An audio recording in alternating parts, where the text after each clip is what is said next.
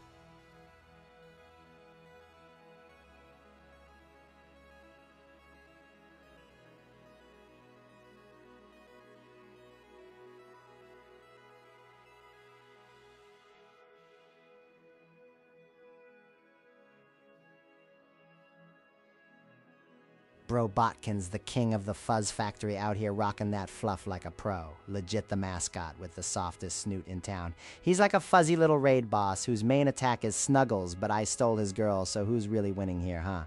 Me, the lime green goblin. Overlord of memorabilia and CHO's Gust 8 Botkin's Nuggle Thief residence unlocked.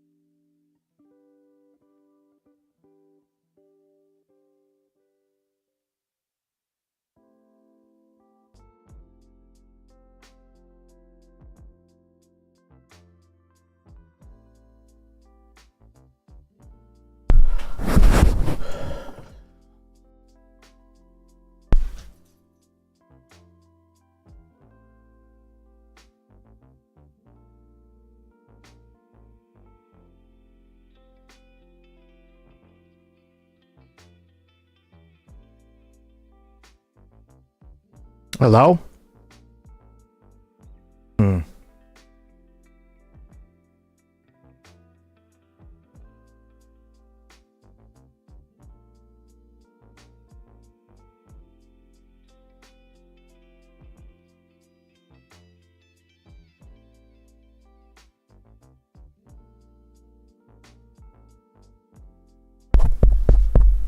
Testing. Can everyone hear me?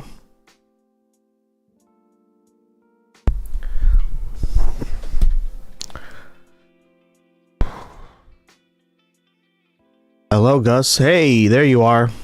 What the hell happened? I was like saying hello for like 20 minutes.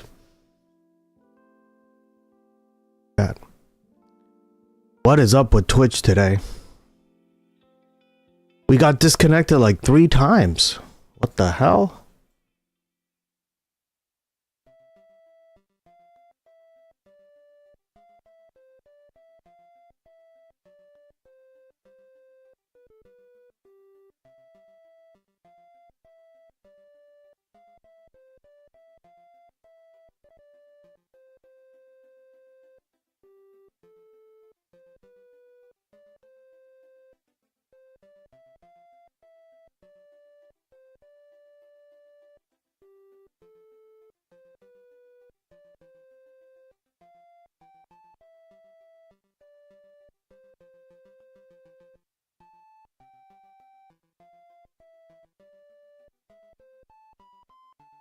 Hey Rigel, welcome back, buddy. How you been? Alright. I think we're gonna start off with Bulgaria's elections today. I don't know a lot about these, so these should be kind of interesting. I expect Russia wanting to have a certain outcome, and yeah. Because of course Russia.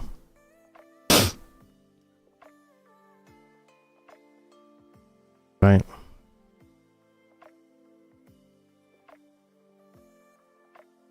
That could only be them.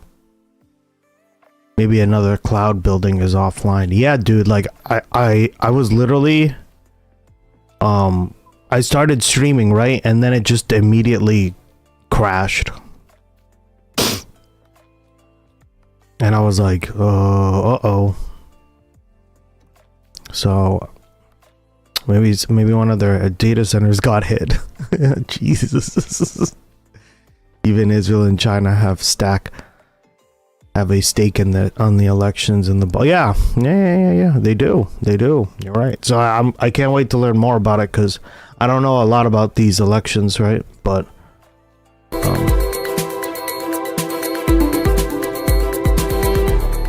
Bulgaria's latest elections are underway, their 8th poll in 5 years, with the outcome possibly reshaping the relationship the EU's poorest country has with both Moscow and Brussels. European leaders are watching the parliamentary election closely, with ex-president Rumen Radev, a pro-Russian former fighter pilot, the frontrunner for his political alliance. While he's officially denounced Russia's invasion of Ukraine, he has repeatedly opposed military aid to Kyiv and has a far more Moscow-friendly view than most EU leaders. Now, a Radev victory could create another headache for the EU just after Hungary's pro-Russian leader Viktor Orban was voted out of office. Among his key competition is former Prime Minister Boyko Borisov's alliance. He dominated Bulgarian politics for over a decade. He's pro-EU, pro-NATO, but his critics say he's fostered systemic corruption, which he denies. Now, this vote follows mass protests in January, which toppled the previous government over a corruption scandal. So I think the best is to get some analysis and greater understanding of what's at stake. And for that, we are joined by Dimitar Karanov. He is an expert in Eastern European, particularly Bulgarian politics, as well as democratization. Dimitar is currently at the German Marshall Fund's European Resilience Programme, and he joins us today from Bulgaria. Great to have you on the show, Dimitar. So Bulgaria has a population of around 6.5 million. So why does Bulgaria's election actually matter internationally more than its size might actually suggest? Thank you for having me. I had a good coworker from Bulgaria that me and him got along. He helped me get a job, guys. So like, this one's for him. Right. Much love, man.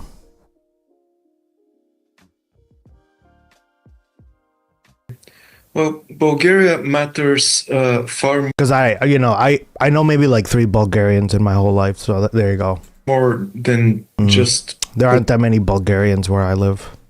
one election. But he's one of them, right? And like me and him talked about this stuff, and I was kind of interested by that. Because it's a country on NATO's eastern flank, a member of the EU with the Black Sea coastline and the border with Turkey.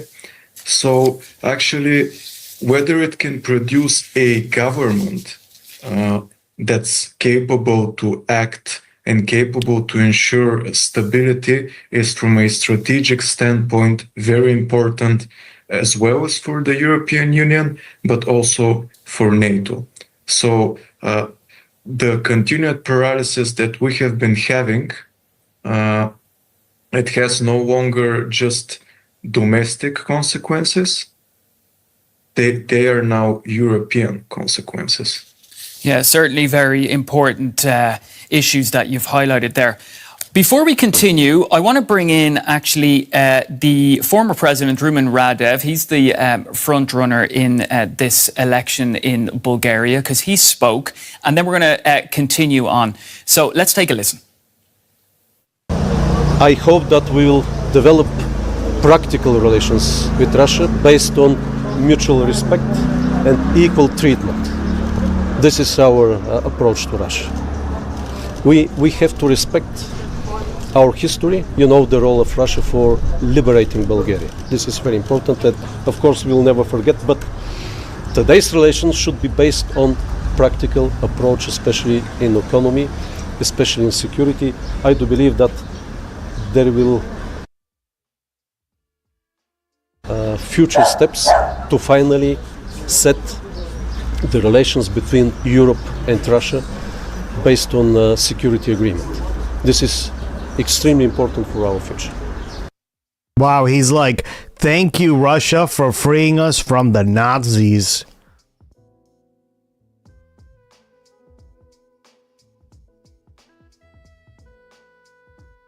Crazy, right? Basically what he just said, right?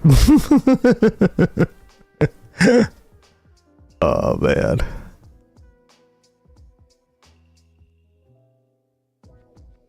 Hey, Amanda Ria, how you doing? Hope you're having a good day as well.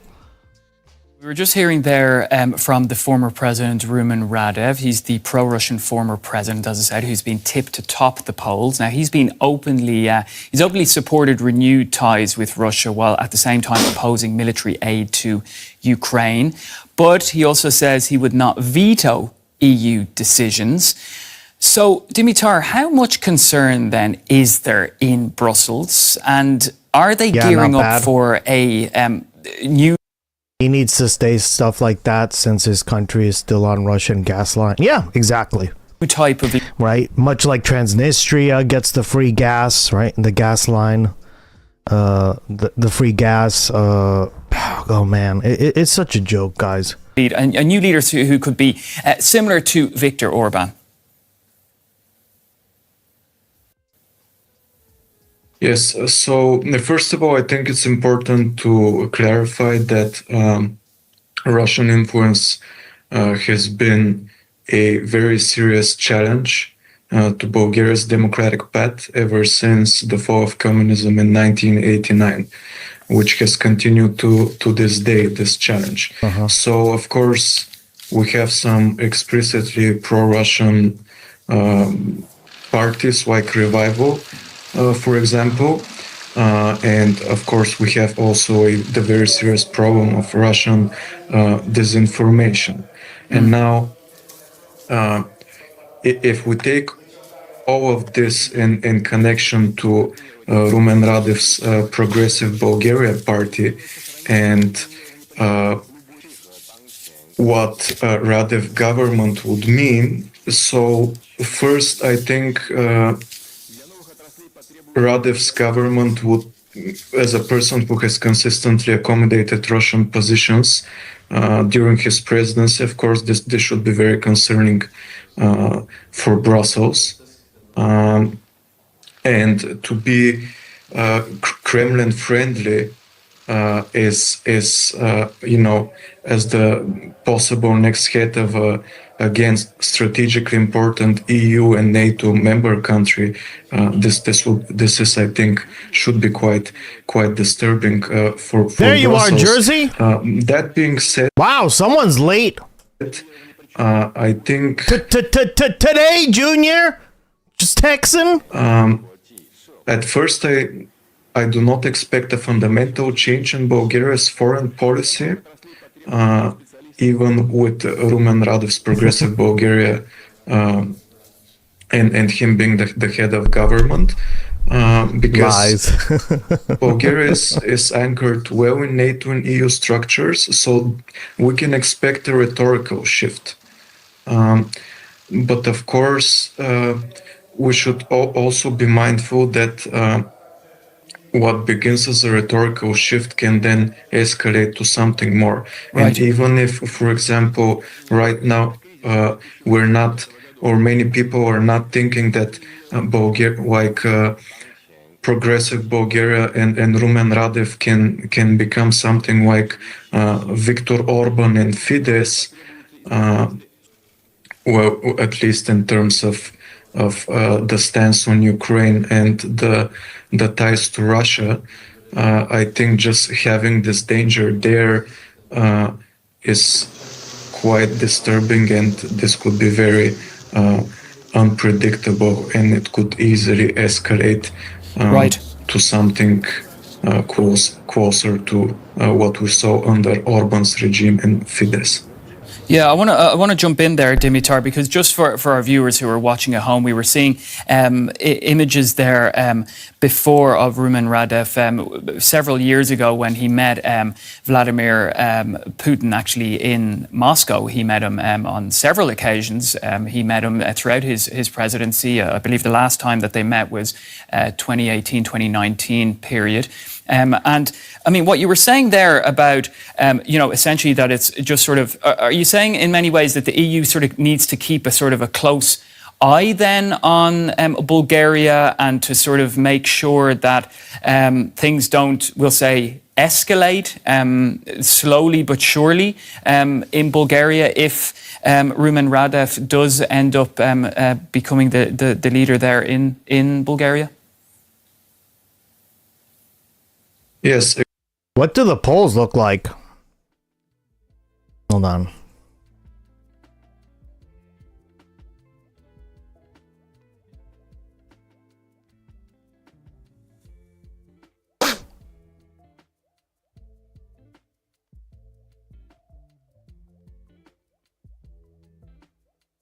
Ooh.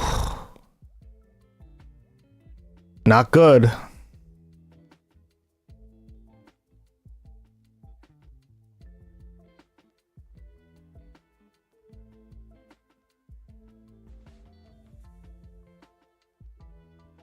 Yeah, but does it sound familiar? Look at this. Voters want to end corruption and lower cost of living.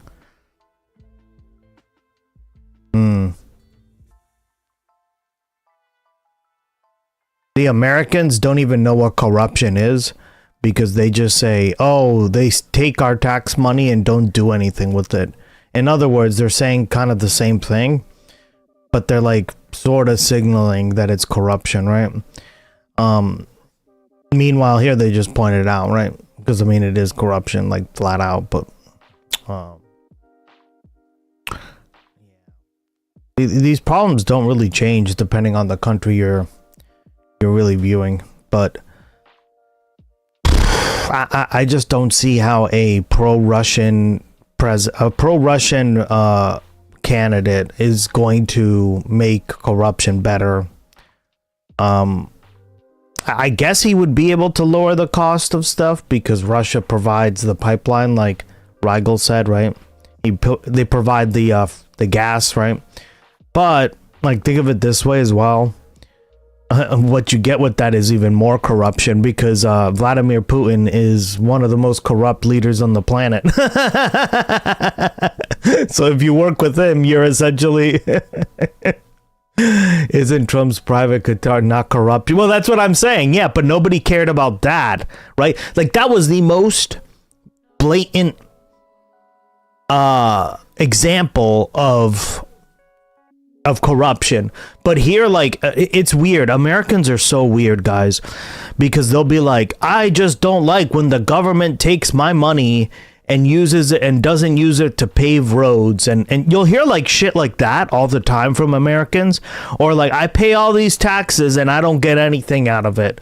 They should not be willing. They shouldn't take a paycheck if they're not going to show up to work and blah, right? All those things are basically like a form of soft corruption, but they, like, Americans don't call it that, right?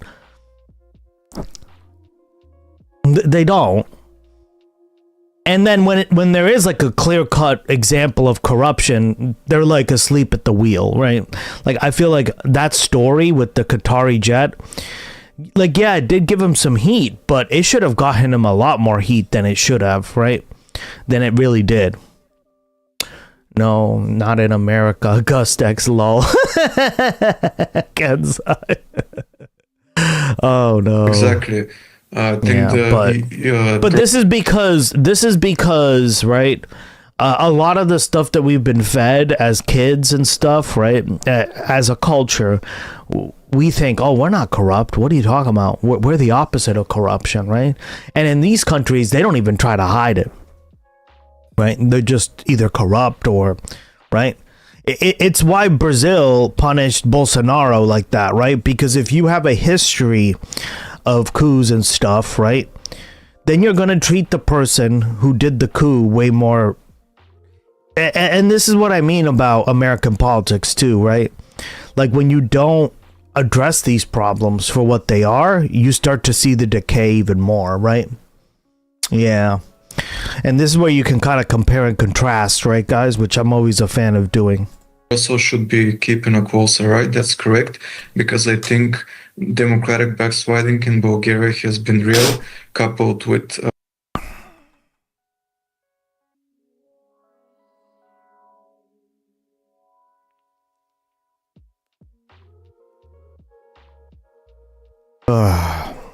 Russian influence and corruption, which is also a channel for Russian influence. So we need to be aware that Bulgaria is a defective democracy, an unconsolidated democracy, and highly dysfunctional democracy, if you will, even. Makes sense. So all of this, of course, adds to instability.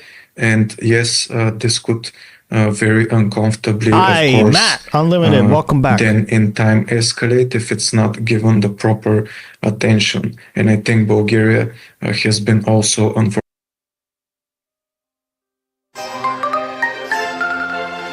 We don't have corruption in our politics, but the real problem is money in politics, both from the same groups here. Bingo. Fortunately, that when we talk about democratic backsliding, that's what I mean. Like, it's different, right? But just because it's different, it's still corruption, right? It just, like, that word is so icky to Americans too, right? And Russia. Oh no, we could never be corrupt, right? It's why you don't hear it as much, right? Influence. It has been largely ignored because the focus was elsewhere. Oh no, that's the thing that other countries do. America could never do that. That could never be us. For example, in Hungary.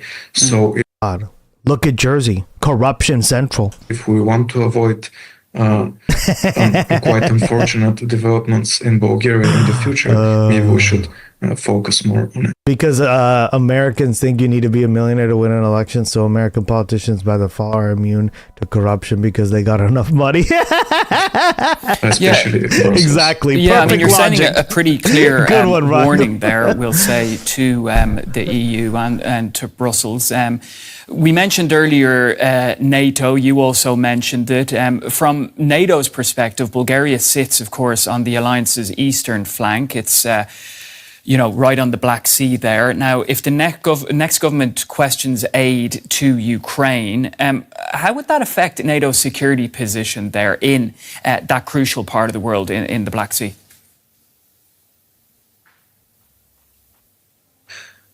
I think, first of all, this is going to be an image problem, and a Jersey's corrupting us all. At that. God damn it, Jersey. Second, I think the immediate consequences will not be felt so fast because things accumulate and this takes time. But of course, when there's not enough unity, especially when it comes to Ukraine and to Russia's threat that it poses to Bulgaria, to the European Union, and to NATO as general. In general, of course, this should be highly. This is a highly. The mall from hell. Why is that? Because it's a ghost town in there. Disturbing. We had a lot of malls like that around here. Thought and should not be taken lightly. Yeah. Now, one thing that I've kind of looked at. I didn't even know there were malls in New Jersey. God, it's like going to Connecticut. There are no malls. Voters seem, I mean, you mentioned it as well, the issue of corruption, right? And this political instability in Bulgaria. And many voters, are motivated by their day-to-day issues, the economy, like you mentioned before, the political instability, more so than geopolitics. So I'm quite interested to know how you view this, how those, we'll say, domestic issues could actually, and that frustration could indirectly reshape Bulgaria's foreign policy. How do you see that? Yes. So first of all, I think it's just important also for the viewers to mention that in Bulgaria, the traditional, let's call it left-right axis in politics, it barely exists anymore because the Bulgarian parties nowadays are mostly organized. Interesting. Not around some sort of economic ideology or. Oh, did you hear that, guys? Specific social policy. In the way Western European parties are, for example, they're organized around strong leaders, personal networks, and of course, increasingly the question of. Oh God, this is a terrible system, right? You already know what I feel about like having too much centralized leadership, right? Where Bulgaria stands geopolitically, which I mean more in relation to, of course, Ukraine and also the relationship to Russia. So, of course, Bulgaria economically has improved a lot since it joins the European Union, but still major issues remain. And I think also the economic problems are due to the corruption that I mentioned before. And unfortunately, corruption in Bulgaria is systemic. And we need to understand this because this is very important because corruption coupled with economic hardships that the many Bulgarians are experiencing in their day-to-day lives are not to be ignored. But also the Bulgarian voter is again also very interested in Bulgaria's geopolitical debates and standings. So these are all topics that converge together, and of course they influence the voter preferences. Yeah, I want to take you up there on that point that you made about Bulgaria joining the Eurozone. But does that integration then not limit how far any government, no matter what their stance is with regards to Russia, kind of not realistically sort of limit how much they can pivot away from Brussels and we'll say the ECB in general? Yes, of course, the Eurozone was a major milestone in Bulgaria's European integration. And it is correct to say that actually Bulgaria joining the Eurozone, it was very uncomfortable for the Russian influence and lobby in Bulgaria because it anchored Bulgaria yet it integrated Bulgaria deeper into European Union structures. And it also took away one major point of Russian disinformation. By the way, Jersey, I'm trying a new version of the product. I bet she's never heard of it. Fiber. I didn't even know this existed.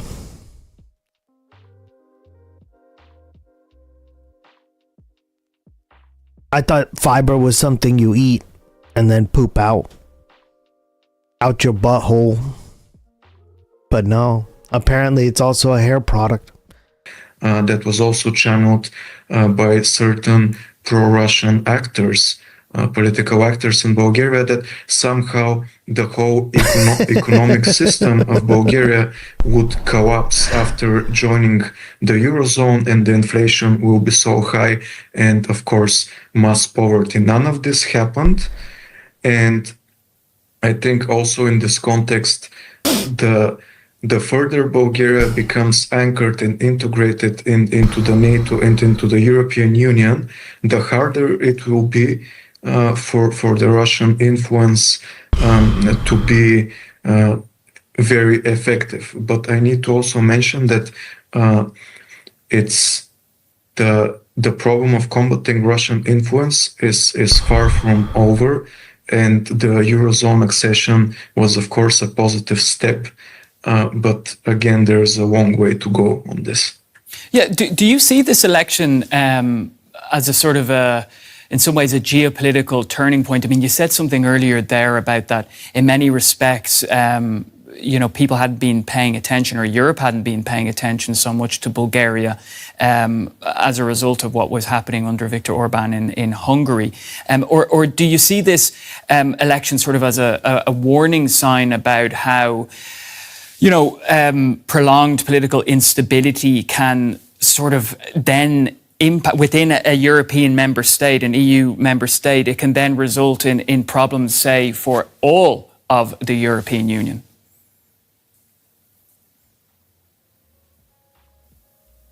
Yes, I think, as I said also earlier, we need to keep in mind that Bulgaria is a dysfunctional democracy under serious Russian influence, and that has been going on for a long time now. And of course, if one European Union member is unstable, and especially when this is my main problem with this too, right? It's sort of like when one country is too pro-Russia or unstable, then it kind of has an effect on the others, right? Because they have that veto power, guys. So this is another issue. And we're talking about Bulgaria, which is again a key, strategically key NATO and EU member. I think the continued instability coupled with the unresolved issue of Russian influence and systemic corruption, which, of course, systemic corruption opens more channels for Russian influence.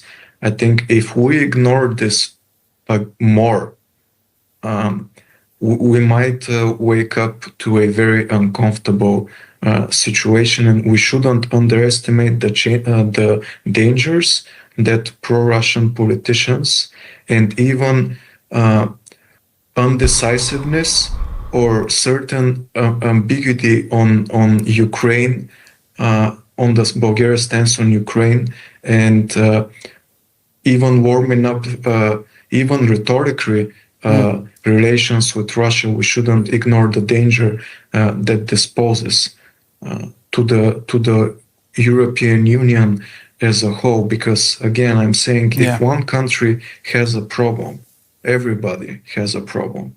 Dimitar, we're going to leave it there, but really great to get your insights and analysis. Dimitar Karanov, fellow at the German Marshall Fund's European Resilience Programme. Thanks so much. Thanks so much. All right. And now Zoran did a NBC News interview. So we're going to watch that. Mayor Mamdani. Oh no, not Kristen Welker. Jesus. I'm so tired of her fucking questions. For fuck's sake. Welcome back to Meet the Press. Thank you for having me. It's a pleasure to be back. Well, it's wonderful to have you here to talk about your first 100 days in office. We really appreciate the opportunity, and there is a lot to cover. So let's dive right in. Let's start. I just don't like malls. How dare you, girl? Malls are fun. Why don't you like malls, huh, Jersey? God.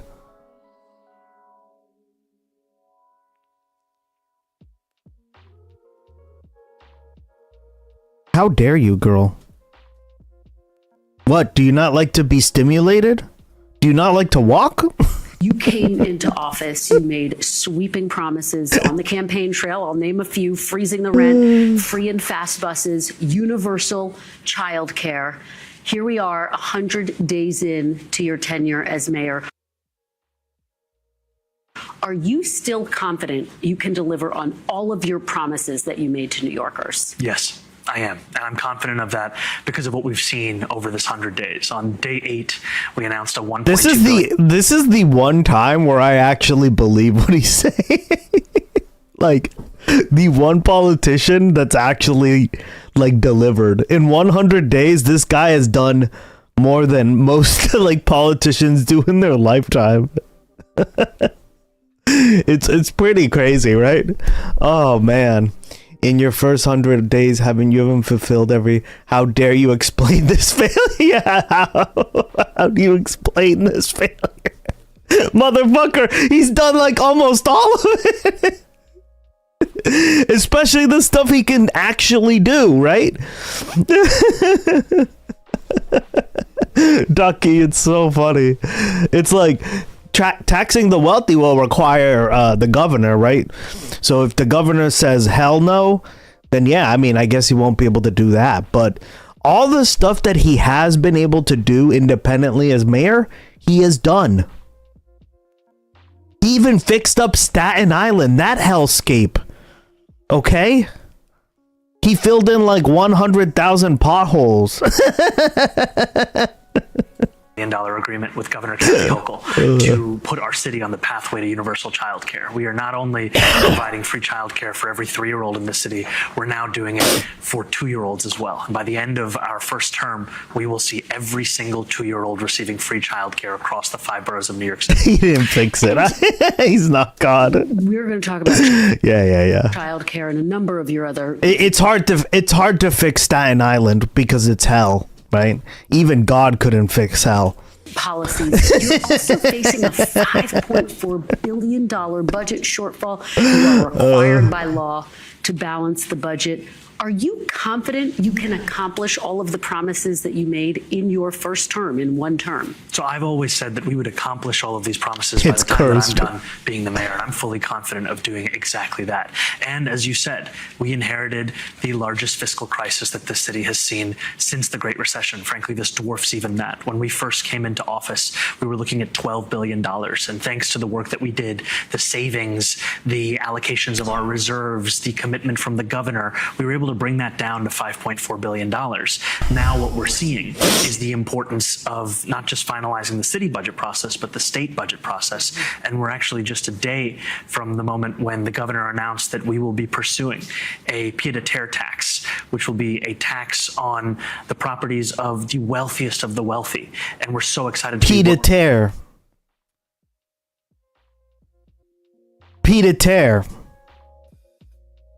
Everyone say it with me. Pied-à-terre. Tax. Working with her on exactly that because it will raise even the tax sounds douchey. Come on. $500 million for New York City, and it will do so on an annual basis. And we are going to get to taxes momentarily, but do you think you can accomplish all of your promises to New Yorkers, or do you think you would need a second term in order to promise and achieve the sweeping promises you made? He just answered this question. What the hell? But I heard there are open for rent apartments in hell. Not interested. Oh, yeah. Knock on wood over here for the second term. But look, I've said time and again that when I was running for mayor, New Yorkers would come up to me. They would say one of three things typically. They were talking about freezing the rent, making buses fast and free, delivering universal childcare. In this first 100 days, we had 6 vacancies on the rent guidelines board that determines whether or not that decision will be made. We filled all 6 of them. They're an independent board. They'll make their decision this summer. When it comes to universal childcare, we talked about the $1.2 billion. When it comes to making our buses fast and free, we're already delivering. Damn, he has 6 appointments, guys. On the fast. We are speeding up buses for more than 1 million New Yorkers, putting back up to 6 minutes back into their lives each trip. And we're doing this because we currently have the slowest buses in the United States of America. Yeah. And we're working with Albany. New York buses are bad, right? Does Staten Island even have fucking buses? It's literally like an island and it's all suburbs, right? Buses. It's like New Jersey buses. To make those buses free, and we're confident by the time Some, that we're yes. done with our administration, we will have delivered on these 3 central promises. So you got the fast part for the buses, the free part. What specifically do you think you will have accomplished by the end of this first year? By the end of this first year, what we're going to see is us delivering these 2,000 free childcare for 2-year-olds across New York City. It's going to be 12,000 by the end of next year. Every single 2-year-old by the end of 4 years. When it comes to our buses, we will have sped up the process for buses for more than 1 million New Yorkers. What this means is 20% increases in speed across 45 priority corridors. But buses won't be free by the end of your first. We're working with Albany right now, and we're still confident that there is a part of this budget that could start that process of making buses free. We have 1 bus route free in New York City right now. We're excited at the prospect of building that out before we deliver it for every bus route. And just to be very clear, to put a fine point on this, I don't hear you committing to being able to accomplish everything with 1 term. I've always been hopeful of getting 2 terms, that I've always said. Hell yeah. Voting time.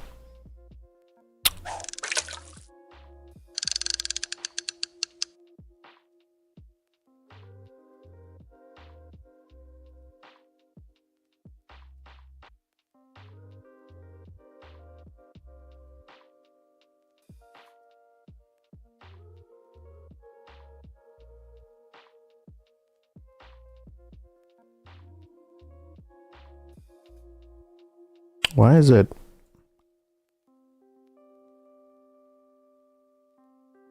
There we go.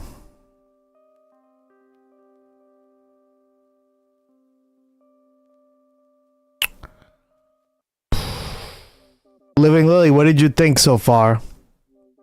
Let's see. Vote. There we go. To New Yorkers that we would accomplish everything with however much time that we get. Days ago, you announced that your first of 5 planned free government-run grocery stores will open next year in East Harlem.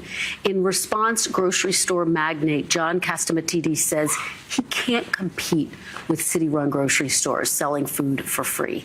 If private grocers start closing because of your policy, will your policy have been a failure, or do you simply see that as the cost of achieving your grocery store plan? So I just want to correct you on one thing. These are not free groceries. These are cheaper groceries. We've always said that we would have 1 city-run grocery.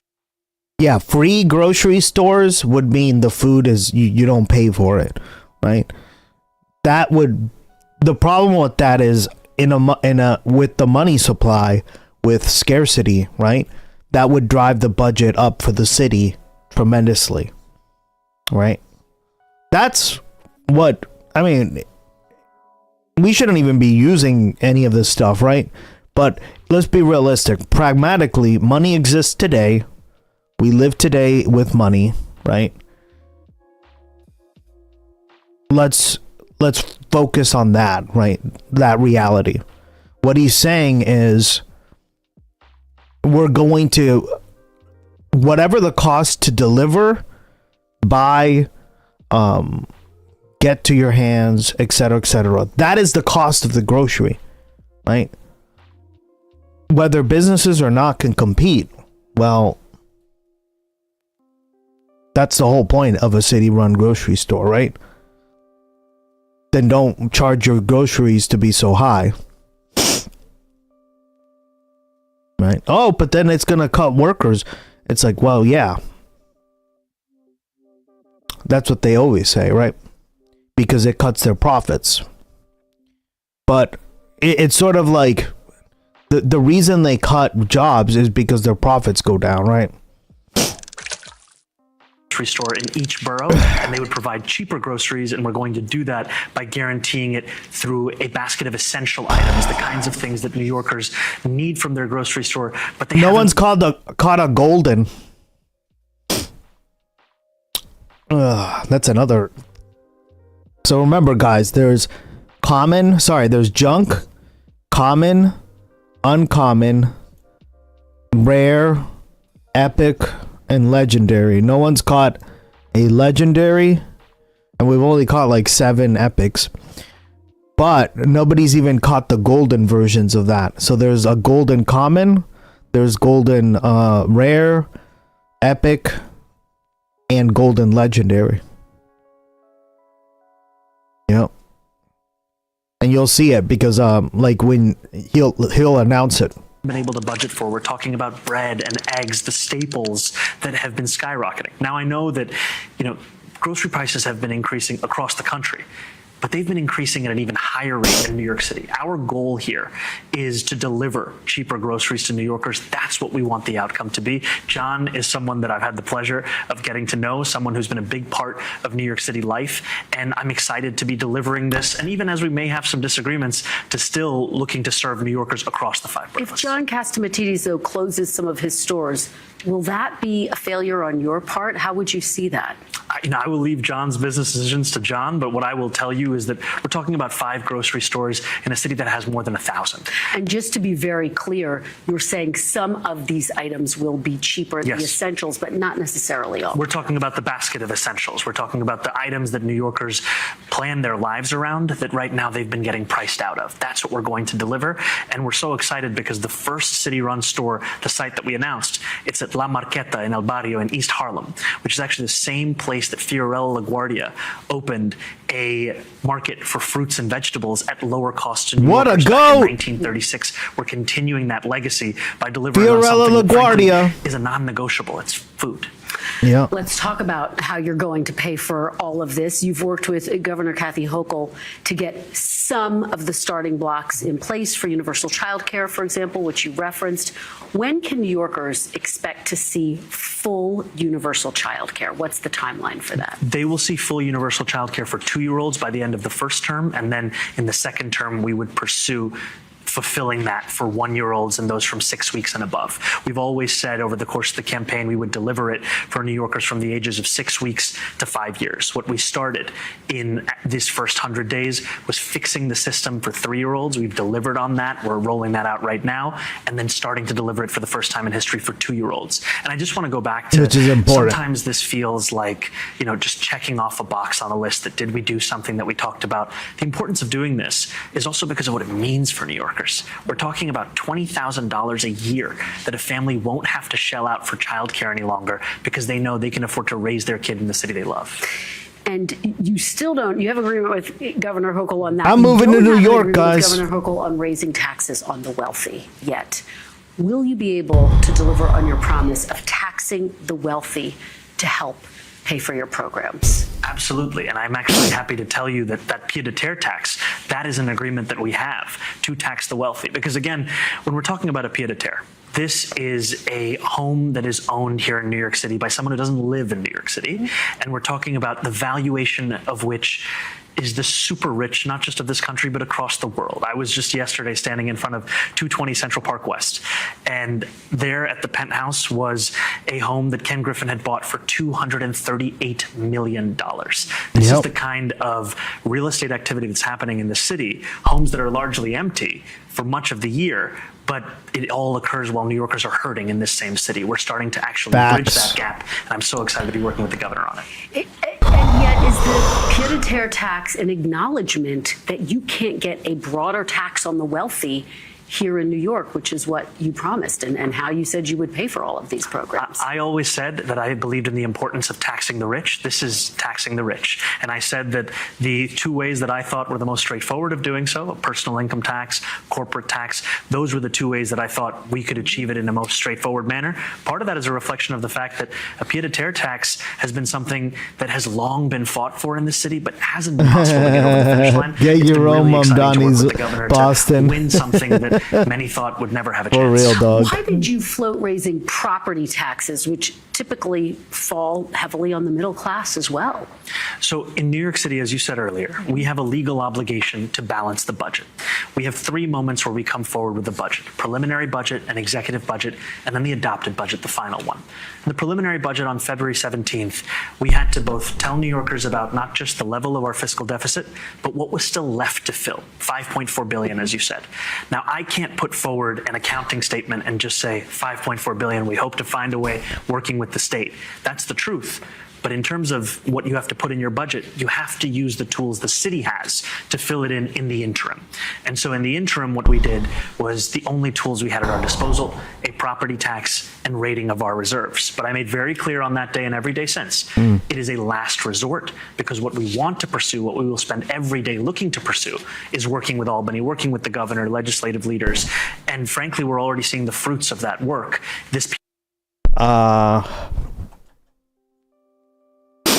Guys, I can't get a South Park episode out of my head.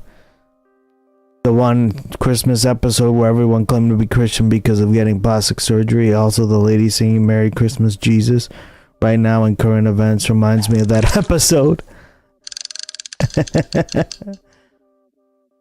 Common.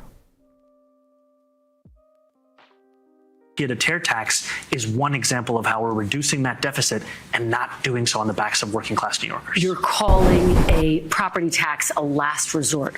Are you backing away from it? Have you all but abandoned your push for a property tax because there was backlash? No, I'm just quoting myself from February 17th. The very day that I introduced our preliminary budget, I said then and there, I do not want to do this. And the truth of it is because it's a broken system. It is a system far more regressive than what we want to do, which is progressive taxation. So a property tax, increasing property taxes, is still on the table. We are continuing to work with Albany to ensure that that is not the path that we go down. We're seeing in the pied-à-terre tax, we're already finding notes of encouragement that show us a different kind of path.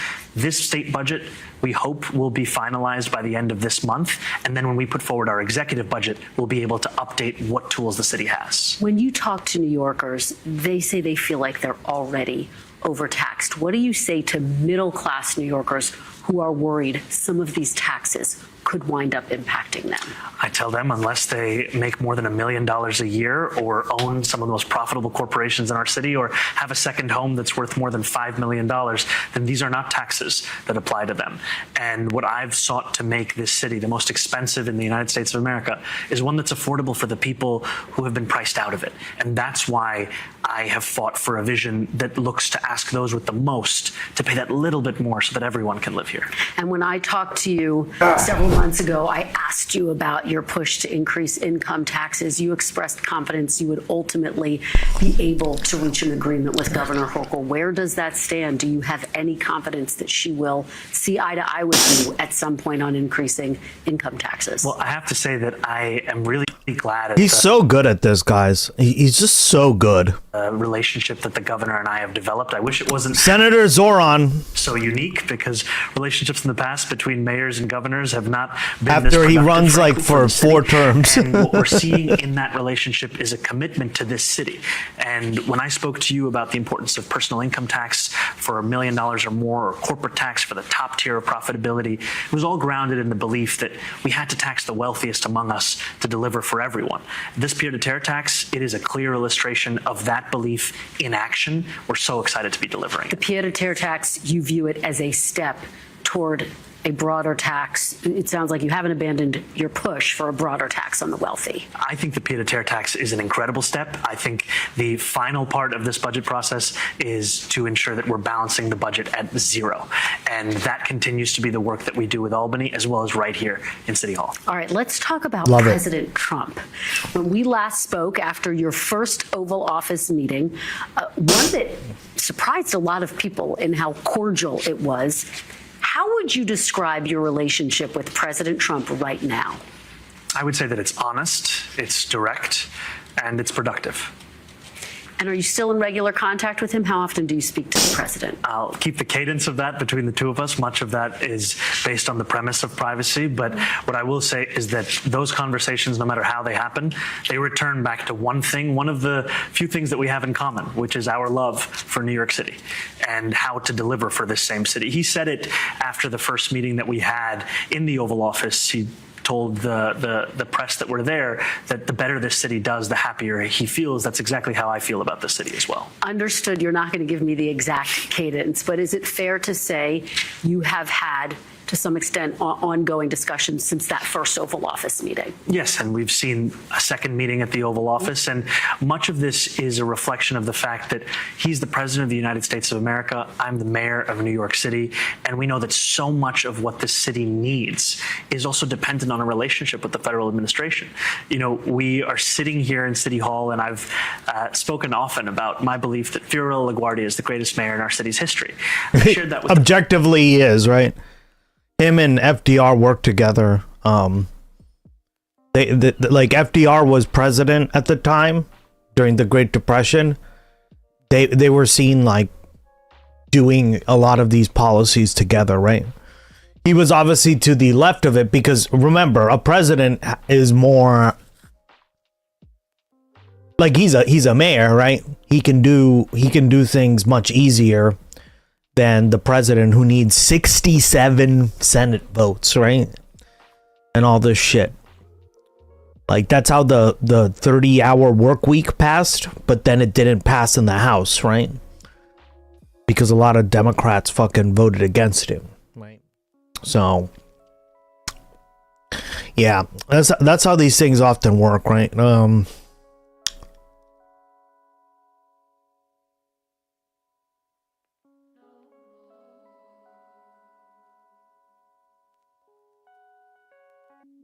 We'll watch this later. President as well, and I pointed at a portrait of FDR that he had shown. There he is. And I said that so much of what LaGuardia was able to accomplish was because of a relationship with FDR, was because of the New Deal investment. I just said this, yeah. Right? But that's because FDR genuinely agreed with Fiorello LaGuardia, right? Trump doesn't necessarily disagree with Zoran on most things, right? That we saw. And that's why in the second meeting that I had with the president, I put forward a proposal to build more housing in a single development that the city has seen since the early 70s. And it was something that he was interested in, and that's a big part of the conversation we're continuing to have. You know, many Democratic mayors, governors, members of Congress have struggled to figure out how to navigate their relationship with President Trump. What do you think you have gotten right about that? What do you think that you're doing that's been effective so far? By the way, Rigel, did you play the Voyager game that was made in Germany? Thank you, Germany. I I think, to be honest with you, I am lucky in that I have something that no one else does, which is that I'm from New York City. Or funded by Germany. New York City holds a very special place for him, as well as for me. We're both from this same city. And it means that our conversations are not just of the scale that is typical with the president, but also granular. After taxing the rich house, he lashed out. He did. In Midtown Manhattan. He did. And that, German I think, speaks to engineering. the fact that Donald Trump is not just the president of this. Germany funding with taxpayer money based experiences. Loved it. I bought it at full price when I saw that, because you got to support the places that you the places you that text-based Voyager game. Oh no. I'm making my own one. Kind of based on that, but so stay tuned for that. But this one,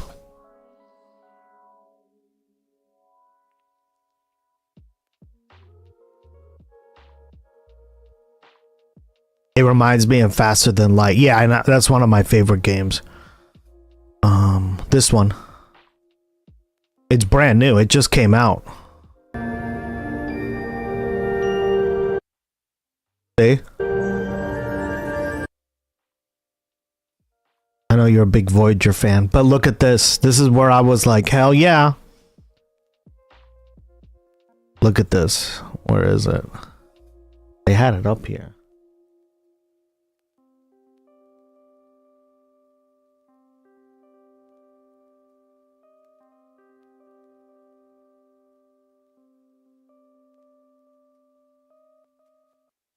Oh, did they take it away? I don't know why.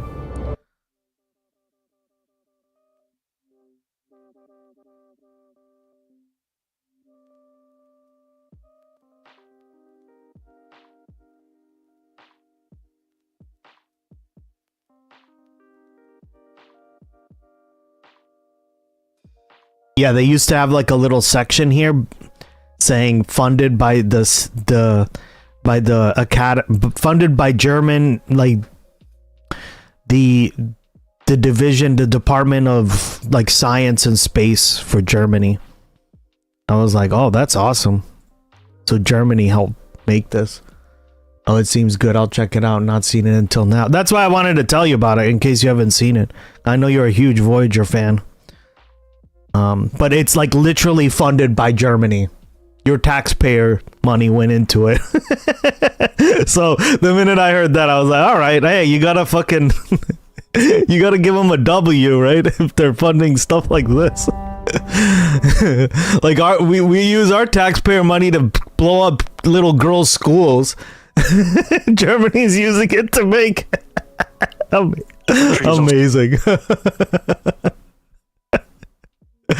Oh, so God. someone who's been a New Yorker for his entire life, and there's an investment in this city doing well. Because you've now had a number of conversations with President Trump, do you trust President Trump?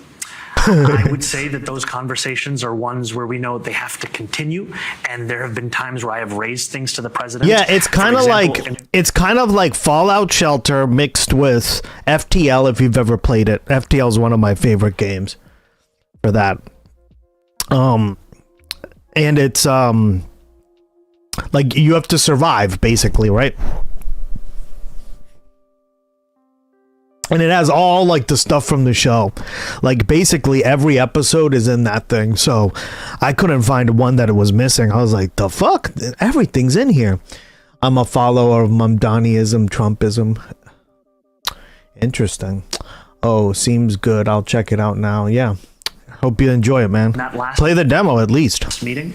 It was a meeting where we mostly spoke about this housing development. But over the course of the meeting, I did mention that just that morning that ICE had detained a Columbia University student.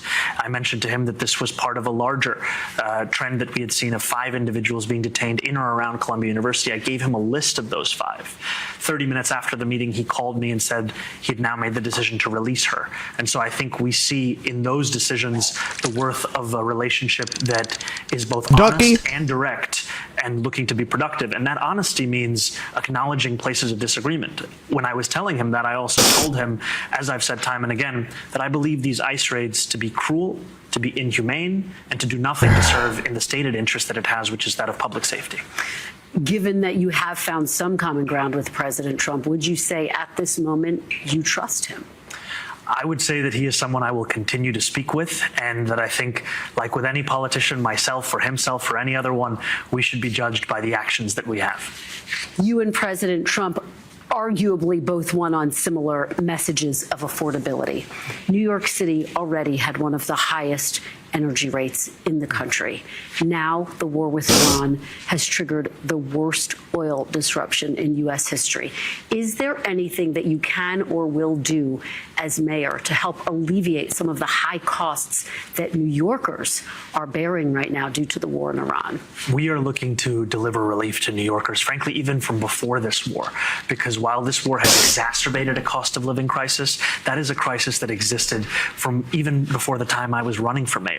And it's reflected in the fact that we are the most expensive city in the United States of America. But I think your question also gets back to the fact that this is a war to not just be opposed on political grounds, on moral grounds, but even just on economic grounds. We are speaking about a federal administration that has spent upwards of $28 billion killing thousands of people all the way over in the Middle East at the same time as we're being told that this money cannot be found to invest in working class Americans across this country. And I wish that the words of Tupac from the 90s weren't still prescient, but they continue to be true for too many, which is that we always have money for war and not to feed the poor. I know you're the mayor of New York, but there are diplomatic talks that President Trump says could be restarting. Do you support those diplomatic talks given the strong perspective that you have on Iran?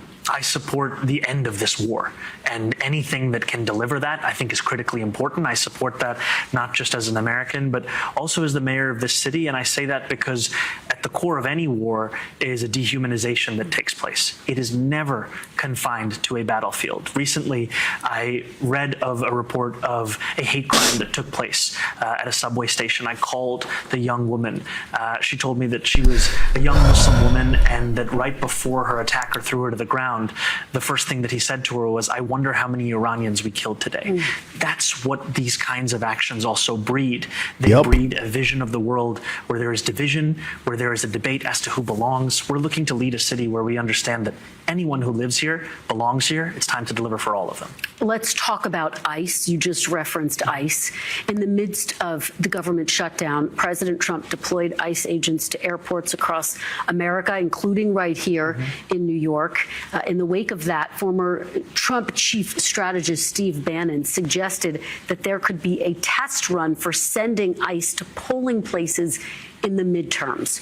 What will you do if ICE agents show up to polling places in the midterm elections? I will do everything in my power to ensure that that is not the case. And I think it speaks to a vision of this country where democracy is something to be suppressed as opposed to something to be protected.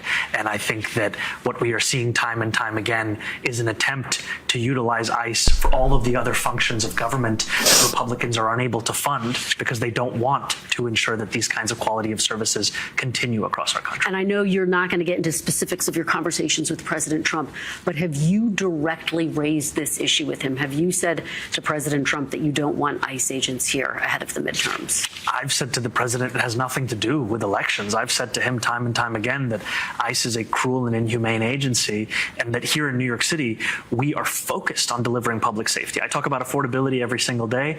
I know that affordability, it is premised on the delivery of public safety first and foremost. That's why, whether it's the president I'm talking to or anyone else for that matter, I speak about the fact that our approach to public safety in New York City, it's working. We've delivered the lowest recorded murders in New York City history, the joint lowest recorded shootings in New York City history. Staten Island has gone more than 180 days without a murder. Major crimes are down by more than 9%. We know what we need to do to deliver safety. We have the NYPD tasked with that responsibility. To think that ICE should be doing that, it speaks to a complete a complete abdication, frankly, of the kind of politics that New Yorkers are looking for. Let's talk about the Democratic Party and the future of the Democratic Party. Former Vice President Kamala Harris said just last week she is thinking about running for president again. Would you like to see former Vice President Kamala Harris run for president again? Hell no! To be honest, I haven't thought about the candidacies for president this time. My focus is 2026. You're the only Democrat who hasn't thought about that. And I'm proud to say that I am not and will never be running for president. And here in 2026, I want to be delivering for New Yorkers. And when it comes to the national level, I want to make sure that we win these midterms and actually have a vision that we're fighting for, not just one that we're fighting against. Given that former Vice President Kamala Harris was the nominee in 2024, do you think she would be the strongest person to represent Democrats in 2028? I know you're trying to get me to answer the previous question I'm again, trying. But I have to be honest with you. I think that New Yorkers are tired of politicians pontificating about other politicians. What they want to see are results, and that's why my focus has been more on potholes than on politics. Let me ask you about some New York politicians. Okay. Senate Democratic leader Chuck Schumer notably did not endorse you in the general election. And now there's a big discussion about generational leadership in your party, as you know. Just 3 years ago, do you think that Senator Schumer should step aside as leader of Senate Democrats? I have to be honest with you. This is another question that gets into the future, gets into 2028. Well, this is a New Yorker, though. This is personal for you in some way, in terms of your politics here. And I'll tell you that right now my focus is on working with everyone, and that includes Senator Schumer, it includes others as well. And it's not predicated on, did you endorse me in the election or not? Because everyone is a New Yorker who has the opportunity to deliver for this city. You know, recently I worked with Senator Schumer to deliver on a hub of relief for delivery workers right here across from City Hall. That's what it looks like to actually work with anyone and everyone. We're going to continue to do that. Would you like to see Congresswoman Alexandria Ocasio-Cortez challenge Senator Schumer for his seat as a part of the generational change that's being discussed? I will tell you this, that I have had the privilege of being represented by Congresswoman Ocasio-Cortez, and it was an honor to have that be my experience. Now it's an honor to work with her as an incredible Congresswoman, and I'm excited to see whatever it is that she decides to do next. I don't think she's made a decision as yet, but we're very proud of her here in New York City. Do you have any thoughts about this debate over generational change? Is it time for a younger generation of politicians in the Democratic Party? I think it's time for a party that reflects the urgency that we're seeing across this country in terms of hunger, frankly, that is not as much tied just to age, but to vision. You know, we know very well what we oppose. What are we for? That is a question that I think we have to be able to answer. What are we fighting for? It was not just enough in this mayoral campaign to say that I wasn't like other mayoral candidates. We had to always answer the question of New Yorkers, what will we deliver for them? And I really think that that is at the heart of the question for our party. And I'll be honest with you, when you look back at the history books of our party, 100 years ago, we had a very clear vision of what we were fighting for. And it is sad that for too many Americans, when they want to look for ambition in the Democratic Party, they have to turn to a history book. I want to ask you about some of the focus on you, your family, the First Lady. She got a lot of attention after she, and I know you've been asked about this, she liked posts. They appeared to celebrate Hamas attacks on Israel on October 7th. You've said she's her own private person. But I want to ask you, and I think some of your allies want to know from you, do you think it's wrong to celebrate those terror attacks on October 7th? I want to make very clear, I think that October 7th was a horrific war crime.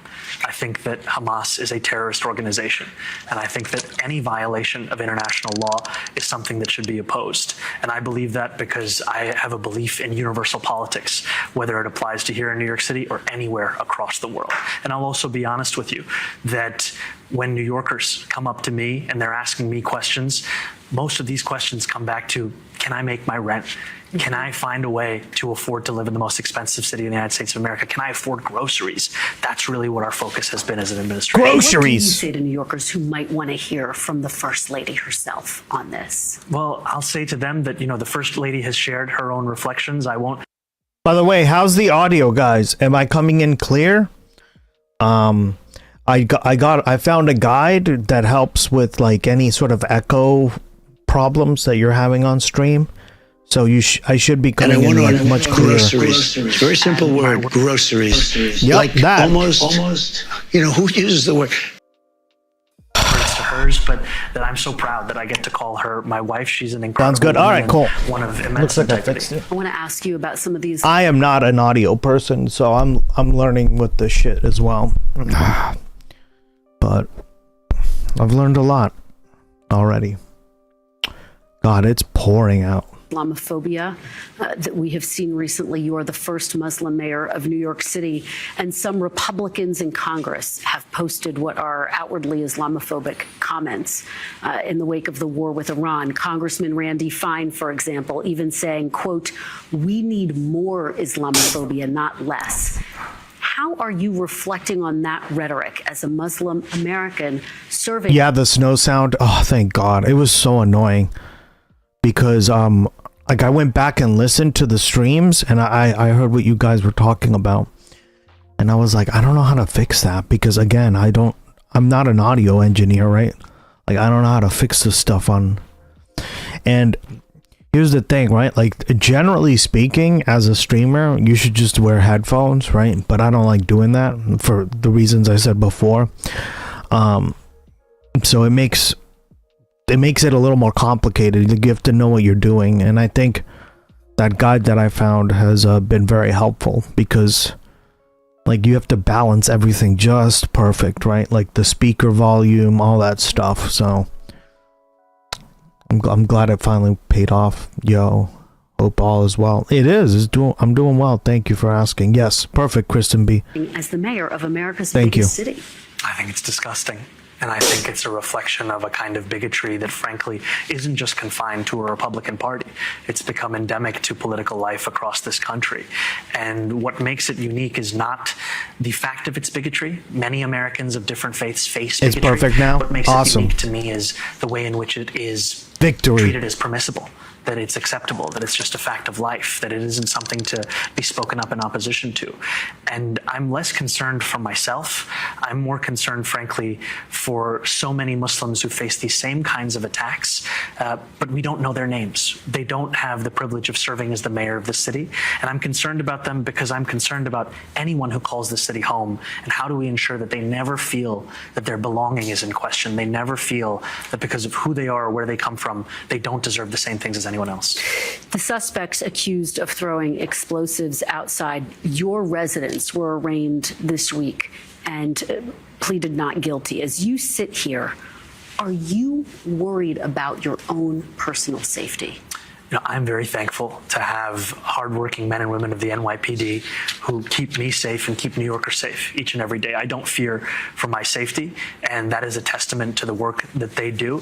I will say that there are threats that I receive by virtue of being the mayor of the city, and they will never intimidate me from doing the job that I am so grateful to have, which is a job to serve New Yorkers across the 5 boroughs. We are in an extraordinary moment where political violence is on the rise.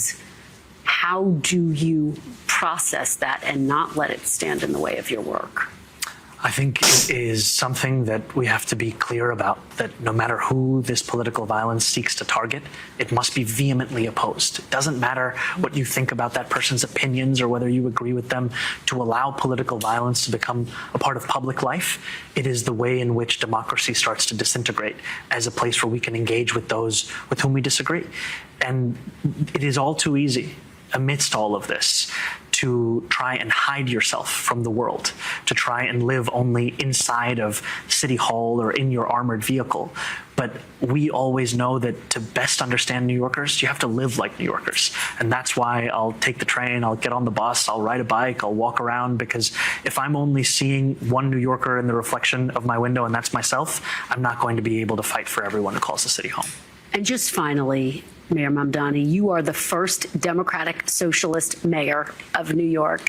Now that you have reached 100 days in office, how do you define what democratic socialism means in practice? It is the belief that democracy should extend from the ballot box to the rest of our lives. It's the belief that we should be fighting for each and every person who calls the city home. And in a practical sense, it's the choice to not only deliver the first steps to universal childcare, but to do it while filling in 102,000 potholes, changing 6,700 catch basins, repaving more than 1,000 miles of roadway. Because what we know in our pothole politics and our sewer socialism is that the worth of an ideology can only be judged in its delivery. And that's what we're looking to do. We're looking to deliver. Now that you've bumped up against the hard realities of a $5.4 billion budget shortfall and the other red tape that you have to go through, do you still believe in democratic socialism? Do you still think it can be effective? I believe in it even more than I did the day before. And that's because of the fact that it is focused on the needs of working people. And working people need that focus, that fight from politicians more than ever. Mayor Zoran Mamdani, thank you very much. Thank you so much. Really appreciate your time. Thank you. Real pleasure. Thank you. We got through everything. We did. Appreciate it. We thank you for watching. And remember, stay updated on breaking news and top stories on the NBC News app or watch live on our YouTube channel. Good stuff.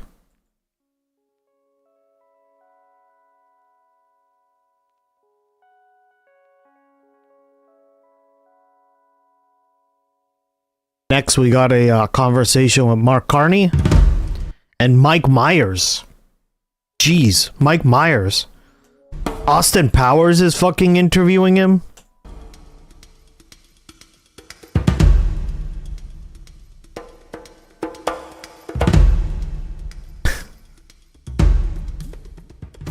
I know from experience that outside forces can sometimes seem overwhelming. My previous jobs at the Bank of Canada and the Bank of England was part of my duties to make regular public reports on what we were doing to manage the economy. And I remember during the financial crisis, when there was a real risk of panic, I developed... And to be fair, like, right, he's obviously very neoliberal, but to be fair, like, he did a good job in this role, right?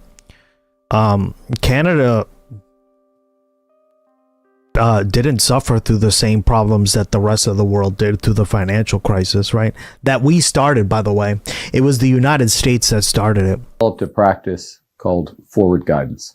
It was designed to assure people that however difficult the situation seemed on any given day, that we were acting, and importantly, that we would continue to act with overwhelming force against our problems until they were solved.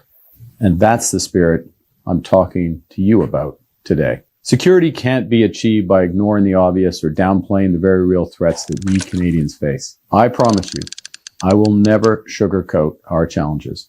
Instead, I will talk with you directly and regularly about our plan, why we're doing what we're doing, what's working, what isn't, and what we're going to do next. So here's the current situation. The world, as I said earlier, is more dangerous and divided. The U.S. has fundamentally changed its approach to trade, raising its tariffs to levels last seen during the Great Depression. Many of our former strengths, based on our close ties to America, have become our weaknesses, weaknesses that we must correct. Workers in our industries most affected by U.S. tariffs, American connections, autos, weakness. steel, and lumber are under threat. Businesses are holding back investments, restrained by the pall of uncertainty that's hanging over all of us. The U.S. has changed, and we must respond. Canada Strong is our plan to build Canada by Canadians for Canadians. It will attract new investment so we can build more for ourselves, striking new partnerships abroad so we can sell into new markets. It's about taking back control of our security, our borders, and our future. There are some who say there's no need for a comprehensive plan. They believe we should wait it out in the hope that the United States will return to normal, that the good old days will come back. But hope isn't a plan, and nostalgia is not a strategy. And the days that young Canadians have known all their lives haven't been that good. Their lifetimes have been marked by a series of shocks and crises from abroad. The Iraq War, the global financial crisis, COVID, and now this. We have to take care of ourselves because we can't rely on one foreign partner. We can't control the disruption coming from our neighbors. We can't bet our future on the hope that it will suddenly stop. But we can control what happens here. We can build a stronger country that can withstand disruptions from abroad, that creates good jobs here at home, that's a leader in this new world, with a vast network of reliable allies. Nice. Good job. That's the Canada Strong plan we're putting into action. Its goals are ambitious. To catalyze $1 trillion in investment, to create one Canadian economy out of 13, to build new trade and energy corridors, and to double the size of our clean energy capacity. Yes, that's ambitious. But in a crisis, fortune favors the bold. And there's comfort and confidence to be found in our country's history. After all, our ancestors built an improbable country in an inhospitable land where people were free to live their own lives. When I get into the office, I always look at this statue on my desk. It was given to me by Mike Myers just over a year ago. And this is General Isaac Brock. Brock was a hero who fought and gave his life for our forebears in the War of 1812. Before Canada even existed.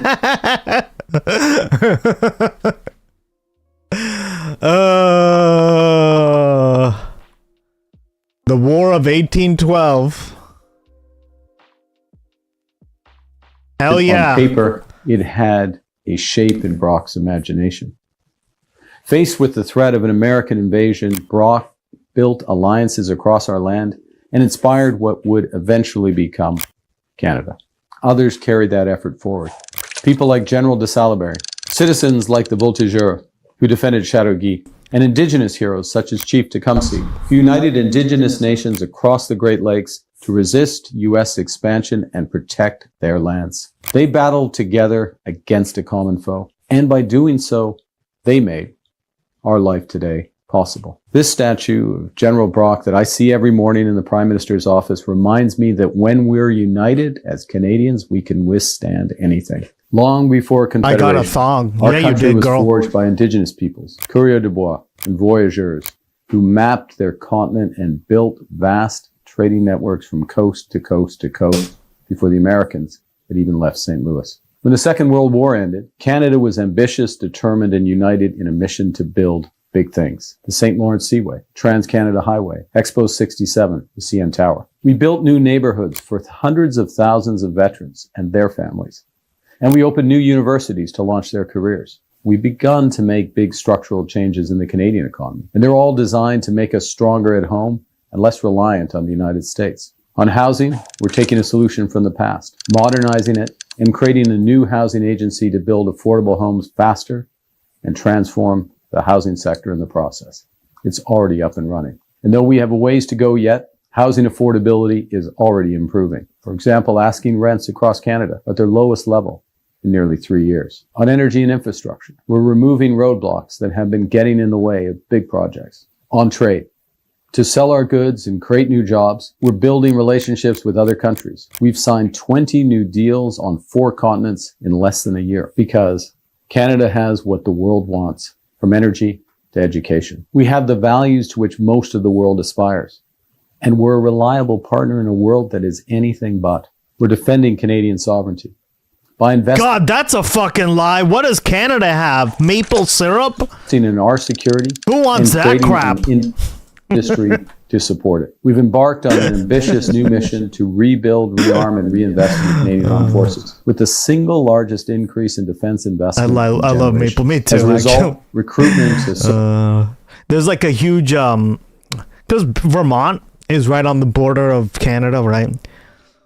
Vermonters are very proud of that, and a lot of people debate which are better, but I don't know. It's completely subjective, so doesn't matter. of our country is already up 13%. This is the first time since the fall of the Berlin Wall that Canada will be spending. I know one thing. Staten Island maple syrup.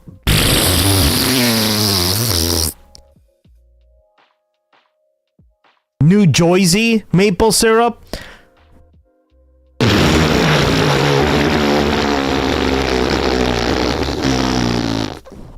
All right, guys.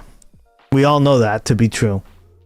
What our allies expect and what we need for our defense. And we're just getting started. Our defense strategy will catalyze $500 billion in investment in Canada over the next decade. Our plan for Canada is gaining momentum. And it will work. But we are not going to fix all our problems tomorrow. And there will be setbacks along the way. The biggest payoff will take time. So we know the Canadians need a boost today and a bridge to tomorrow. That's why, as we build a stronger economy, we're focused on lowering costs. Yeah, that is one thing I don't like about him, right? He's like a technocrat. What's a technocrat? In political science, what we consider a technocrat is somebody who generally knows the job really well, right? And if you put them in a role, right, they're very good. Many times. Not always, but not all technocrats are great. Just like everything in life, right? Some of them are really good at their job. Some of them are shit, right? So my main problem with Carney is that, yeah, he's very, very, very dry, right? He's very like old school politician, like,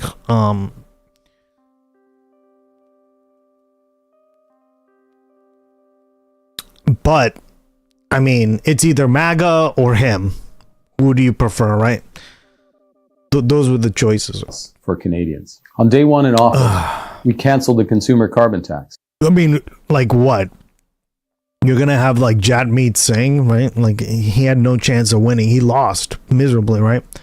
But like now, like with Avi Lewis and stuff, there's real substance there. There's real Riz, right? He's good at speaking. He has like a lot of really good policies, right? So there's less excuse now for the shit. Yeah. Taxes for 22 million middle-class Canadians, saving a two-income family up to $840 this year. We've cut taxes for first-time homebuyers, saving them up. But again, guys, to be fair, right? His track record, at least in what positions he's been in, have been pretty decent, right? Now, does that mean I'm a big fan of him? Obviously, right? But if you have him or over MAGA PP, right? Pierre Poilievre, like that guy goes on Tucker's show. He goes on all these fucking like conservative talk radio shows throughout the U.S. He's a piece of crap, right? To $50,000 on their first homes. We've reduced tolls for vehicles on the Confederation Bridge and cut fares by 50% on ferries in Atlantic Canada. We've launched something called automatic federal benefits. What it does is it will help 5.5 million low-income Canadians get the benefits that they're entitled to. We've made the National School Food Program permanent, feeding 400,000 children and saving their parents $800 a year on groceries. We're protecting the social programs that give every Canadian a fair chance to get ahead. Childcare, dental care, and pharmacare. We have everything we need here at home. Most of all, we have each other. Canadians are the hardest working, best educated people in the world. We care deeply about each other and about our country. And Canadians have responded to this crisis with that spirit. We're buying Canadian. We're investing Canadian. We're exploring Canadian. Canadians everywhere are all in. We all desire a better country. We've been a great neighbor, always willing to help our friends in their times of need. We've stood shoulder to shoulder with our allies in some of the toughest circumstances imaginable. In Kandahar, on Juno Beach, and at Vimy Ridge. We've been a beacon to the world with our values and our ability to always overcome incredible challenges. The situation today feels unique, but we've faced down threats like this before. And in the weeks and months ahead, I'm going to want to talk with you again. I know you have busy lives and you don't need daily interruptions from me. But the truth is, there's a lot going on in the world, and not all of it is good. And the stakes could not be higher. The way we're going to get through this is together. There's much forward guidance to be found in our shared history. We will get through this because of who we have always been. A country of tough, decent, caring people. People who grow stronger in adversity. It's our country. It's our future. We are taking back control to build Canada strong. It's already working. Let's keep going. Thank you for your time. I know it's precious. Okay. And then there's news about Canada joining the EU, right? Which would be pretty crazy. Like I'm trying to think what countries would be able to join the EU, right? I would say Canada for sure, right? Maybe Argentina, Uruguay, right?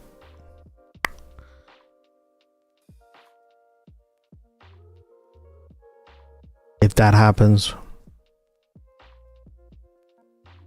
But yeah, guys, more integration of the world, which I'm a fan of, but let's move on to this story here. Where is it?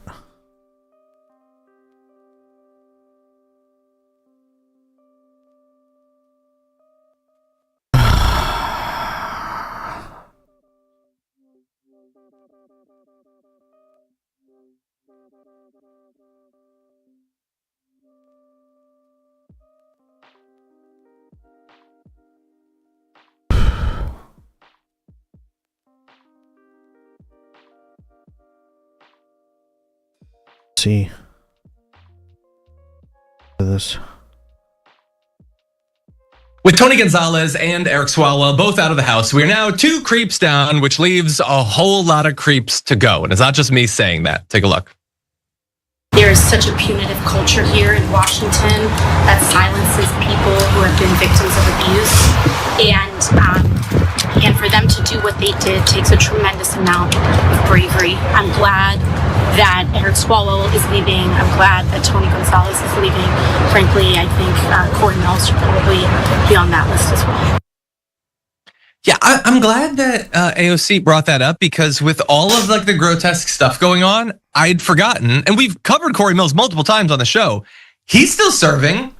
Now, he isn't facing some of the specific allegations that like Swalwell is. Like, he's not being accused of having raped someone, but he was accused of having physically assaulted an intimate partner of his, of stalking, of like just basically anything you can come up with. He's probably done. He's stolen valor. He's done threatening text messages and stuff like that. He literally has a restraining order against him, and yet he's still serving. Again, Jesse Waters, Stephen Miller, you want to pay attention to this? Because it seems like your side does grotesque stuff. They just also believe that your side, despite moralizing to the rest of us constantly, have no standards whatsoever for the moral, sexual, or intimate. Yeah, well, and here's the thing, right? I never really understood like the EU being just on the continent of Europe, right?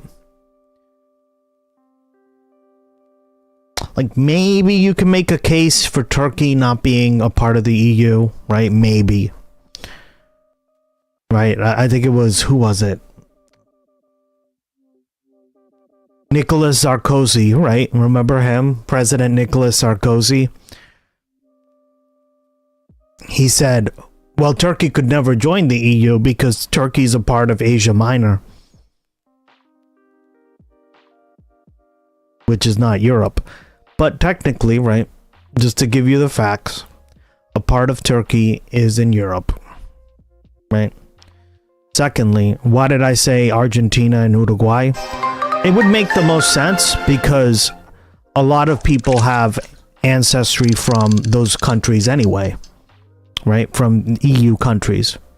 And they get EU citizenship by like proving like Italian citizenship, for Spanish citizenship, German citizenship, whatever, right?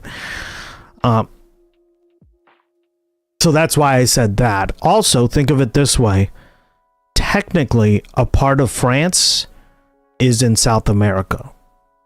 Right? French Guiana is a part of France, guys, like legally speaking. Right? I know physically it's not, right? Like, it's on another continent. But like legally speaking, French Guiana is where the EU's rocket like space exploration program is located, and it's a part of France legally, right? Like, it is French soil. Okay, with that in mind, that would mean, okay, if a part of France is in South America, that means yes, technically any country that would be necessary, or that would qualify, let's just say, would be able to join in South America, right? Makes sense logically, right? Now, go up to North America. Saint Pierre is a part of France as well, and that's in North America. It's like a tiny little islands off the coast of Canada, right? They belong to France, right? You have the Quebec people who are French, right, speakers, and heavily are tied to France, right, whether they like it or not, meaning the French. The French don't really like them too much, but the Quebecers love being French, right? And then also like the EU and Canada have a lot in common, right? Like they have a lot of the same values. They used to share a monarch, right? Meaning the UK. So there's a lot of like things out there that you could easily make an argument for all those countries joining the EU, right?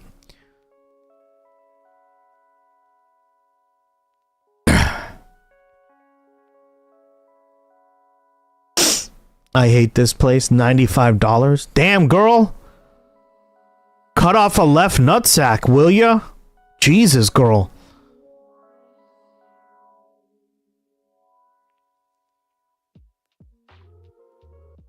Yeah, exactly. The problem with Turkey is not the position. It's the political alignment. Georgia in the caucus and EU candidate too. Exactly, right? But I'm just giving you like the different things I've heard. Right, Nicolas Sarkozy said, well, he famously said, Turkey's not a part of Europe, it's a part of Asia Minor, right? Technically, he's correct. But, I mean, also technically, a part of Turkey is in the EU, or sorry, in Europe, the continent of Europe. However, right, I'm going to be honest here, who is more aligned with the West, with Western values, right? Turkey or like Uruguay or Argentina, right? Even with Malay in power, like Malay is a libertarian version of what a lot of politicians in the EU are like, right? Like he's not that much of a, like I don't like his politics. I'm not saying that at all. I'm just saying that he at least respects elections and he is like he wins them fairly, right? Like Argentina has right, all that stuff. In Turkey, that's not the case, right? It is not a democratic country. Does that make sense, guys? So that's why I say Uruguay for sure, I think could easily join the EU next, right? With the whole argument of French Guiana being a part of the EU already because it's literally in South America, right? And same with Saint Pierre, right? And Melillon, right? I forget how you say it in French, but French is not my strong suit here. Mélicon, right? Is it Mélicon? Something like that. That is a part of the EU, right? So Canada, I mean, Canada is a very democratic country, right? They respect the rule of law. They respect business. So these are all like things you should consider before just being kind of dumb and being like, well, not in Europe, therefore could never join, right? So, yeah.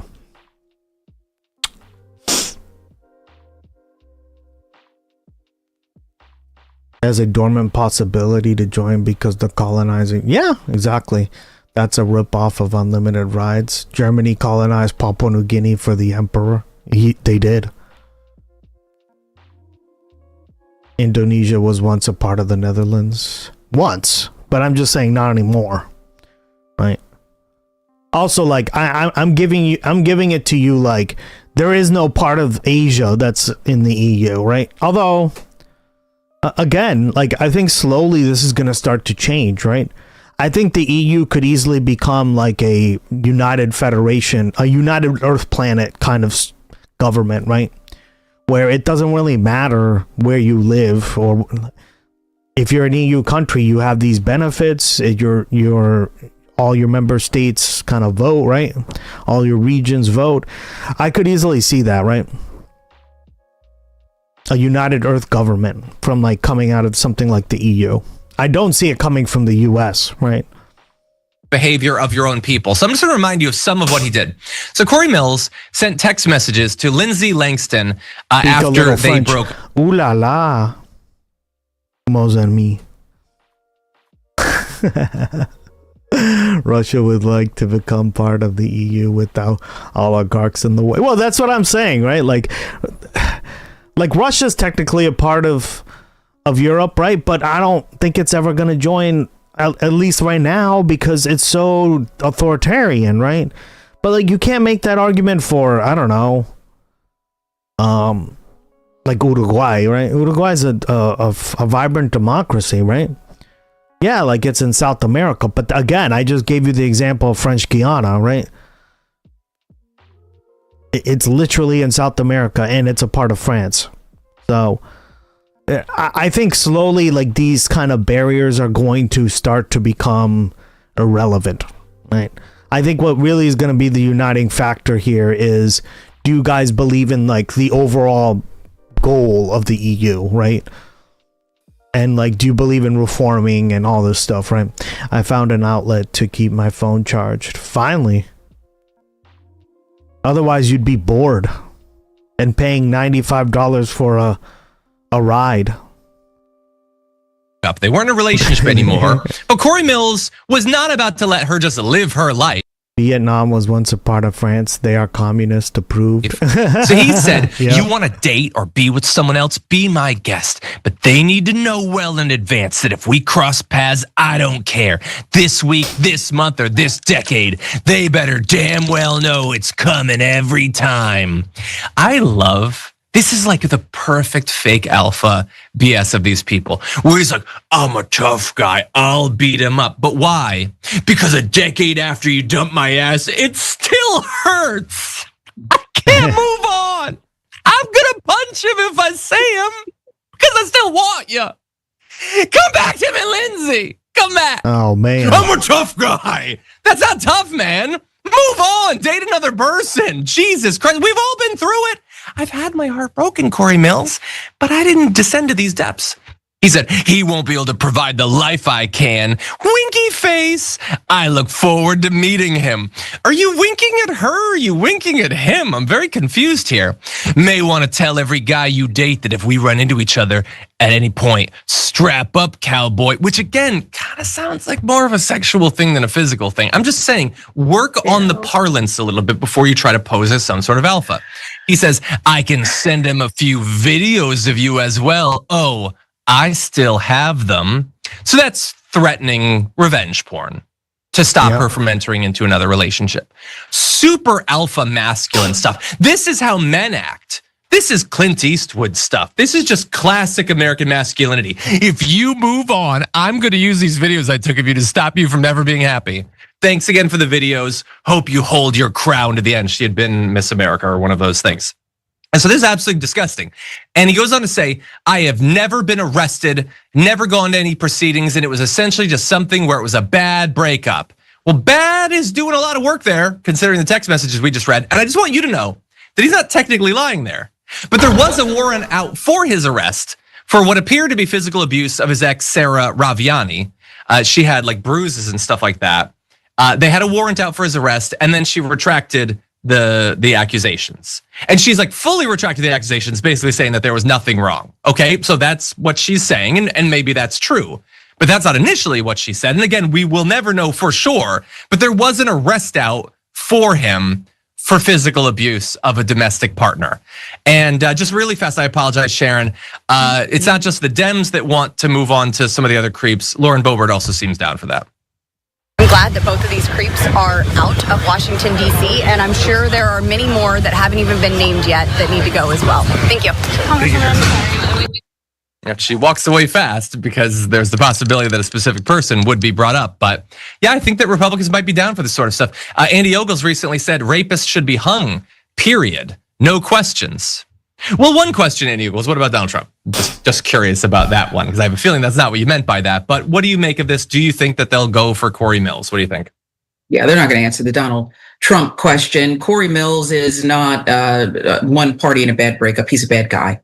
And we all know about guys like this, and you laid it out perfectly. They're very small individuals that cannot see clearly, cannot see past someone who says, I don't want you. And so they pull out all the stops. And the things that you reminded us of that he is alleged to have done are so gross, just because it does not encompass exactly what Swalwell and others were accused of.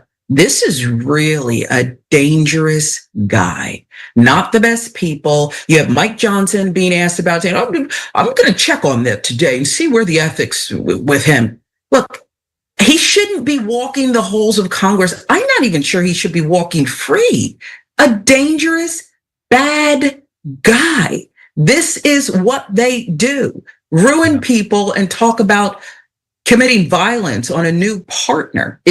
Or whatever he was talking about. You're right. We don't know the full context. Maybe it was something sexual. It certainly sounded like it. But look, he's just a bad guy, and he should not be representing other people when he cannot comport himself.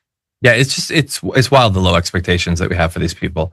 Like, I don't know what district Corey Mills represents, but you're telling me that there is nobody, not even another Republican, that could better serve the constituents than Corey Mills. You need this guy, the guy who's like making up a military record, that's going around on these supposed missions to like save Afghans. And the entire time, the other people on the trip are like, all he was doing was hiring sex workers. That was the only thing that he was doing on that trip. There's nobody else. And Mike Johnson, oh, his Bible is clutched so tight, it's pressing into his chest bone. Doesn't seem to care. Maybe I'll look into it at some point. I mean, you could have done it in the last year. You're the religious guy. You're the Christian guy. You don't care about this? You don't think that women should be protected from this sort of predator?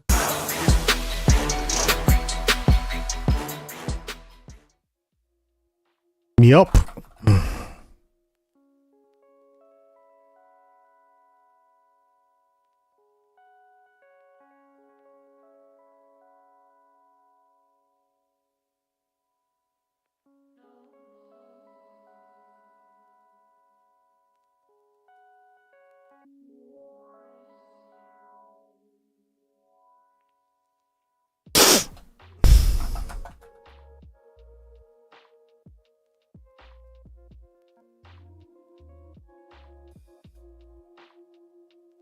All right.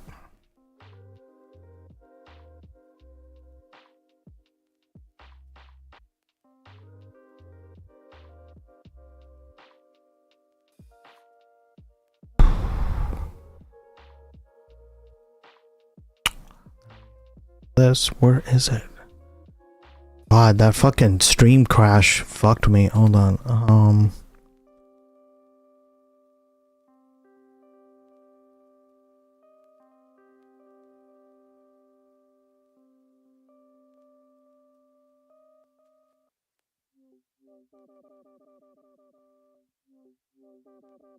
By the way, so the strait was closed. Then Trump closed it. And then Iran agreed to open it. But then literally the next day said, no, fuck you, we're not opening it. Does everyone follow this? I'm very confused. Is it open or closed? I don't know. It's like a child, right? No, I don't want it to be like this. No, I don't. No, right? It's like children in a playground. You can't make this shit up. Yeah, I followed it. Oh my god. Happy Friday, everybody. It is April 17th. How are we doing? We have an amazing show, don't we, folks?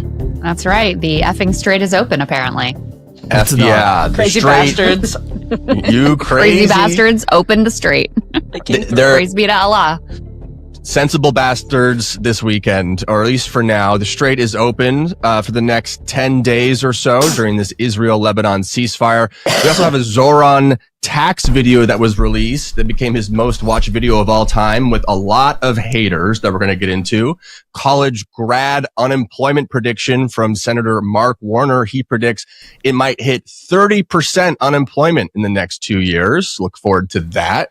There's a new vote that happened overnight with the War Powers resolution, and we have a new clip of AOC and who declines to endorse Shaikat Chakrabarti. That and Her more. former chief of staff is why that's particularly significant. Yes, exactly. And we'll get into all of that and more on this Friday show. But Crystal, why don't you let's open the strait together. Crystal, why don't we start here? Let's do it. So you could go ahead and pull up the first element. So just to give everybody the backstory, not that people watching the show don't know the backstory already. We're in the middle of this supposed ceasefire, and there are, I'd say, two, I'm sure many more, but we'll just go with two very significant things that just happened. Number one, there appears to actually have been a ceasefire agreed to between Israel and Lebanon. I don't know if Trump put pressure or what happened there. I think it was more the pressure that was coming from Hezbollah and also from the Iranians refusing to open the strait so long as Israel continued to bombard Lebanon that ultimately helped to force some sort of a temporary deal there. So, of course, Israel being Israel, even after the ceasefire went into effect, they continue to bomb and bombard and murder and kill. But now it appears that there is some more quiet there. So in response to that, you have the foreign minister Arachi here of Iran tweeting out, in line with the ceasefire in Lebanon, the passage for all commercial vessels through the Strait of Hormuz is declared completely open for the remaining period of ceasefire on the coordinated route as already announced by Ports and Maritime Organization of the Islamic Republic of Iran. Trump did respond to this, basically thanking them and expressing optimism about the outcome of some, potential deal between the U.S. and Iran. Here he is. He says the Strait of Hormuz is completely open and ready for business and full passage, but the naval blockade from the U.S. side will remain in full force and effect as it pertains to Iran only until such time as our transaction with Iran is 100% complete. This process should go very quickly in that most of the points are already negotiated. Thank you for your attention to this matter, President Donald J. Trump. So things are still a little bit murky. Is the toll being charged still? Don't know about that. There was a drop site had some reporting, may have been based on another outlet's reporting around that tanker tracker account that said Iran was actually able to get some of their oil in and out of the strait. So, the exact status a little bit unclear, but certainly markets are loving this morning the fact that the Iranians are saying, okay, open for business, and Trump is saying, okay, open for business, and expressing optimism about some deal. Now, I would say there should still be a lot of skepticism that we are truly coming to an end of this thing. And maybe, Griffin, you could put up this, alleged deal framework that is being floated here by the U.S., which effectively what they're proposing is a cash for uranium deal. U.S. considering a $20 billion cash for uranium deal with Iran as part. Details include the U.S. and Iran negotiating over a 3-page plan to end the war, because that's all Kushner, Witkoff, and J.D. Vance can handle, apparently. Number two, one element under discussion is that the U.S. would release $20 billion in frozen Iranian funds in return for Iran giving up its stockpile of enriched uranium. Number three, some of Iran's highly enriched uranium would be shipped to a third country. Some would be down blended in Iran under international monitoring. And number four, Iran would be allowed to have nuclear research reactors for the production of medical isotopes, but would pledge that all of its nuclear facilities would be above ground. Second round of U.S.-Iran talks is expected in Pakistan on Sunday. So, Emily, important to keep in mind, this is what the U.S. is putting out there about what they're hoping the contours of a deal would look like.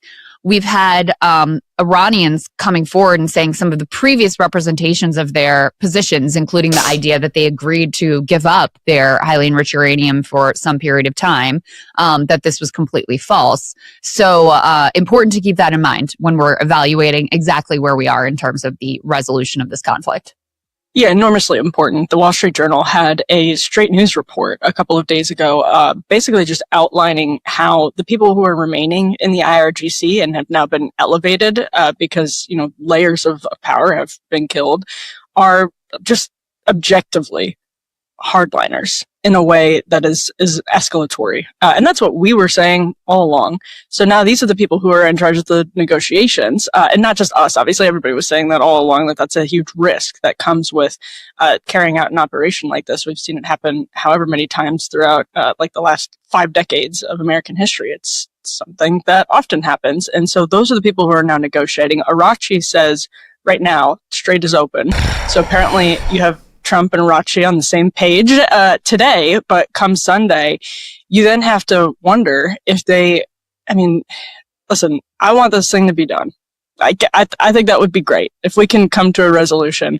Iran now knows that it can tank the global economy by just doing exactly what it did over the last 6-7 weeks, and that's leverage that maybe it will carry into the future, whatever deal is reached. If it's super tentative, I mean, I hate to say it, but it's obvious. We've all been covering what's happening in Gaza right now, in that ceasefire. So this is, if something is reached, I'm really, really happy about that. But it's going to be very tenuous, I think, no matter what. Yeah. Well, and then part of what we should discuss too goes back to the logic after the 12-day war, where those of us who were opposed from this, from any of these wars from the beginning, said, okay, great that this was wrapped up, but the logic that brought us to this place continues to persist. And an important part of that logic is Israel. It will be in no way acceptable to Israel if this war ends now. In no way will that be acceptable to them, because their entire goal is to completely collapse the Iranian government. And instead, if you have a deal even along the lines of, what's being contemplated here, we know that Iran maintains their ballistic missile capacity. We know that they maintain their drone capacity. We know that an even more hardline government is now in place. And we know that there's actually, regardless of what paper is exchanged here, there's actually more logic to push them in the direction of building a nuclear weapon. And if they have sanctions relief, then suddenly they have more money to rebuild. And certainly they're going to pay a lot of attention to their defenses, because they have been attacked multiple times unprovoked by us and Israel. So this is in no way a sustainable or acceptable situation to Netanyahu and to Israel. He will be politically attacked for it. There's already a lot of dissatisfaction in Israel with the idea that this could be coming to a close. Of course, he uses endless war anyway to forestall his own legal and corruption problems within society. So Israel will continue to do everything they can to play the role of a spoiler, especially since, Netanyahu is as savvy an American political analyst as anyone else. He can see the polls. He can see the fact that we're going to talk later in the show, 40 Democrats voted against sending bombs to Israel. And so you have a dramatic shift in terms of the political landscape in the U.S. And he and others in that country feel that it is a now or never moment. They have to. I can't believe no one's got it. So that's our 8th epic now. Right. I can't believe nobody's got a legendary yet. And remember, guys, there's golden ones too. So. And that also has a reaction. Go for the whole enchilada here, or else they're not going to potentially get the chance again in the future. That dynamic has not changed. Right. And so then this question of whether they're willing to accept cash for uranium brings up why a lot of Republicans oppose the JCPOA. Many of them thought these are Iran is not going to abide by anything that you're negotiating right now. So interesting little question then for Republicans with whatever Donald Trump works out. Interesting for the Lindsey Grahams of the world. Let us not forget that Netanyahu once stayed in Jared Kushner's childhood bedroom. Gus. Exactly. That's the fun. And they're all weighted differently. God, Jersey. Complaining about variety. Can you imagine that? Could never be me. This is but it could be you. These negotiators are being influenced. I mean, obviously being influenced by the most hawkish wing of the Republican Party. And that's a question for them. Is Donald Trump himself so desperate to get a deal that he ends up with a deal that Republicans would have decried as something with no enforceability? If it had been negotiated by Democrats or by Obama, because you now have a more hardline regime, and you have potentially shown them they should be racing towards enriching uranium to weapons grade levels, because that's the only way to protect themselves. So, that's what I'm looking at. Those 3 points sounds like something just on its face that Republicans would have blanched at if Obama had been negotiating it, because how do you enforce that without going into more conflict?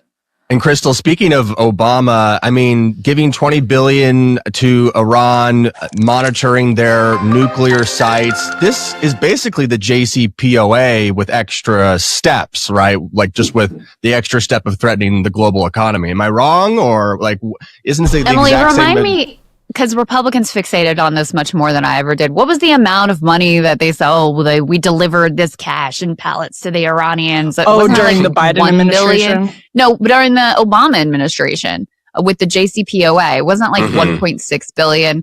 And this is, that's what was vastly in my more money. head. And I mean, not to mention, Inflation. look, there was 150. It was 1.7 billion here, according to Brookings.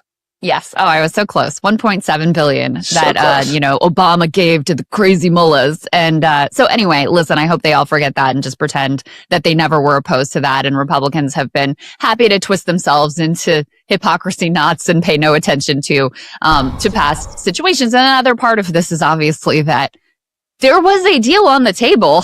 According to the Omanis, there was a deal on the table that included more concessions than what the Obama administration was able to get under the JCPOA before we decided to launch this insane war.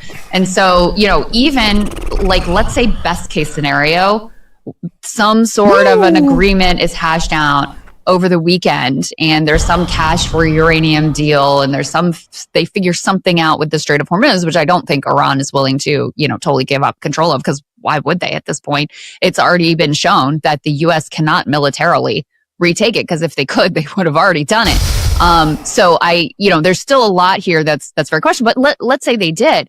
I mean, then what have you accomplished over the course of this war? Genuinely, what have you accomplished other than sort of demonstrate our own weakness, demonstrate Iranian strength, hand them more tools, harden their government? Oh, their hey, government King Desert Loner, long time no see. Was actually flailing. I mean, the long time no see. How you been? While sort of fueled by the West, is genuine anti-government sentiment within the country. The government has been, in a lot of ways, really strengthened by this war. So what did you actually accomplish through all of that? But with that being said, I'll also say, I mean, I'm very skeptical because of some of the problems we've talked about before, because of Israel, because of the Strait of Hormuz, because I'm still not sure that the U.S. is ready to accept the amount of humiliation that it would take in order to actually come to some sort of an agreement here. And you have you have elements within certainly the IRGC who think it'd be a grave mistake who thought it was a mistake to do the ceasefire to begin with. And then you also have lots of U.S. military assets which continue to flood into the region. And Pete Hegseth, the Secretary of War, yesterday saying we are reloading and getting ready to go back to combat. So I think you have to take all of those factors into account as well as we try to assess what exactly is going on here. Yeah, I mean, it's pretty hard to believe that the Iranians would agree to just give up all enriched uranium in the future and not do it with a plan to be enriching uranium underground or in ways that are just harder to prove for the United States or inspectors or whatever, which would put us back here.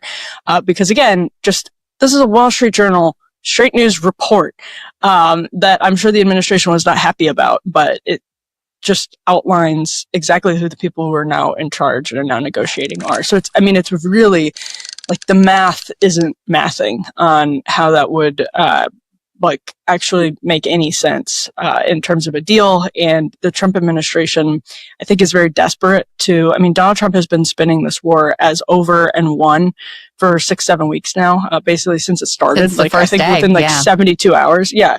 He's been spinning it as a win. And so I actually don't, to your point, Crystal, the humiliation point, I don't know. I think Trump is just willing to get it to end and, see I'm hearing Illinois, the gas prices at the station I passed last night were $5.20, $5.19, $5.20. It's not sustainable. Yeah, it's crazy. So I think he just trusts his ability to brand something as a win, which might be good news for the cause of peace. But whatever he gets, if it's, I just don't trust, like you said, after Midnight Hammer, we all were saying there's a good likelihood we're back here in 6 months, and that was sadly proven correct. So I said the same thing, by the way. Let's see what happens, I guess. Yeah. Well, Griffin, should we hear from the man himself? Like, if you thought we weren't going to do anything more. Yeah, no. My Tita Caddy just smacked my ass. Ooh. Let's you are. You deserve it, girl. Absolutely. Where would you like to start here with the ceasefire extension question? Why don't we play that that's right good. here? Let's take a little listen to Trump being asked if there will be an extension on the ceasefire. We had a very good conversation. Considering extending the ceasefire with Iran. With who? With Iran. With who? Well, I can tell you, maybe it'll happen before that. I'm not sure it needs to be extended. Could be with Hamas. You know, True. Iran wants to make a deal, and we're dealing very nicely with them. We've got to have no nuclear weapons. If we do, that's a big factor. And they're willing to do things today that they weren't willing to do 2 months ago. Willing to do things they wouldn't have done 2 months ago or years ago with Obama.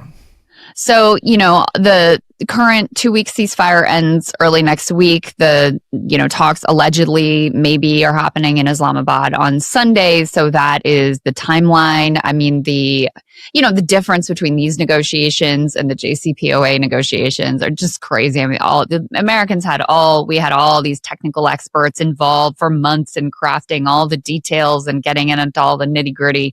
Here, it's very high level, let's just say, is very top line kind of, approach. And this was apparently a problem in the first negotiations because the Iranians felt that the American side just genuinely didn't understand what was being offered and what they were trying to present to them. And that's part of what led to Trump launching this war. So now you have JD Vance involved.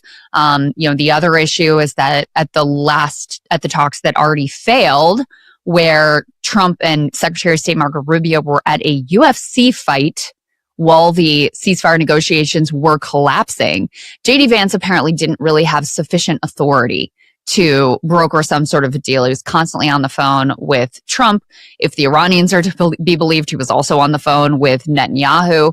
So that is, that is also a challenge here in terms of coming to some sort of a deal. So we'll see if the American side takes this more seriously than they took the first round of talks.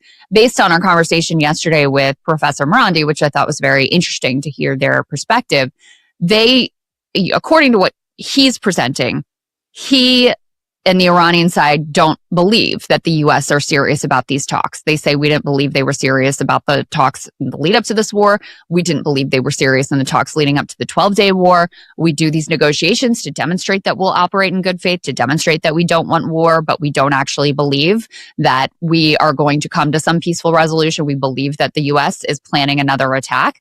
And so at least that's the message that the Iranian side is presenting to the world. And they see Israel as a major part of why that logic continues to persist and why it's very likely that, they end up back in a hot war. Yeah. Yeah. So, Emily, you mentioned the math wasn't mathing. And speaking of math, why don't we look at the vote for the War Powers resolution on this Operation Epic Fury for just a second. Now, this vote, correct me if I'm wrong, occurred late last evening. And the vote was failed 213 to 214. Let me pull this up on the screen. I believe there was a Democrat. Jared Golden, who's retiring. And Crystal, tell me, who is this Mr. Golden, who was the deciding vote here? Who is this Mr. Golden? Yeah, he is a bit of a mysterious figure, to be honest with you. When he came into Congress, I was tracking his run. He represents a district in Maine that's a swing district. So it's one that's, can be tough for Democrats to win. And he really came in positioning himself as this sort of heterodox populist, where at the beginning, I think wasn't he like a logger? He had this like blue collar background. And at the beginning, he supported Medicare for all, but then had some issues where he was sort of more conservative. And to me, that's a very interesting profile and obviously very different from almost anyone else in the House. He has over time transitioned to just being a conservative Democrat, across the board. All those pieces where it was kind of more interesting have fallen by the wayside.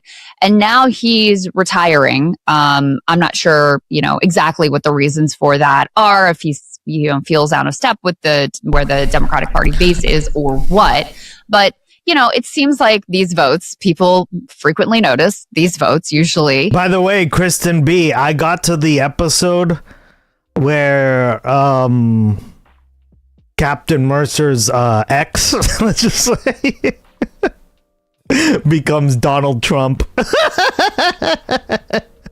was like, wow, this is straight on the nose. They're so close, but literally, like, I mean, no, it's done really well. I do got to give it to them. Like, there's a lot of allegory behind it, right? Like, it's not the most obvious thing, but like, if you've watched a lot of these kind of shows before, you're like, oh, I know what they're commenting on. They're commenting on Trump.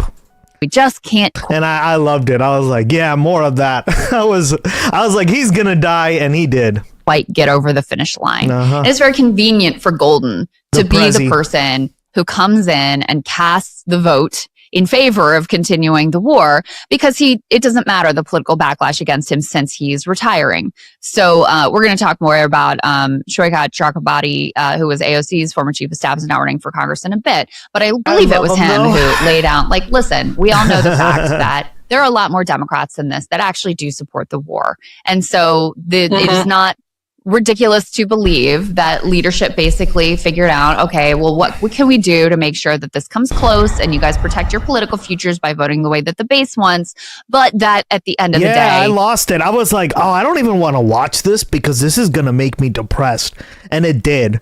Right? Because I was like, oh, they're gonna kill him because he's a traitor and he wants to do like the peace treaty and stuff, and like that kind of stuff just pisses me off, as in like a good way, right?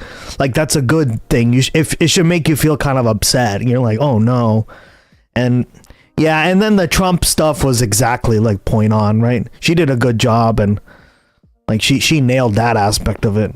But I was like, for fuck's sake. And the hypocrisy, right? Like, here she is talking about, like, making it only for their people. And here she has a child with, like, a human, right? Like, it was well done, yeah. I'm sad that show only went on for 3 seasons. That show should be longer. But COVID fucking killed it. The vote doesn't pass. And since Jared Golden is retiring and doesn't have to deal with that political backlash, he would be... This is how you do allegory. Or sorry, this is how you do storytelling. Not the way Discovery does it. Not the way this new stuff does it. You do it through allegory. What's allegory? It means you make a story up. You add some detail. You don't do it so on the fucking nose, right? You do it through different, like, through a slight veneer, like a different way of doing it. So then when you start to think about it, you're like, oh wow, like they're really just commenting on Trump, right? Like they even talk about populism and stuff. That's how you do a fucking story. And you comment on politics. You don't like put a guy in a blonde wig in outer space and make him sound like Space Hitler, okay? You do it a different way. Oh, the Orville. Chat recommended I started watching it because it's basically Star Trek but slightly different, and I've been enjoying it. Kensai. It's done pretty well. Yeah. And yeah, I've been enjoying it. It's very political. Like every there's so many good like little like political messages throughout the show is really funny. Yeah, it's funny, but it's also like it's not just a funny show. It's about like they're trying to do stuff on politics too, right? And that's what I enjoy about it. Ideal candidate to cast this unpopular vote and protect the rest of the Democrats from really showing their true feelings. And there's certainly sentiment against the war within the Democratic caucus. But literally, I was like, oh, this is Donald Trump, right? And I knew they were commenting on that. immediately, right? So like, this is what I'm saying about allegory. You do everything through an allegory. You just don't do it straight on the nose, right? I think this is a nice, good job. Rare. I remember screaming at my TV when they were arguing about, yeah, she was an adorable kid, but I can't spell her name right. Yeah, no, absolutely, she was, right? And her name was really nice too.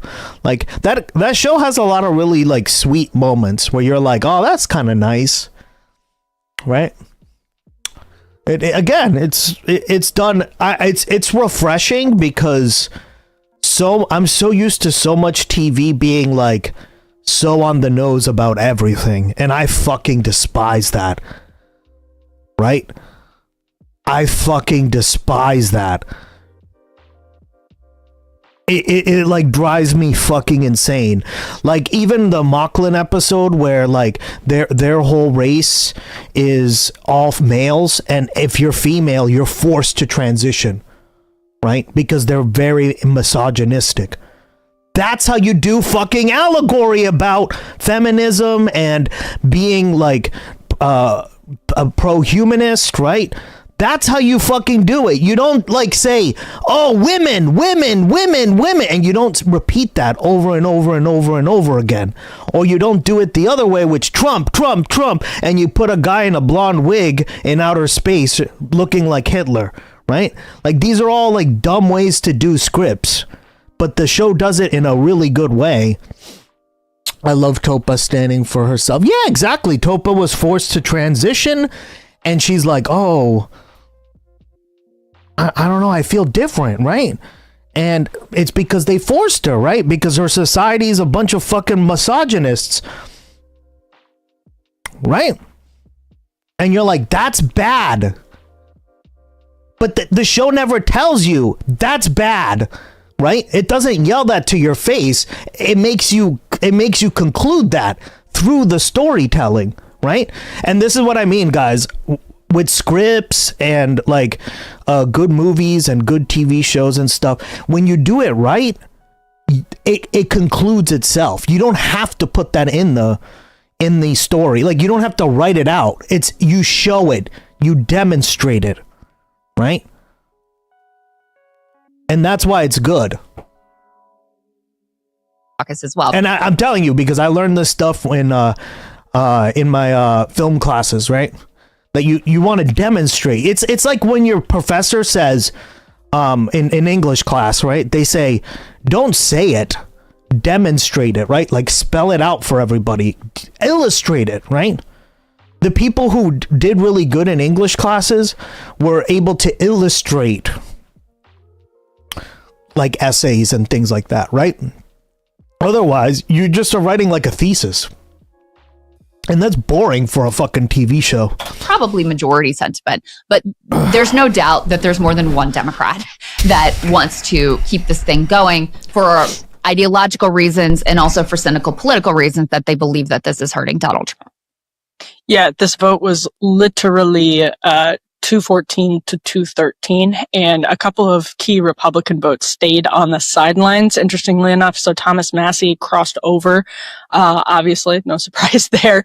And this was specifically on Iran, obviously. So sometimes the war power votes are more broad, but this one was just on current operation in Iran. Warren Davidson, who has been with Massie on this while being supportive of the war, he's a veteran, so he's been going and he's been holding firm to both of those positions, saying, you can, two things can be true at once. This can be important congressional authority that we need to exercise, and two, that he supports the president's actions. He voted present. People who didn't vote, Lauren Boebert and Nancy Mace. Interesting. Very interesting. What do you make of that, I don't think that Lauren Boebert wanted to be on the record on that vote. I think it's easy to just not vote. Yeah. And then, they went to the mat on FISA at 2:30 in the morning. And honestly, I would say, like, heroically, like 20 Republicans crossed over with Democrats. Mike Johnson. Yeah, Living Lily. Like, if Janeway was written like that, it would be shit, right? Like, she never says that the entire time, right? Like, remember when that guy literally is like, bitch, shut up. And he actually means it, right? Like, she never says like, oh, you're being sexist, you're being misogynistic, because that wouldn't, like, we know he is. That's why he's not a good character, right? Was whipping. Even Democrats started whipping their own caucus to support Mike Johnson's reauthorization of FISA. Just insane. David Sirota has been reporting on that, and Julian over at Dropsite has been reporting on that if people want to follow it. But Lauren Boebert was with Massey and was, going against Johnson all night, raging at Johnson. They called this vote at 2:30 in the morning because they didn't think that they would be able to do this in the daylight and get it through. Well, they couldn't do it at night either because that's great. It would have been a 5-year reauthorization of FISA 702 powers without significant reforms, which again, Trump ran on kill FISA, all caps. Mike Johnson went on Glenn's show years ago and said, we have to reform FISA. FISA is terrible. And now Mike Johnson is whipping his conference to support. It's all so ridiculous. So I think that's probably what's going on yesterday is that they're in this battle with leadership, and Boebert said, okay, I'll just not vote. So I think it's probably falling into that big picture, but I agree. Get on the record. And Emily, didn't they ultimately pass like a 2-week extension of FISA or something like that to the end of April? Is that what ultimately happened? They punted it. Yeah. Yeah. I saw Roe posting a video of him like in the car on the way over to Congress, blasting them for what they're trying to do. So, it was just yet more hypocrisy and broken promises from Trump and the Republicans on that one, clearly. Just insane behavior. Yeah, here's the tear sheet. They punted a procedural vote on it, as the Hill is reporting here. So, hey, if you like that video, hit the like button or leave a comment below. It really helps get the show to more people. And if you'd like to get the full show ad-free and in your inbox every morning, you can sign up at breakingpoints.com. That's right. Get the full show. Help support the future of independent media at breakingpoints.com. Nice.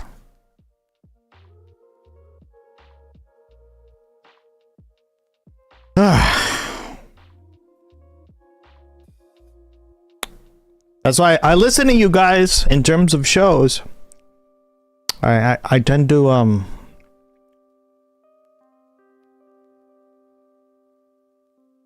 I like what you guys have to say, right? All right.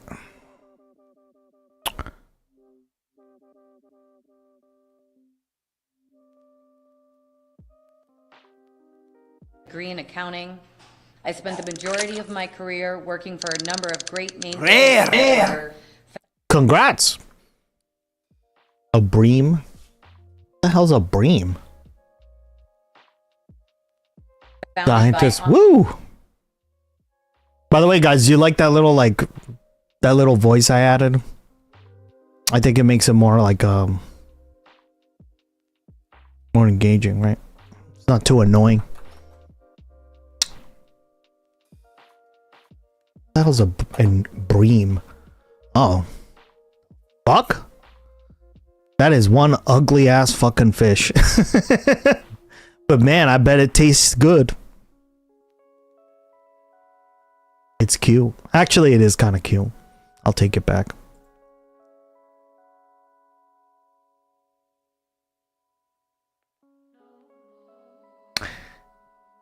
If you like history dramas, Magnificent Century. Cool, I'll look into it. I do like history dramas. I love history, so that's why we talk about... We used to watch a lot of historical documentaries because I like to have the stream catch up on like things that we know are true in history, so then we can kind of be more educated and predict the current day events, basically, right? In the near future. That is one big ass fish, Jersey.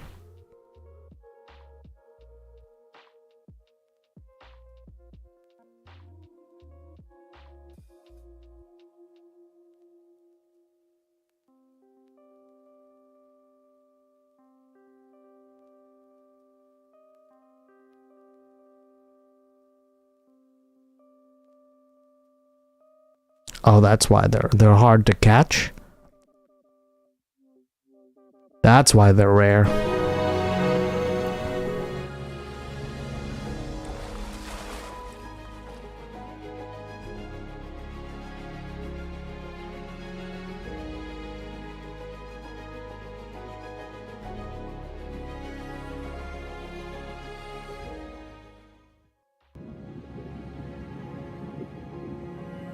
That fish got some DSLs. Am I right, Jervs? Cool idea to scam.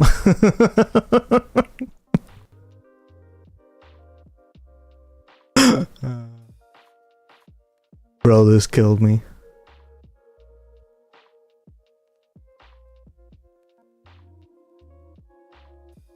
Three people were sentenced this week in an insurance fraud scam that saw them wearing a bear costume while damaging luxury cars in California.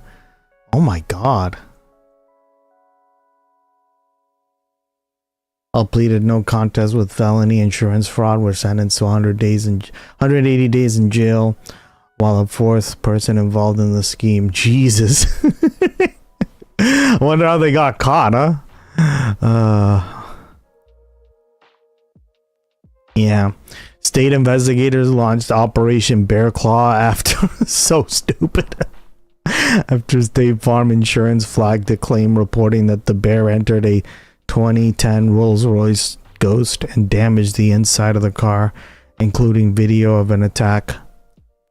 Claim investigators recognized that the bear was moving less like a bear and more like a human. Duh!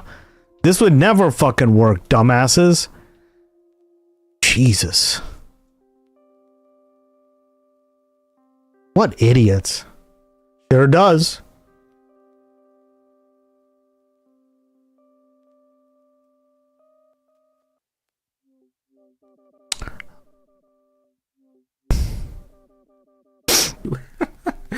Could never be me, but it's definitely you.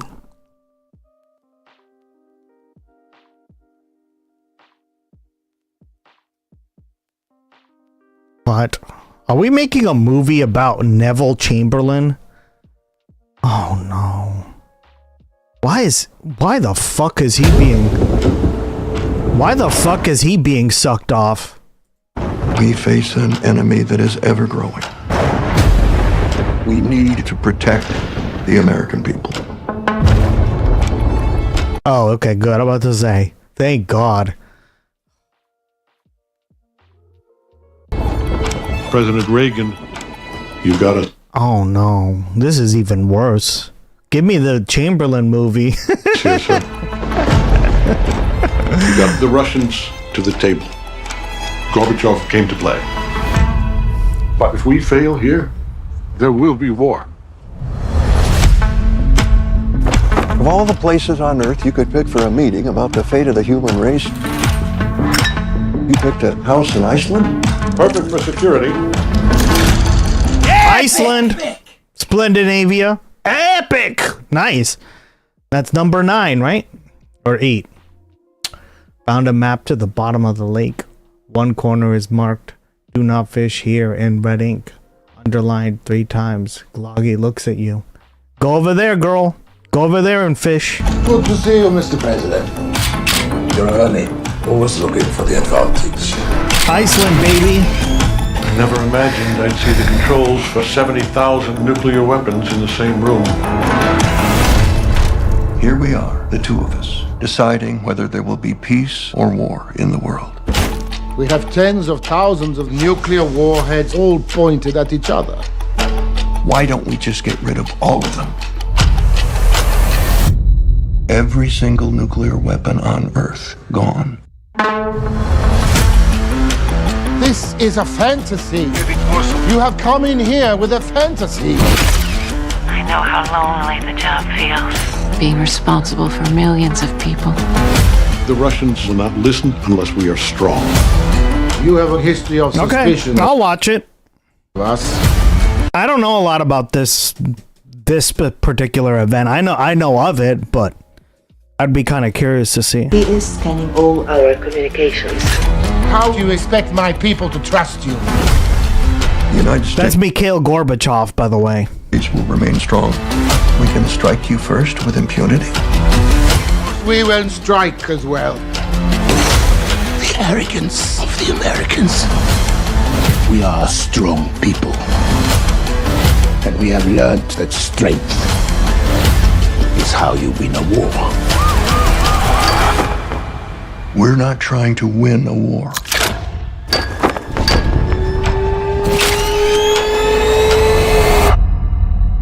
We're trying to end one.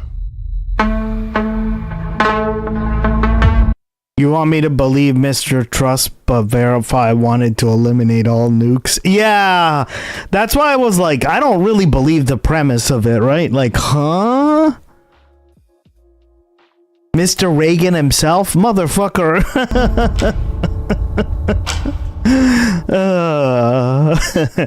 Now, the trailer could be... Here's the thing about trailers, right? Sometimes the trailers don't, like, show... They're supposed to just get you interested, or they don't, like, show what the movie is always about accurately, right? But, yeah, if that's what this movie's about, then boy, is this propaganda, right? Jesus. Oh, man. Which, I mean... Oh, God.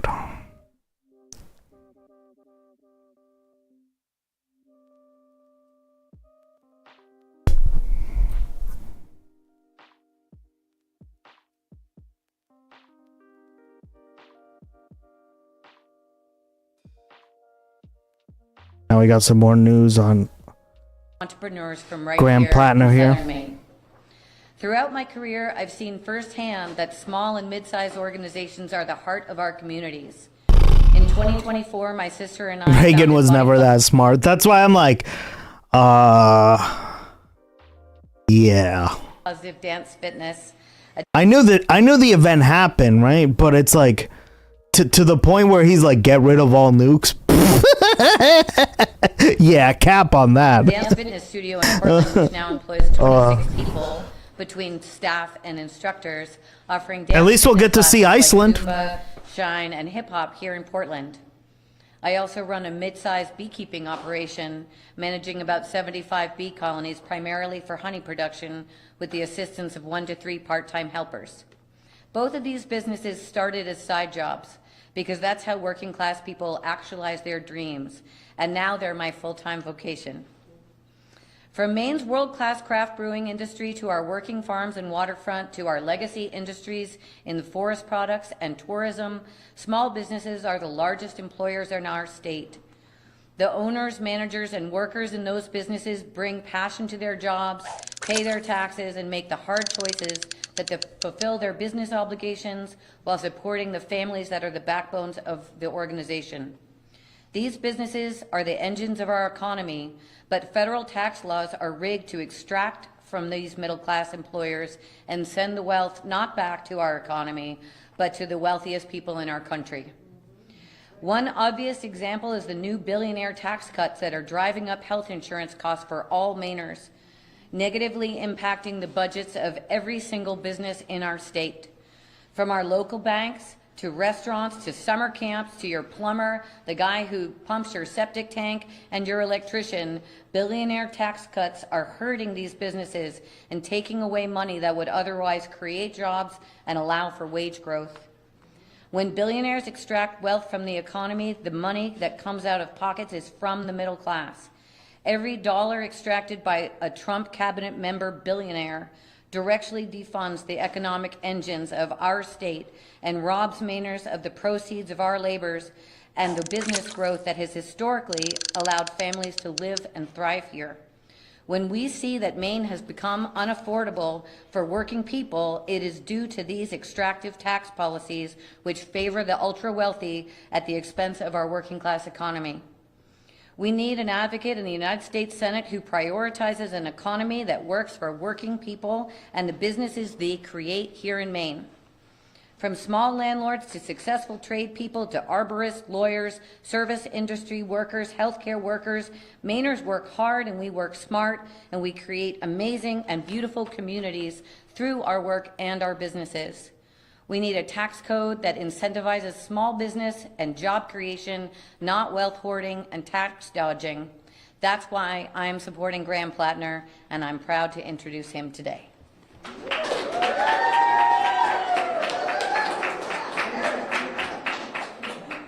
Thank you very much, Aaron. I appreciate it. Actually, I don't even know what else to say now. That was pretty good. It is a very good time to be a billionaire in the United States. Over 900 Americans are billionaires, up from 66 in 1990. They have accumulated a quarter of America's GDP. Their wealth has exploded while the average American is moving backwards. American billionaires receive enormous tax cuts about once every 10 years, under Reagan, under Bush, under Trump, and then under Trump again. Much of their income is never taxed at all, just hidden in a lifelong shell game. Their nominal income taxes are at historic lows, and their effective income tax is far lower. Very early in this campaign, an economist presented with me with a very startling back-of-the-envelope calculation. If Jeff Bezos paid taxes every year of 23.8%, he'd be worth around $30 billion.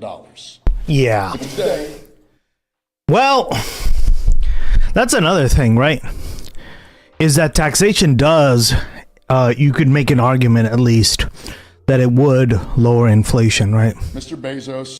And I think it's important to do in terms of lowering inflation for people who just can't even afford life, right? Like they live paycheck to paycheck, or they're just like buried in bills.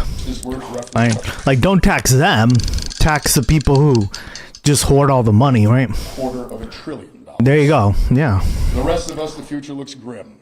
Prospects narrow, income stagnates, prices rise, and for us, there are no endless write-offs, no loopholes for working people.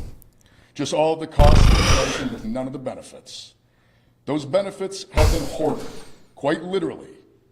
We pay into that hoard every single time we pay a bill for electricity, for housing, for healthcare, all of which have been turned into profit centers for the ultra-rich.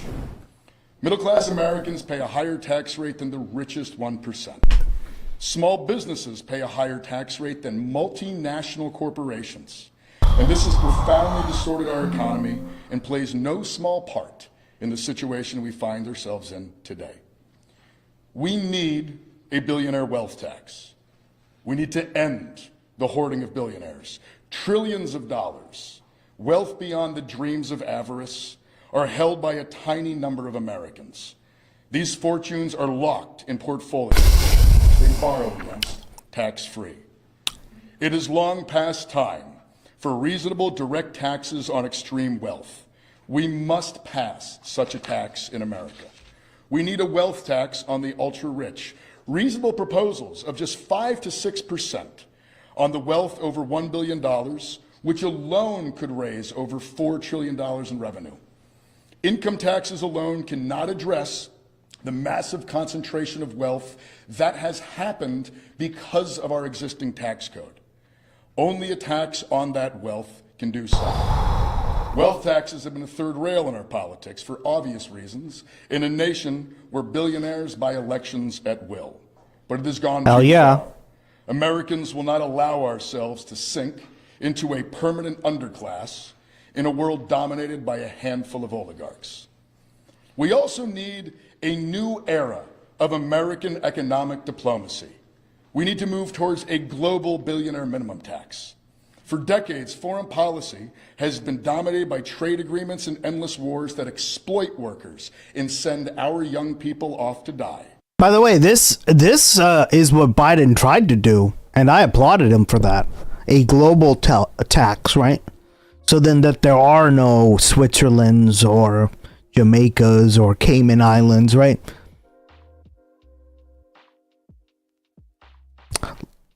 And what does this sound like? It sounds like a step into the direction of a global government, right?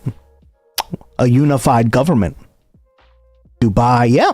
It is time for a new... Which is, again, this is why it's a good idea.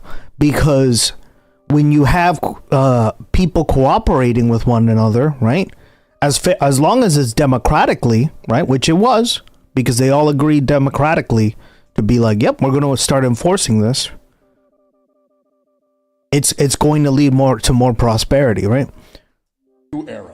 But, you know, the nationalists, right? People who are like, this is going to destroy our independence, right? Whenever you hear that, that's when you just like immediately know it's a right-wing talking point. Fuck them.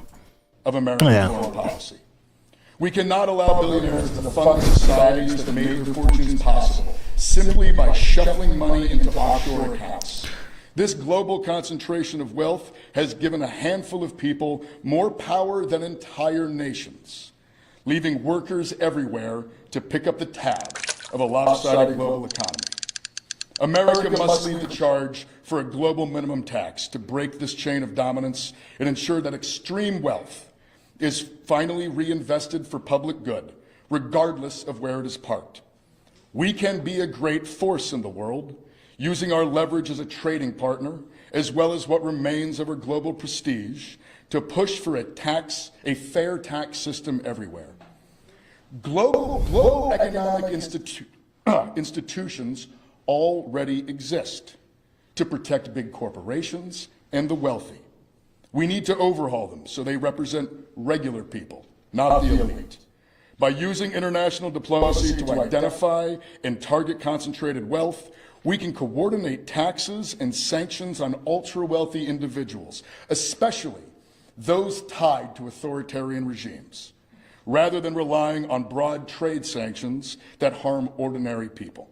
We will pair transparency with enforcement by bringing private financial intermediaries under public oversight and ensuring global wealth can no longer be hidden and used to undermine democracy around the world.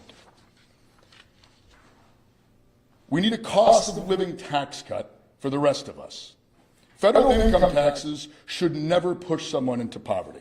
Yep. If we tax millionaires and billionaires... Hey, Patricia, welcome back. How you doing, girl?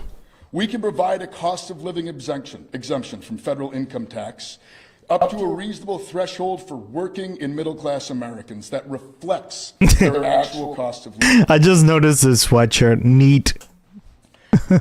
For small businesses and the self-employed, this decade has brought catastrophe on many levels, with the twin disasters of COVID and inflation triggering a wave of closures and accelerating the consolidation of ownership in every sector of the economy into one or two jobs. If we stop multinational monopolies from dodging their taxes, we can cut taxes on small businesses and self-employed individuals who are struggling to survive. And we need a national plan to lower local taxes. Every state in this country already has a public school funding formula, and 49 states have some form of revenue sharing, grounded in the principle that essential services like education, infrastructure, and public safety shouldn't depend on the zip code. It's time for the federal government to take responsibility and do the same at the national level, using its greater fiscal capacity to ensure an equitable baseline of funding so local communities can focus on delivering high-quality services. At the same time, we should address one of the most burdensome and regressive taxes families face: property taxes. The federal government could adopt a property tax fairness program very similar to the one we already have here in Maine, that ensures low and middle income families do not pay more than 4% of their income in property taxes by providing a refundable credit, including a fair calculation of rent attributable to property taxes, so renters are also treated equitably. We need to stop the end, borrow, die cycle that billionaires get away with. We need to end the buy, borrow, die cycle. You have to excuse me, I only had one cup of coffee. I can agree. The best of America was not built on inheritance. In fact, we founded this country in no small part to escape the centuries of inherited wealth that were choking Europe. But today, more and more of our nation's wealth is locked in a tiny handful, passing fortunes from generation to generation. Wealth should come from work, not from gaming a tax code that lets billionaires pass billions to their heirs tax-free. Through buying appreciating assets, borrowing against those assets, and then passing those assets along when they die, avoiding tax on any increase in asset value. The era of buy, borrow, die in the tax-free transfer of massive estates must end. A nurse should not pay wildly more in taxes than a hedge fund manager. But that's exactly what our current tax code does. The table here makes clear that this gap is impossible to ignore. An income $150,000 in wages would be taxed at 18.8%, a total of a little over $28,000. But $150,000 in capital gains is at only 2.7%, which is a tax burden of only $4,000. In inheritance, it is $0. Common. The math is undeniable. For Living someone life. earning $150,000 a year, we currently tax an honest day's labor at nearly 7 times the rate of investment gains. This gap shields those living off inheritances and stock from the same Boo. responsibilities the rest of us Tiny, have to pay angry, and every single defensive. day. We must end capital gains tax breaks to the ultra wealthy. A paycheck and a portfolio should be taxed at the same rate. By treating capital gains and dividends like wages, we can take the single most direct step towards closing the wealth gap. We also need to have a tax code that prioritizes wages over windfalls. When a corporation succeeds, the workers that built that success should be the first to benefit, not the last. Instead, corporations use record profits to reward wealthy executives through stock buybacks and outsized pay packages while workers wait in line. For example, if Lowe's had invested in its people instead of its stock price, every worker would have taken home an extra $30,000 a year between 2019 and 2023. By quadrupling taxes on stock buybacks, closing loopholes that let CEOs skip out on their responsibilities, and taxing excessive CEO pay, we will ensure that corporate success is reinvested where it belongs, in higher wages, better benefits, and long-term security that every worker deserves. We need to tax mega corporations like the rest of us. Some of America's most profitable corporations are walking out on the bill. In 2025, Tesla reported $5.7 billion in income. Yet when it came time to invest back they paid in the nothing. country, they paid precisely $0 Yep. in federal income taxes. Federal corporate taxes. Alphabet, the parent company of Google, avoided over $18 billion in taxes despite being one of the most profitable companies on earth. They aren't alone. 290 of our largest corporations sidestepped over $139 billion in taxes last year alone on more than $1 trillion in profit. When corporations dodge their tax bill, it is the rest of us who have to pick up the tab. By closing corporate loopholes, we ensure that the giants who profit off of our shared infrastructure, our courts, and an educated workforce finally pay their way, and that we can sustain investment in our schools, safety, and the services every community depends on. We must end worker misclassification. Large corporations have adopted worker misclassification. Yep. I've talked a lot about this too. Hey, guess what? You're a manager now. Which means I get to work you 50, 60, 70, even 80 hours per week. And I don't have to raise your motherfucking salary. Workers as independent contractors. That too, yes. Instead of employees, as standard business practice. Mm-hmm. In addition, that's another one. Like they do that to not pay you health insurance, right? To depriving workers of labor protections, shirking their responsibility to provide health care, and breaking the So law. guys, if you're considered a manager, right? It's not because they think you're great. It's that they're trying to like skirt some laws, right? These major corporations use worker misclassification to dodge payroll taxes. In Maine alone, worker misclassification in the construction industry cost the state millions of dollars in tax revenue. Yeah, every industry looks different, right? But if you're like in a office or something, they often will give you like a managerial position because that way they can force you to work more hours, right? And they don't have to pay you anymore. Because that's a loophole, right? Obviously the independent contractor thing, that's like one of the most glaring ones, right? But these are all things that like people don't really know too much about. So I'm glad he's bringing this up. Per year. Small businesses pay their taxes. I know. I'm one of them. Massive corporations that can hire fancy lawyers and deploy complex misclassification schemes should not be able to dodge theirs. We must scrap the cap to save Social Security. Agreed. While a teacher or a truck driver pays into Social Security a percentage off of every dollar of their paycheck, a CEO may stop contributing even just a few weeks into the year. Yep. The income tax cap on Social Security does nothing for working class Americans, but it saves the ultra wealthy billions of dollars per year on their Social Security tax bill. Yep. Agreed. By causing the cap and applying the payroll tax to every dollar of income, we can ensure Social Security's solvency for generations without asking a single penny more.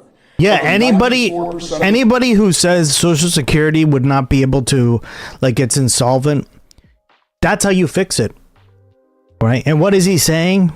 Let me just kind of break it down real quick, right? We've talked about this on the stream, but currently there is like a cap, right, on Social Security. So let me...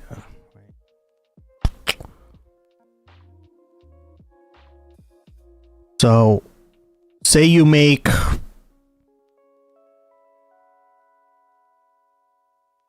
like 75,000, right?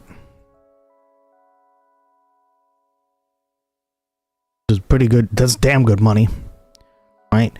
You pay every dime of this 75K is being taxed by Social Security. After, I think it changes every year, right? But I think it's 160 something thousand, right?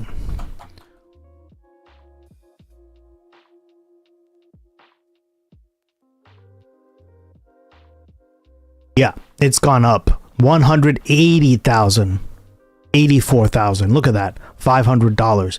So that means that say if you made $1 million, you would not be paying a Social Security tax because only your first $184,500 would be taxed at that rate, right? Who does this fuck over the most? The person making 75K. Or anybody making under that cap, right? Because then they just don't have to pay it anymore, right? If you make over $1 million a year, or like people like Jeff Bezos, they don't have to contribute to Social Security, right? Only up until this amount. And how is that fair? Right? When like what did he say? Like Jeff Bezos is worth what? 300 billion, right? 300 billion? 30 billion, sorry. Whatever it was, even if it was Americans who already pay into it all year long. We must expand the child tax credit. The enhanced child tax credit reduced child poverty in the United States by half before Congress let it expire, proving that poverty is a policy choice. Yep. Congress consciously allowed the tax credits to expire and consciously approved. By the way, I'm not a fan of the tax credits, but it is just giving money to people, right?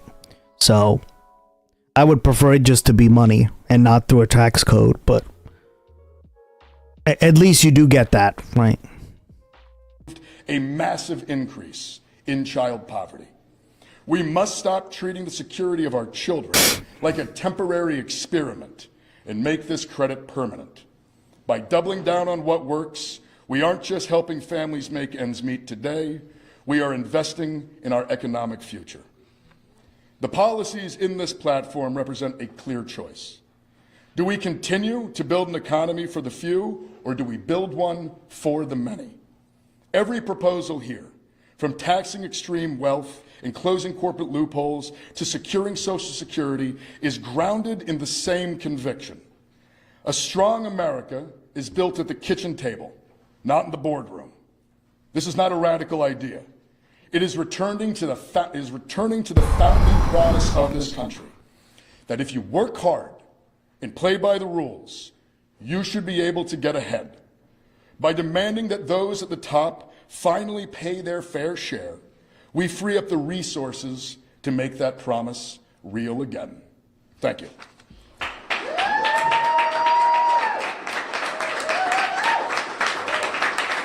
All right.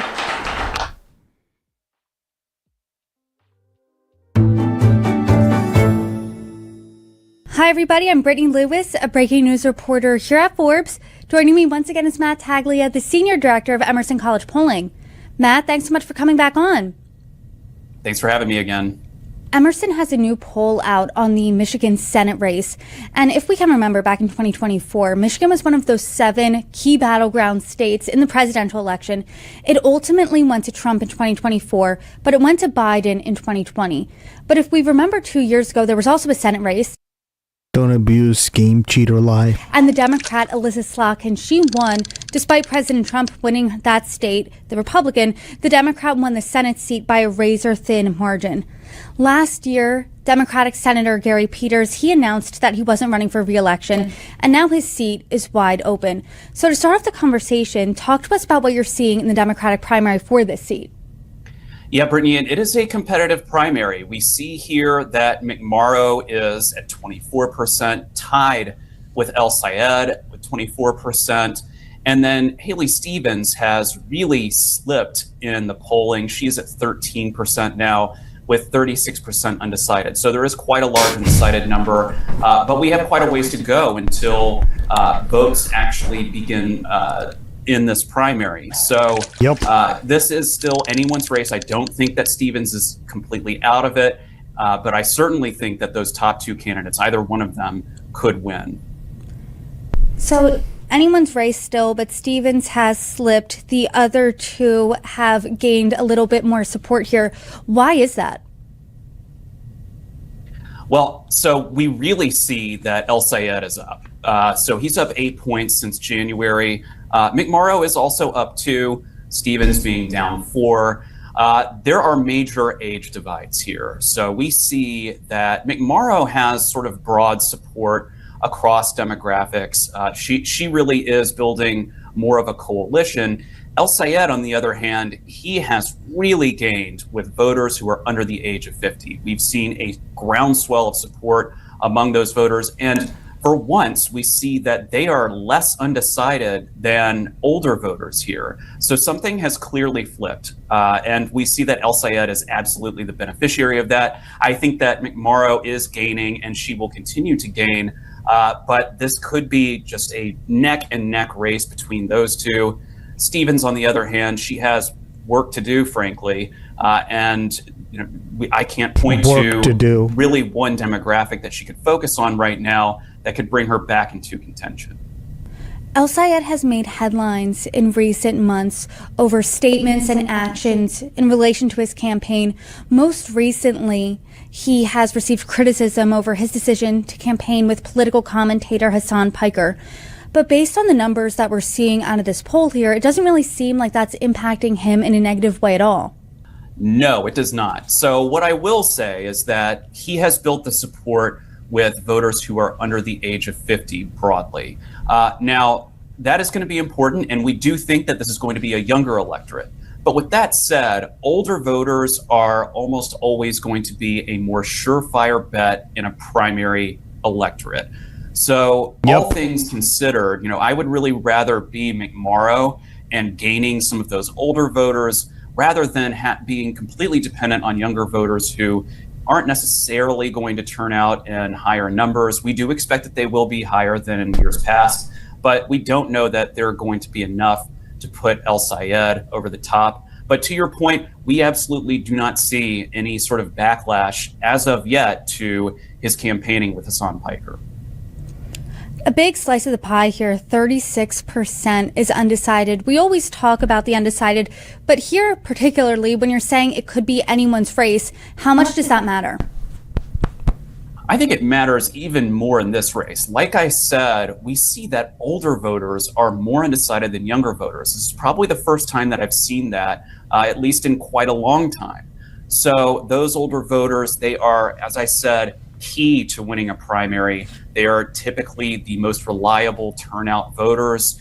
And so I think that is major here. Again, I think all things considered, I would rather be McMorrow in this case, because she does better with older voters. I think that her messaging is more tailored towards older voters. Stevens, I think here, there's something to be said for her. She is much more of a natural fit than either of the other two candidates with these older voters. So she may pick up steam just yet. So yes, I do believe it's anyone's race. There are demographics here that are certainly up for grabs. And those older voters, they're going to be really, really key. A lot remains to be seen, but looking at the Republican primary, what are you seeing there?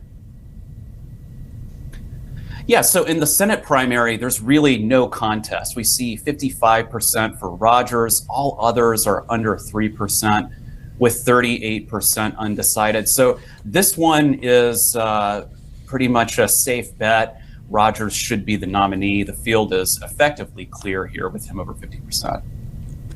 And as I said at the top of the conversation, Michigan, purple state, Alyssa Slotkin won her Senate seat by such a razor-thin majority just 2 years ago.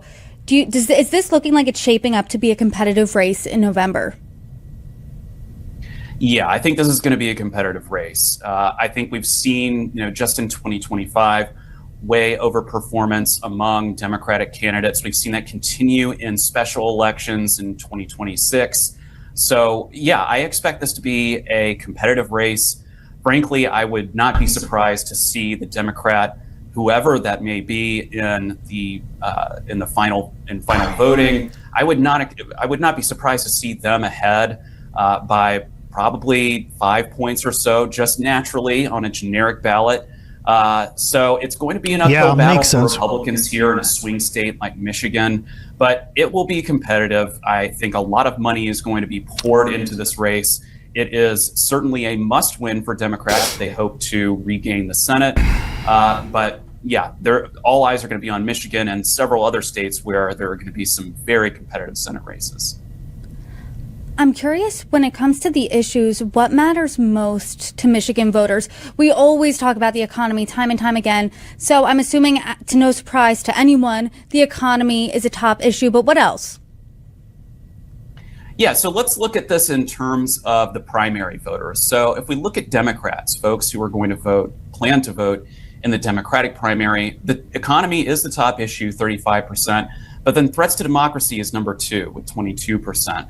Housing affordability being number 3 with 11%. So we see that, threats to democracy, especially, we've seen that in some other states. That's been much more salient with Democrats than Republicans. That's true here. So I do think that some of these candidates are going to have to speak to the broader national environment, and then also housing affordability. You combine that with the economy, that's a major issue, especially for people who are roughly under the age of 50.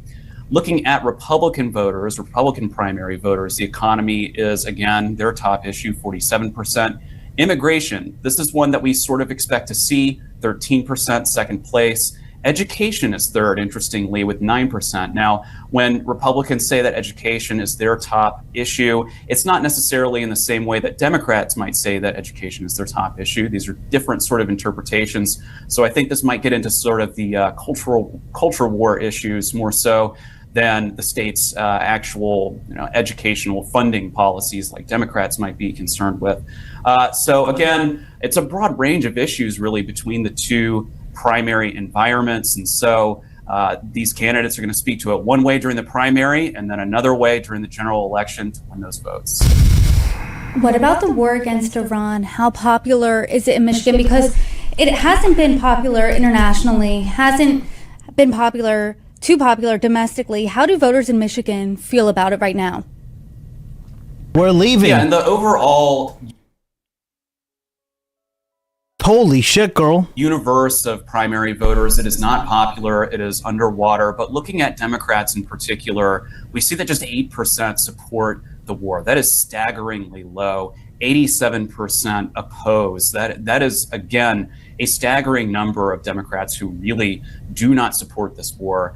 Even looking at Republicans, I think it's interesting. 75% support versus 12% oppose. So, that's not an insignificant number who outright oppose this. The remaining don't feel one way about it or the other. But 12% opposition among Republican primary voters, the most diehard of Republicans, that's something worth noting, I think. As of right now, we are a little bit over a week into a really fragile ceasefire with Iran. President Trump has made comments saying that the war is probably going to be over very soon and things to that nature. Do you think that if this war gets wrapped up within the next week or a few weeks, or at least soon, it will be that much of a factor come the midterms, or do you think it will be no matter what? That's a great question, Brittany. It's hard to say. I think that really if it is wrapped up very soon and there are no additional effects in the global supply chain and the economy from what we've seen already, then it may not be that much of a factor at the ballot box come November. But if it drags on even, say, into the summer, then I think we're looking at a really tough environment for President Trump and for Republicans in particular. They don't even necessarily benefit from some of the goodwill that President Trump does on the ballot and some of the turnout from his diehard voters. They're really going to be vying for those votes, and it's going to be a tough sell if the economy is struggling and we're still engaged in a war with Iran. Well, there's certainly a lot to look out for between now and the primary in Michigan in August. Matt Taglia, thank you so much for the numbers. Until next time. Thanks for having me, Brittany.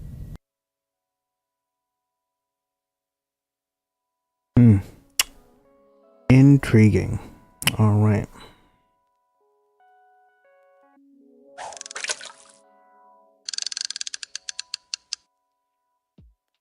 Yeah, I think it's going to be a very important Senate election when it comes to Michigan. All right. So I saw this pop up. I didn't know this existed. We're not going to watch the whole video, but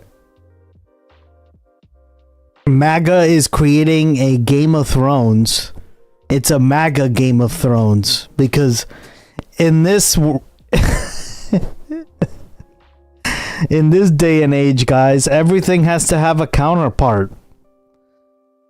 The Super Bowl, there's got to be a MAGA version.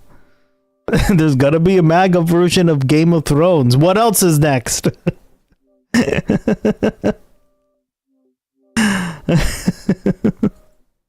Back in November of 2022, the conservative media outlet The Daily Wire, and of course it's them, right? They love pushing out this garbage. And this is what I mean, guys. Like, when we talk about TV shows and movies and books and, right, everything that you can consume or, like, that is a art, right? All this is literally downstream from politics. That's why we talk about it, right? Because they're connected.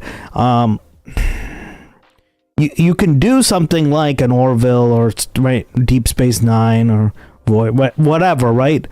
And then you have like this shit, which is just, oh God. Part of its newly formed entertainment initiative, announced that right, a V for Vendetta, all these movies, books, TV shows that we talk about. The Pentagon Circle. Wow, this looks like shit.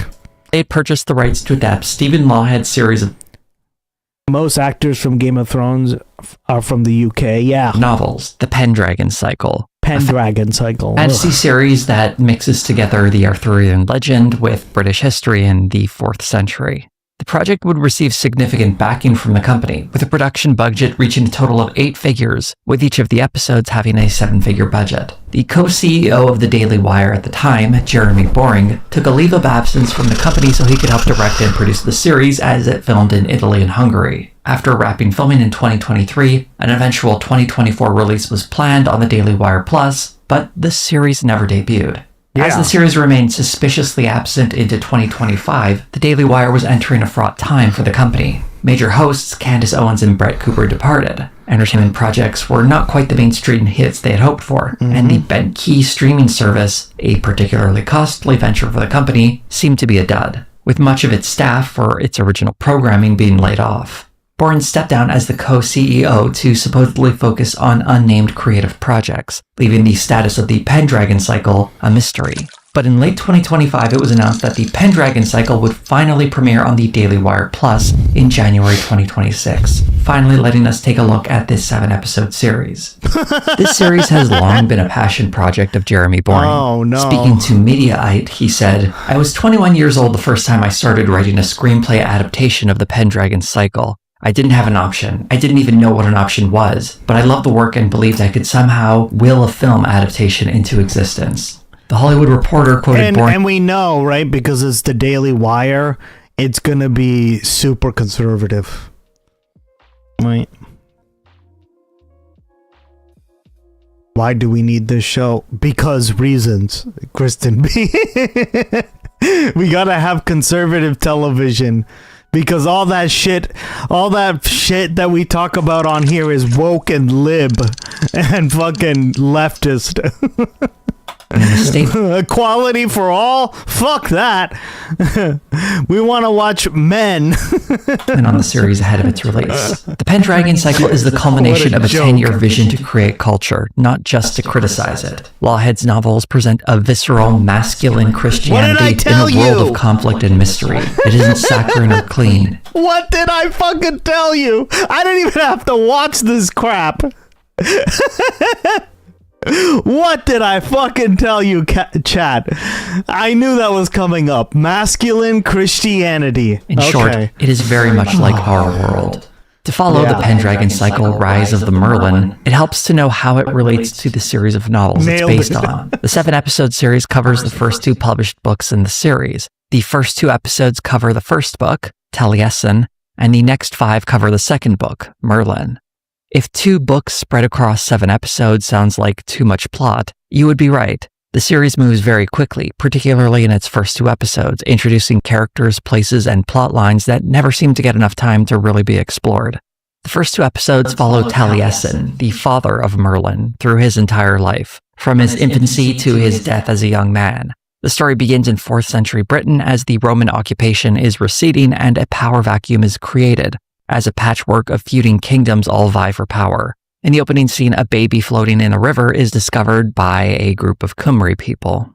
Right from the beginning, you can tell this is perhaps not the most carefully constructed TV series. There's a lot of footage of this floating bundle flowing down the river, but I'm not sure why they decided to use the one shot where we can see the bundle flip over in a way that would have seriously hurt or killed the baby. Turns out the baby is actually fine even after that little flip. As I'm sure most people have noticed, this baby floating down the river is a clear reference to the story of Moses, establishing the religious character of the series right from the get-go. More specifically, we'll be seeing a lot of Christianity as the series goes along. While this aspect of the series has gotten some criticism online, it actually harkens back to an older tradition of the Arthurian stories that mix together Christianity with the Celtic mythology of the British Isles. Over the centuries, that became less fashionable, and more recent stories of King Arthur and the Knights of the Round Table have leaned away from those Christian elements. But Stephen Lawhead's books attempt to bring that Christian part of the story back, while adding a few new elements of his own. In this version of the story, Merlin's parents are Taliesin, the baby found in the river, and Charis, a princess of Atlantis. And yes, Atlantis exists in this story. What?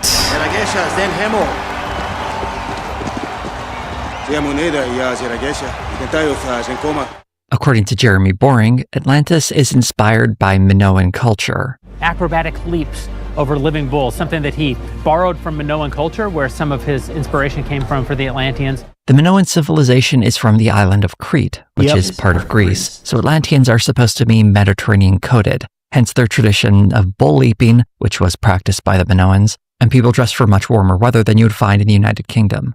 It's also very noticeable that these people are blindingly white. The clean robes and architectural skills are meant to show us how advanced the Atlanteans are compared to the Britons we would meet on the show.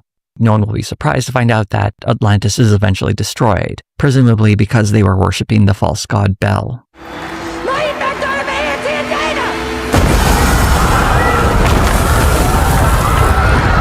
This looks like shit. Atlantean society is built on the foundation of a falsehood, so their ability to create special swords, castles, and live a very long time ultimately come with the price of their home being destroyed and then becoming refugees, forced to establish a new home in Britain. I'll be using the term Britain when describing the land because that's what the show often does. Although the Irish, for instance, are mentioned in the series, and the Cymry have a fairly sizable role in the first 2 episodes, the series primarily speaks of Britons and their homeland. I don't know enough about the history of this region to really tease out these details, but I'm just following the show's lead on what it names everything. Although we meet Taliesin as a baby and Karis as what appears to be a young woman, these stories are happening at roughly the same time. Atlanteans age very slowly. The series spans a century, but Karis, played by Rose Reed, looks the same throughout its entire run. The series doesn't do the best job of explaining this because when you look at Karis' sister Morgan, we see her as a little girl when Atlantis is destroyed, but 20 years later she's an adult, played by Emery Franklin, while Karis hasn't seemed to age at all. Yeah. The name Morgan should sound familiar because she is probably more recognizable as Morgan Le Fay from the Arthurian legend. Yeah. Several characters from that mythology are presented as coming from Atlantis in this series. The Atlantean king Avallac'h, played by Daniel Fathers, would become the Fisher King because he likes fishing, and Karis would become the Lady of the Lake because she likes to go for a swim sometimes. Lady of the Lake. The Atlanteans are a strange insertion to the story as their advanced society seems to explain a lot of the mystical elements from the Arthurian legends, such as Merlin not seeming to age and the power of the sword that would be thrust into the stone at the end of the series. By comparison, the Druids seem incredibly shabby, with only Taliesin and later Merlin showing any kind of significant power, and the source of their power seems to being primarily from the Christian god. In the case of Taliesin, even though he's raised as a druid, the mystery of his birth and his later conversion reveal a more ordained destiny, one that seems to come from a Christian god more so than any druidic tradition. After a 20-year time skip, we see Taliesin, played by James Arden, as an adult who is part of the Cymry people, complete with some truly tragic-looking mustaches. The Cymry are trying to arrange a marriage between him and Karis to unite their people with the Atlanteans. But it's Cumbry. And as the story finally gets going, we're introduced to a lot of characters, places, this looks and like events. Shit, guys. I'm sorry. Like, I would not watch this show.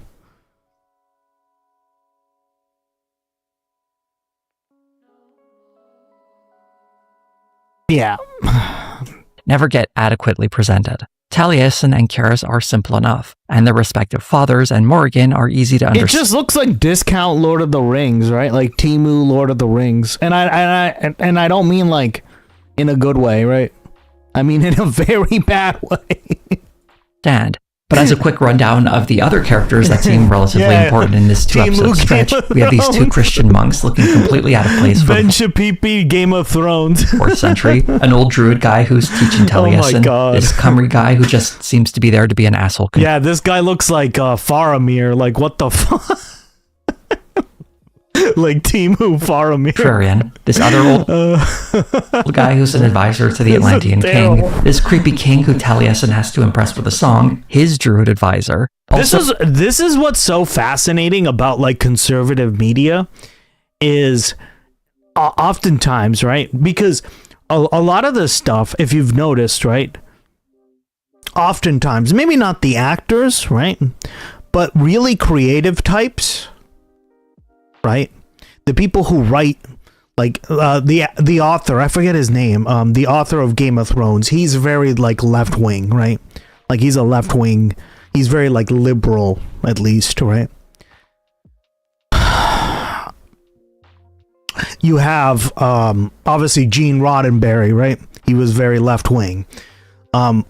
George Lucas, right?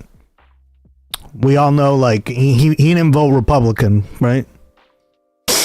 Like, a lot of these people that make these like very that are very like creative generally tend to be on the left, right? That's why like when conservatives try to copy their steez, it doesn't work, right? Like, it feels like discounted versions of whatever they're trying to copy, right? Yeah.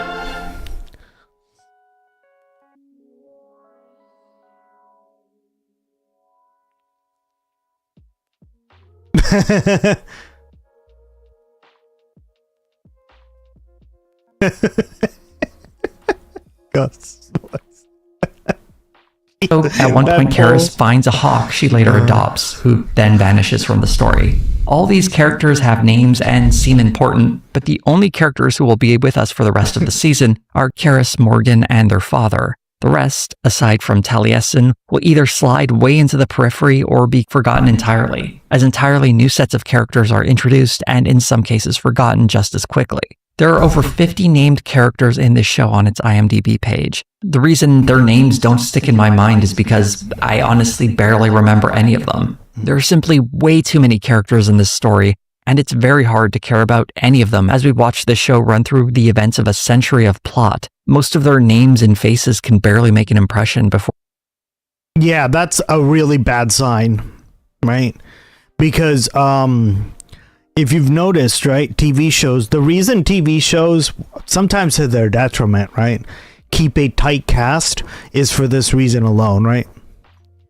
They tend to focus on like maybe like 9 cast members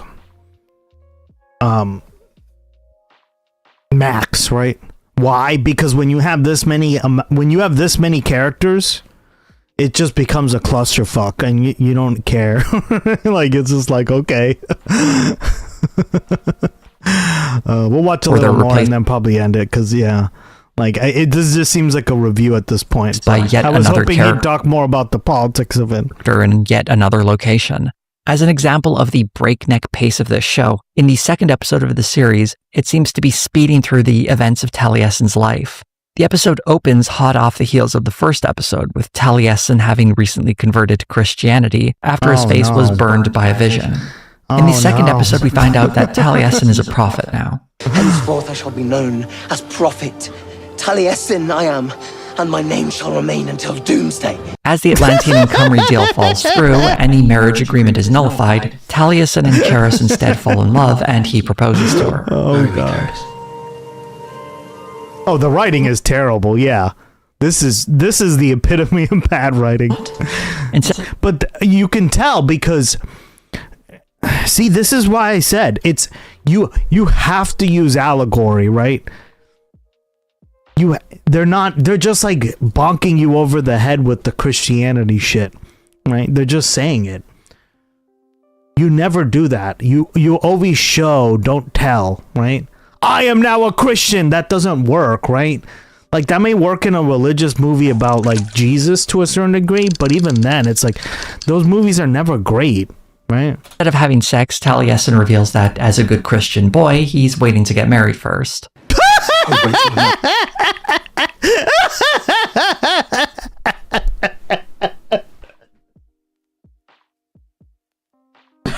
Oh no!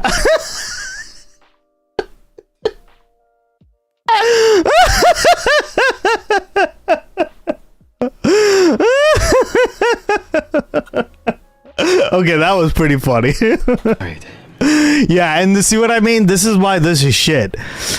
Instead of being like, hey, like having a good reason, right? In a good script, you would have a good reason. You would establish why the character doesn't want to do that, right? You would establish it. You'd be like, oh, well, you can kind of see it, right? But no, in this, they just bonk you over the head with it, right? Rest now, brother. We have the launch. I'll see you in Valhalla. In the way of the Christians. I'm betting he wishes that conversion had hit him a few weeks later. Karis, putting aside her distrust. Can I just convert a week later and have sex now? Oh.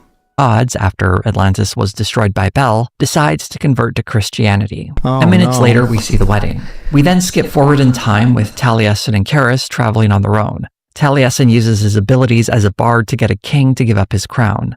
We then get another time skip to reveal that Karis is pregnant, and things get a little preachy as Taliesin describes the kingdom of summer he hopes to one day make.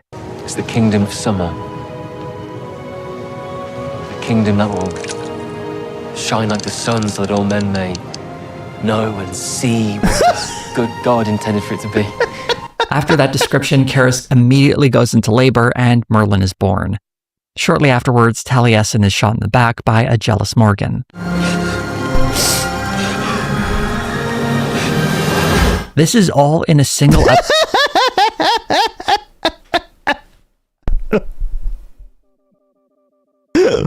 Wow, this is shit.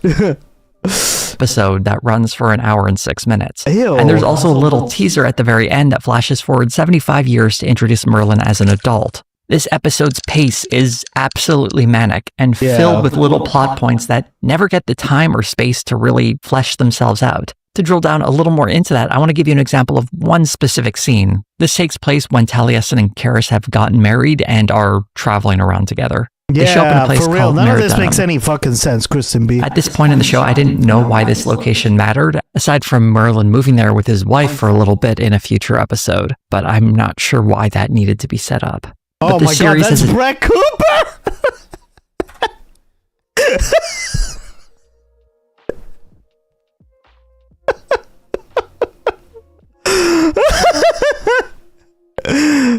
It might be semi-okay-ish series. Yeah, if you watch it muted, right? That's like saying like, if you just read the lyrics to a song, they may be okay. It's half the experience, right? In a future episode, but I'm not sure why that needed to be set up. But the series has a tendency to announce the arrival. God, the Daily Wire, like, their shit is so bad, guys.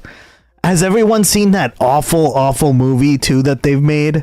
I forget what it's called. It's called like Basketballs or some stupid shit like that. Hold on, let me show you the trailer to that. This is brought to you by the people who made this garbage, right?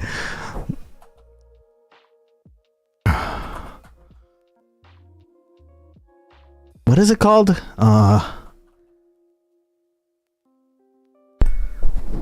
Didn't they make one with Gina Carano as well? Oh yeah. Hold on, let's see. What is it called? God damn it.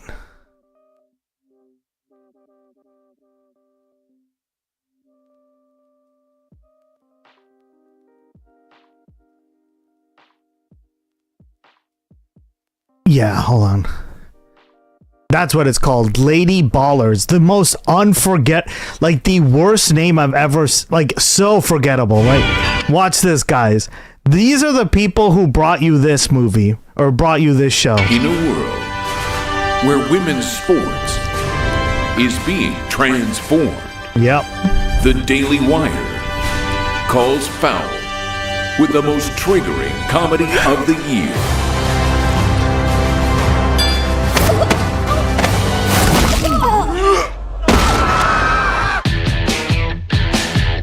Guys, this is serious.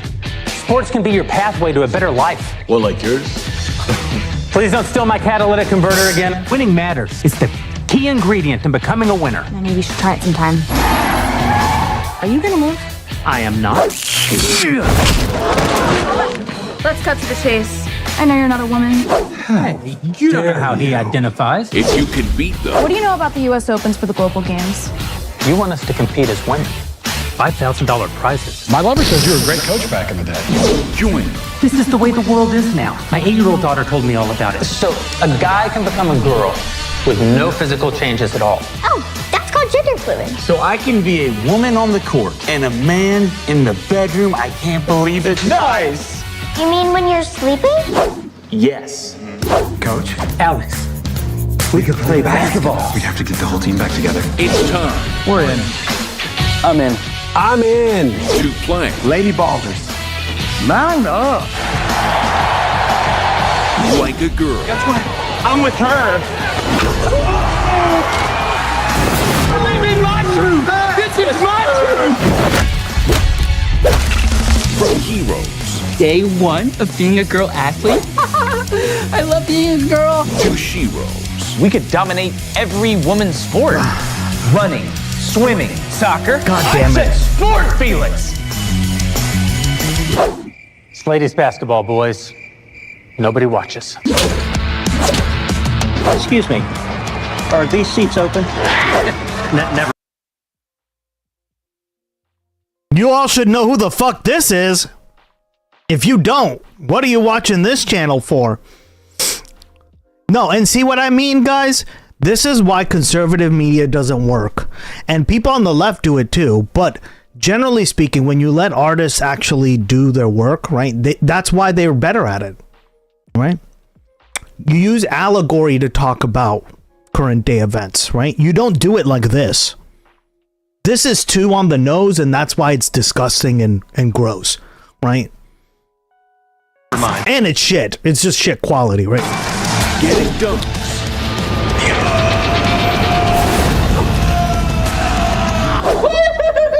And tucking trunks. No, she didn't.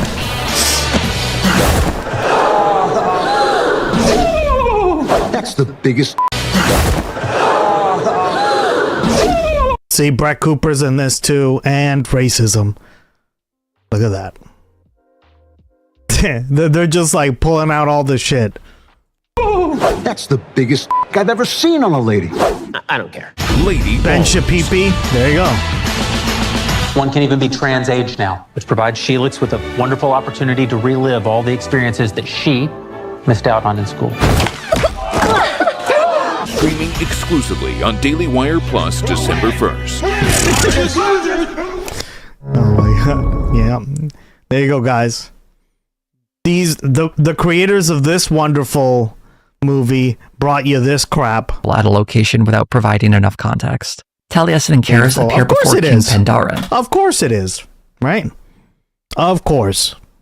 Asking for a place in his kingdom. Pandaren is more than a little creepy. You will be flogged and driven out. But your lady will stay. It's clear the king doesn't respect Taliesin or his wife, so Taliesin takes away the voice of the king's advisor and then sings a song that goes on for several minutes. The cold air claims the leaves, the leaves. That song was apparently very convincing because the king then decides to give up his throne. You are the master of all men within the sound of your voice. I stand ashamed and humble before you. This scene is not particularly well performed. The writing is bland, and I'm often left wondering why we needed so much time on the scene when it could have been put towards many of the other plot points in this episode that similarly don't get enough time to be fully explored. And that's the biggest problem with these first two episodes. They're trying to capture a multitude of plot points from a single book, and it starts to feel more like a checklist of events rather than a cohesive story. These first two episodes were written and directed by Jeremy Boring, with an assist from Rose Reed for the script in the second episode. And it really reflects the sort of production we might expect from the writer and director of Lady Ballers.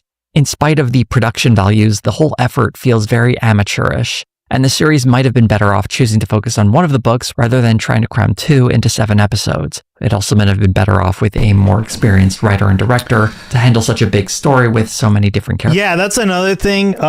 So this is, again, just kind of speaking on what I know about like structure and stories, right?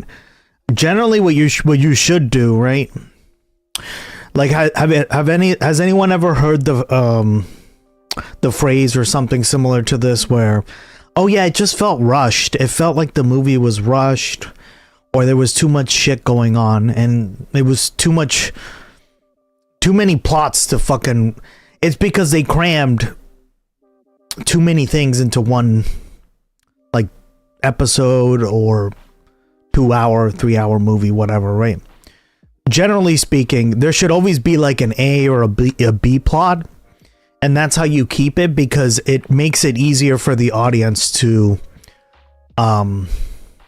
keep up with the structure of what you're trying to tell, right?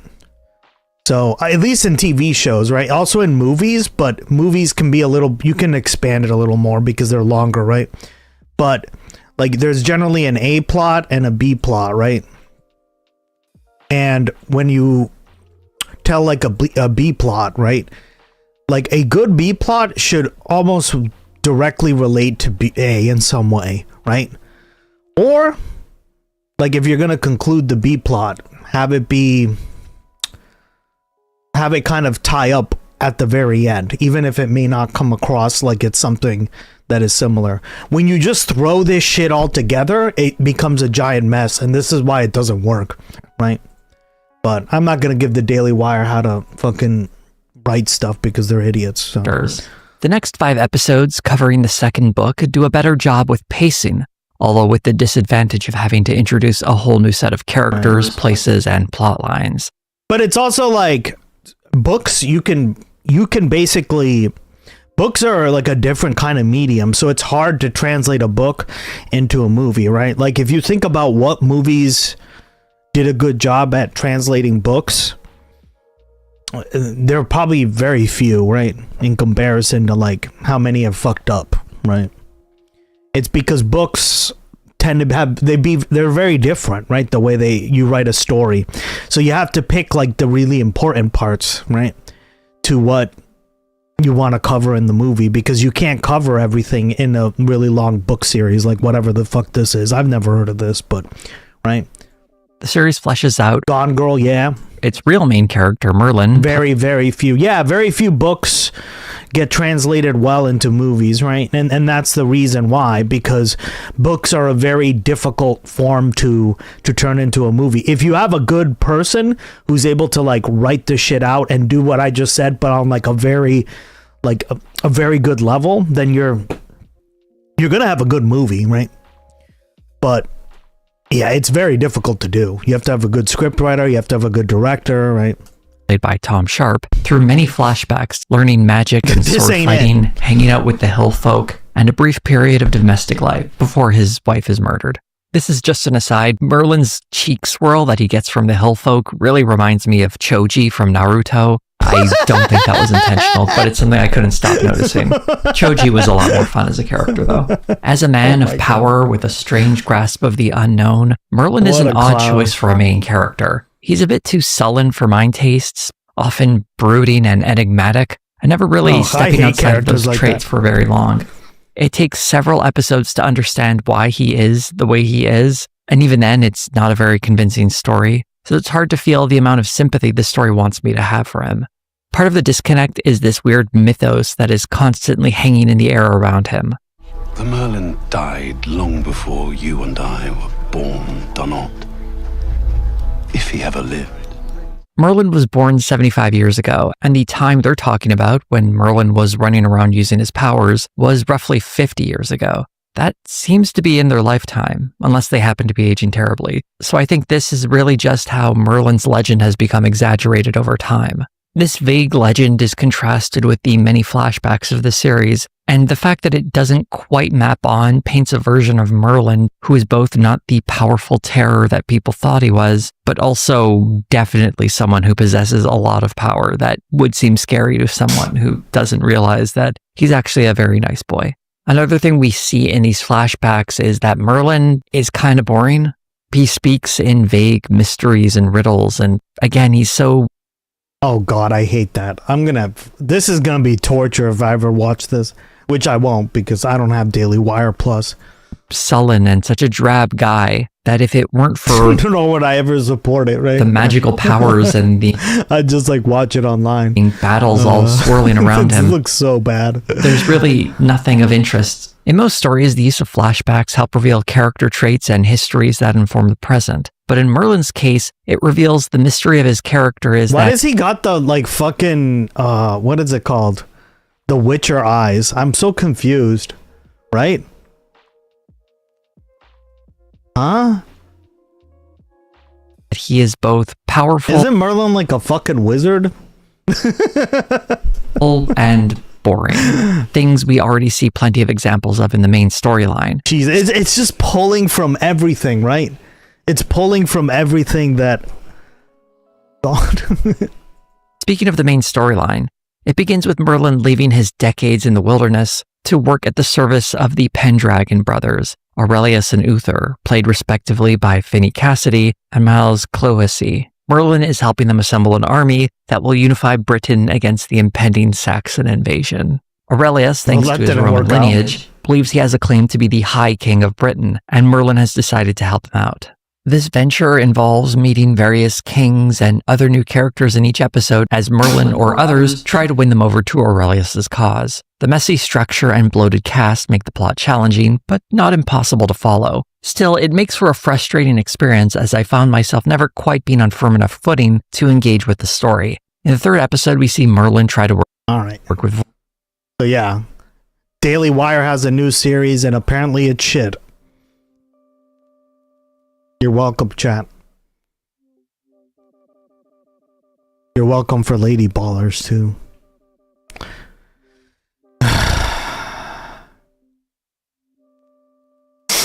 Oh, man.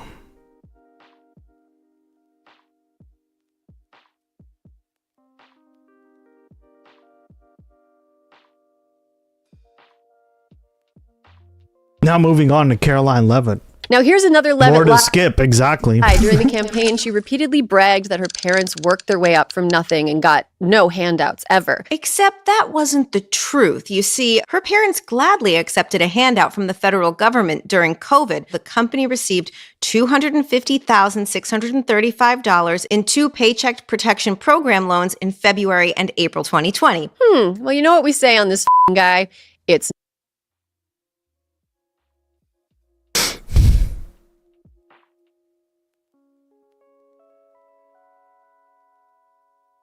You can't just have your characters announce how they feel. That makes me feel angry. Yep. Thank you, Aeon Lord. You can't just have your characters announce how they feel. That makes me feel angry. You have to show, not tell.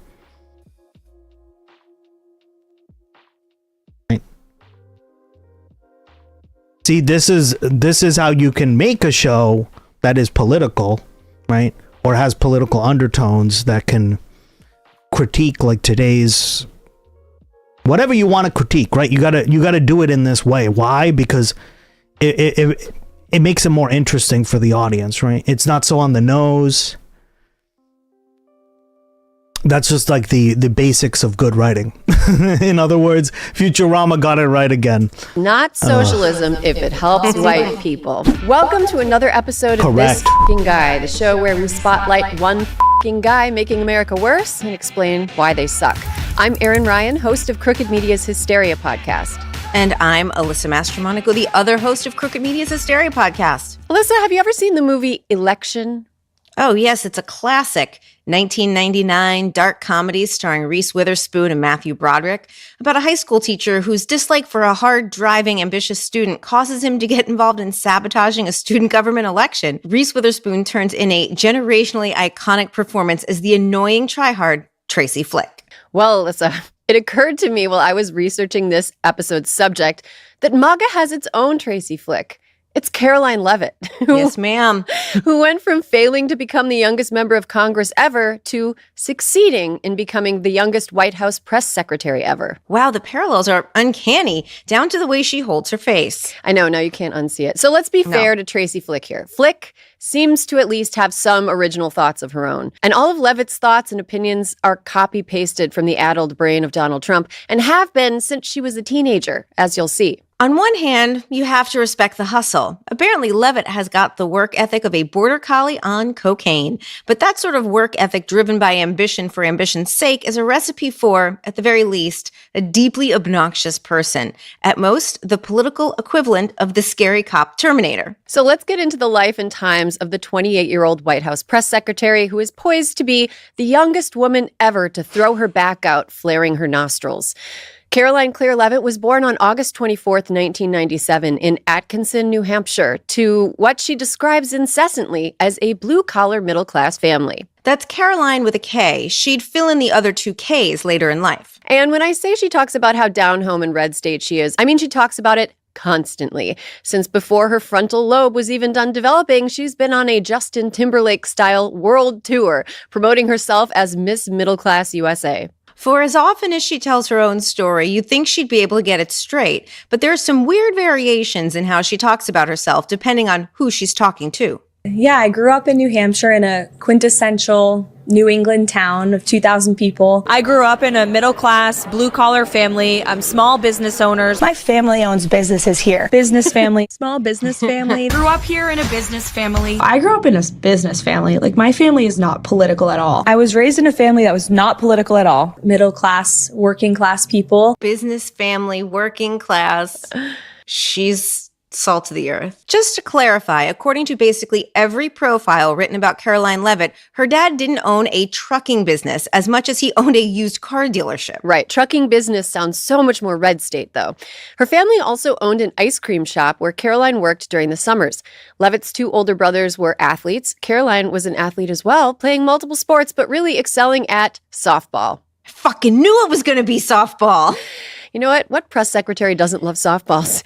She was good enough at the old underhanded heave-ho that she earned an athletic scholarship to play D2 college softball at St. Anselm's College, a Catholic school in Manchester, New Hampshire. She was okay at softball in college. Okay, but not great. She started in 36 games her freshman year and was even named Conference Freshman of the Week once. But after that, her softball career kind of fizzled out. Her heart wasn't in it. Her heart was in aggrieved whining about how mean people are to conservatives on college campuses. Like many college conservatives, she found her perfect outlet for her complaints in her school paper, where she proved to be a pretty shitty writer. But don't take my word for it. Wait, this what? Is from an August... Writing? Shitty? Conservatives? Nah, could never be them. Levitt byline. Quote, the liberal media, it is... See how we weave so hard on this stream, guys? We weave. I try to make everything we watch kind of... Right. Except when we go off when we go off topic or whatever, right? I do try to keep things on topic, even if it's seemingly not, right? Debatedly the most appalling factor of the entire election cycle, besides Hillary Clinton somehow dodging an indictment, of course. Liberals themselves will never admit it, but any rational and open-minded individual can see the ever-present bias that engulfs the media day in and day out. Major news stations such as CNN, ABC, and MSNBC might as well come out and endorse Hillary Clinton. Chaos. Wow, a budding Susan Sontag. She also wrote a column claiming that Donald Trump's Muslim ban wasn't actually a Muslim ban. So she's been a whiny and kind of dumb-sounding Trump copy-paster since before she was old enough to buy lottery tickets. Right. And this should be a lesson for all kids with dreams out there. If you're really good at sounding stupid, follow your stupidity to the dumbass stars. According to a Politico profile, Levitt's first national TV appearance happened in 2015 when she went on a Pancakes and Politics town hall hosted by Matt Lauer. This is pre-Me Too Matt Lauer, when he was still flying high hosting the Today Show. On that fateful day, baby Caroline, just 18 at the time, was given the opportunity to ask then-candidate Donald Trump a question. Her question was, quote, Mr. Trump, as everybody knows, and I personally appreciate, what would you like to say to people who think you are too harsh to be the next president? She's been kissing that man's ass for so long that her lips and his butt are common law married. Yep. And we know Trump loves being flattered, so of course he complimented the question and claimed to be a nice guy. before launching into a complaint about how people running the country are stupid. By the end of her sophomore year, Levitt had grown frustrated with the slow publishing turnaround of the campus newspaper and turned her sights on her true passion, being on television. She started the St. Anselm Broadcast Club, a group for other aspiring Matt Lauers. Levitt scored a job with a local TV station and covered the 2016 election, too. Thanks to her college's place in America's archaic primary system, she even got the opportunity to rub elbows with such bastions of truth as Tucker Carlson and that creepy one who reminds me of a pig with a nose job? Brett Baer. Brett Baer, yes. After the rush of Donald Trump winning the presidency had subsided, Caroline's Kids Club put together its own YouTube channel and racked up tens of views. For those listening instead of watching, I need to describe the quality of these videos. Like most college clubs, the Broadcast Club couldn't afford its own fancy studio. So instead of trying to make do with what they had, they green screened each commentator into a higher res photo of a fancy TV studio, giving the whole thing a low-budget Tim and Eric vibe. Spaghetti. Joining me to discuss Trump's changes so far is Hillary Clinton supporter and our very own political analyst, Tom Mannion. As an Oh, no. avid Clinton supporter and Democrat, how did you feel last Friday watching Trump swear into the Oval Office? You know, it was very symbolic, and even as a Democrat, I love to see the peaceful transfer of power. It doesn't happen in a lot of countries, and to see it go from President Obama to President Trump was very touching. And I mean, everyone can expect the peaceful transfer of power in this country. That's what makes America so great. Yeah. Wow. So you'd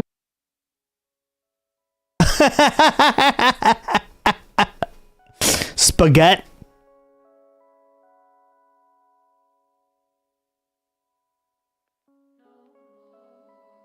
That's what she said. So you admit it? You like the peaceful transfer of power? Yeah, well, he didn't do it, so... She got better at sitting behind a desk and talking in the direction of a camera as time went on, like when she experimented with pretending to type before looking up at the camera as though startled. Anyway, this is why people practice to get better. Levitt applied for an internship working for the Trump White House, something she's recounted in interviews with awe as something she literally applied for online, as though filling out a job application on the internet is a splendid novelty like the chocolate river in Willy Wonka's factory. Well, Caroline ended up getting her golden ticket from the man with the golden toilet and won an internship to work for the Trump White House the summer before her senior year. At the time, White House internships were generally unpaid, which is incongruous with Levitt's allegedly middle-class upbringing. Yeah, where would she get the money to survive in D.C. if her parents were such business bumpkins or whatever? Right, like plenty of small business owners are successful enough to bankroll their kids' unpaid internships into their 20s. Like, how do you think we staff art museums? But this red state poverty legend building is something that upper middle class people do all the time to boost their blue-collar bona fides. Caroline's dad ran a used car dealership. Car dealerships are the #1 producer of millionaires in the American economy. Given the unpaid internship of it all, I'm highly suspicious that Levitt's claims of being middle class are exaggerated. And to me, someone who grew up legit without money, that is a form of... Oh, no. What a cloud world. Ugh. Stolen valor. Fair enough. Caroline's first job was in the correspondence office, which means she read random letters and cards that people sent to the White House and responded to some of them. Levitt was offered a job as assistant press secretary after graduating the following year, working mostly under Kayleigh McEnany. Woo! Oh, no. McEnany was the 4th press secretary in that tumultuous first Trump term and has somehow parlayed about 9 months of sniping at the press from behind the podium into a lucrative career in the neon orange studios of Fox News. She was also Levitt's mentor. In January 2021, Levitt joined... I can tell, because she reminds me so much of Kayleigh McEnany. And God, did I fucking despise her as press secretary, too, so... Guys, it's like the Avengers. They all team up, right? And give you brain rot. The Avengers of brain rot. And then Congresswoman Elise Stefanik's office as communications director. That is a big promotion. Oh, no, not her. God damn it. Fortunately, that placed Levitt inside of the U.S. Capitol. They're all like, guys, you see this? They all cooperate with one another.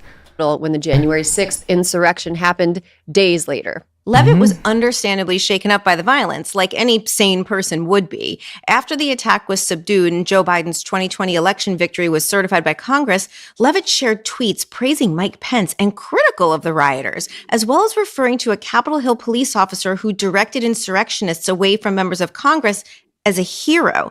She still hasn't spoken publicly about her experience in the U.S. Capitol that day. And those tweets had somehow magically vanished from Levitt's feed by the time she embarked on her next chapter, running for Congress and losing.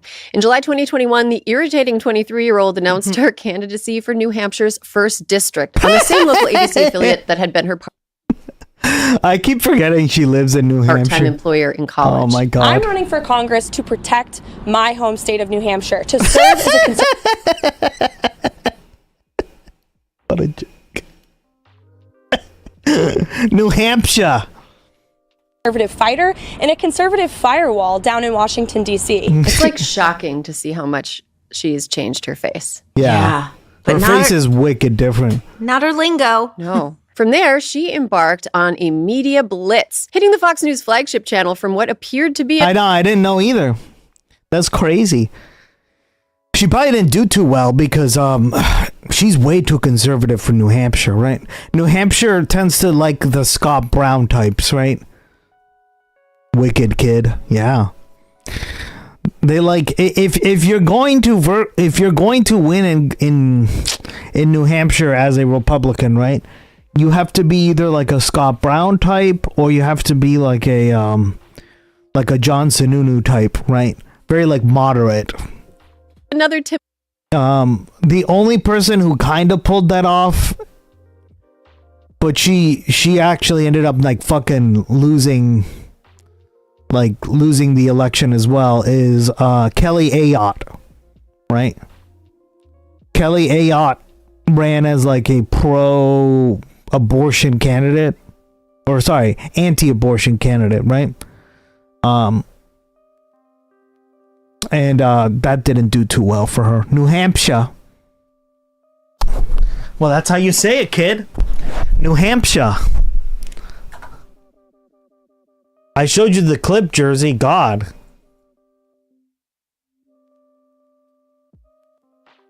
Jersey, you should know this. You're from New Jersey, okay? You're not saying it properly. Your own fucking state.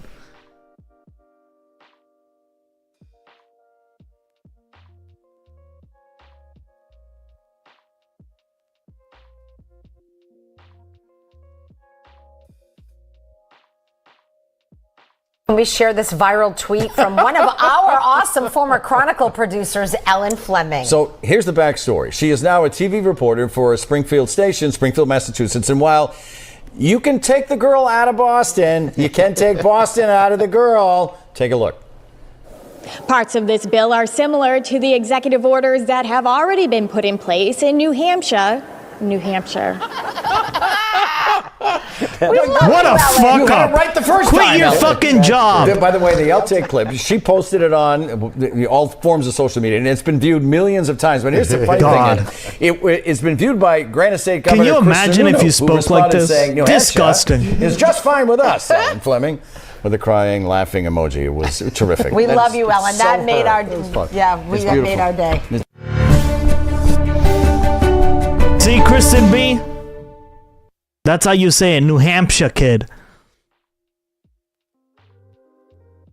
You won't believe how many people say that here. Level set. Now, New Hampshire's 1st district is not that significant nationally speaking. No, and the it odds were isn't. long. Levitt was up against 9 other candidates for the GOP nomination, including another former Trump administration employee, a smarmy college Republicans type named Matthew Mowers, whom Trump had Hampshire. endorsed when he'd run for the seat in 2020. Early polling showed Levitt only netting 7% of the vote among the primary field.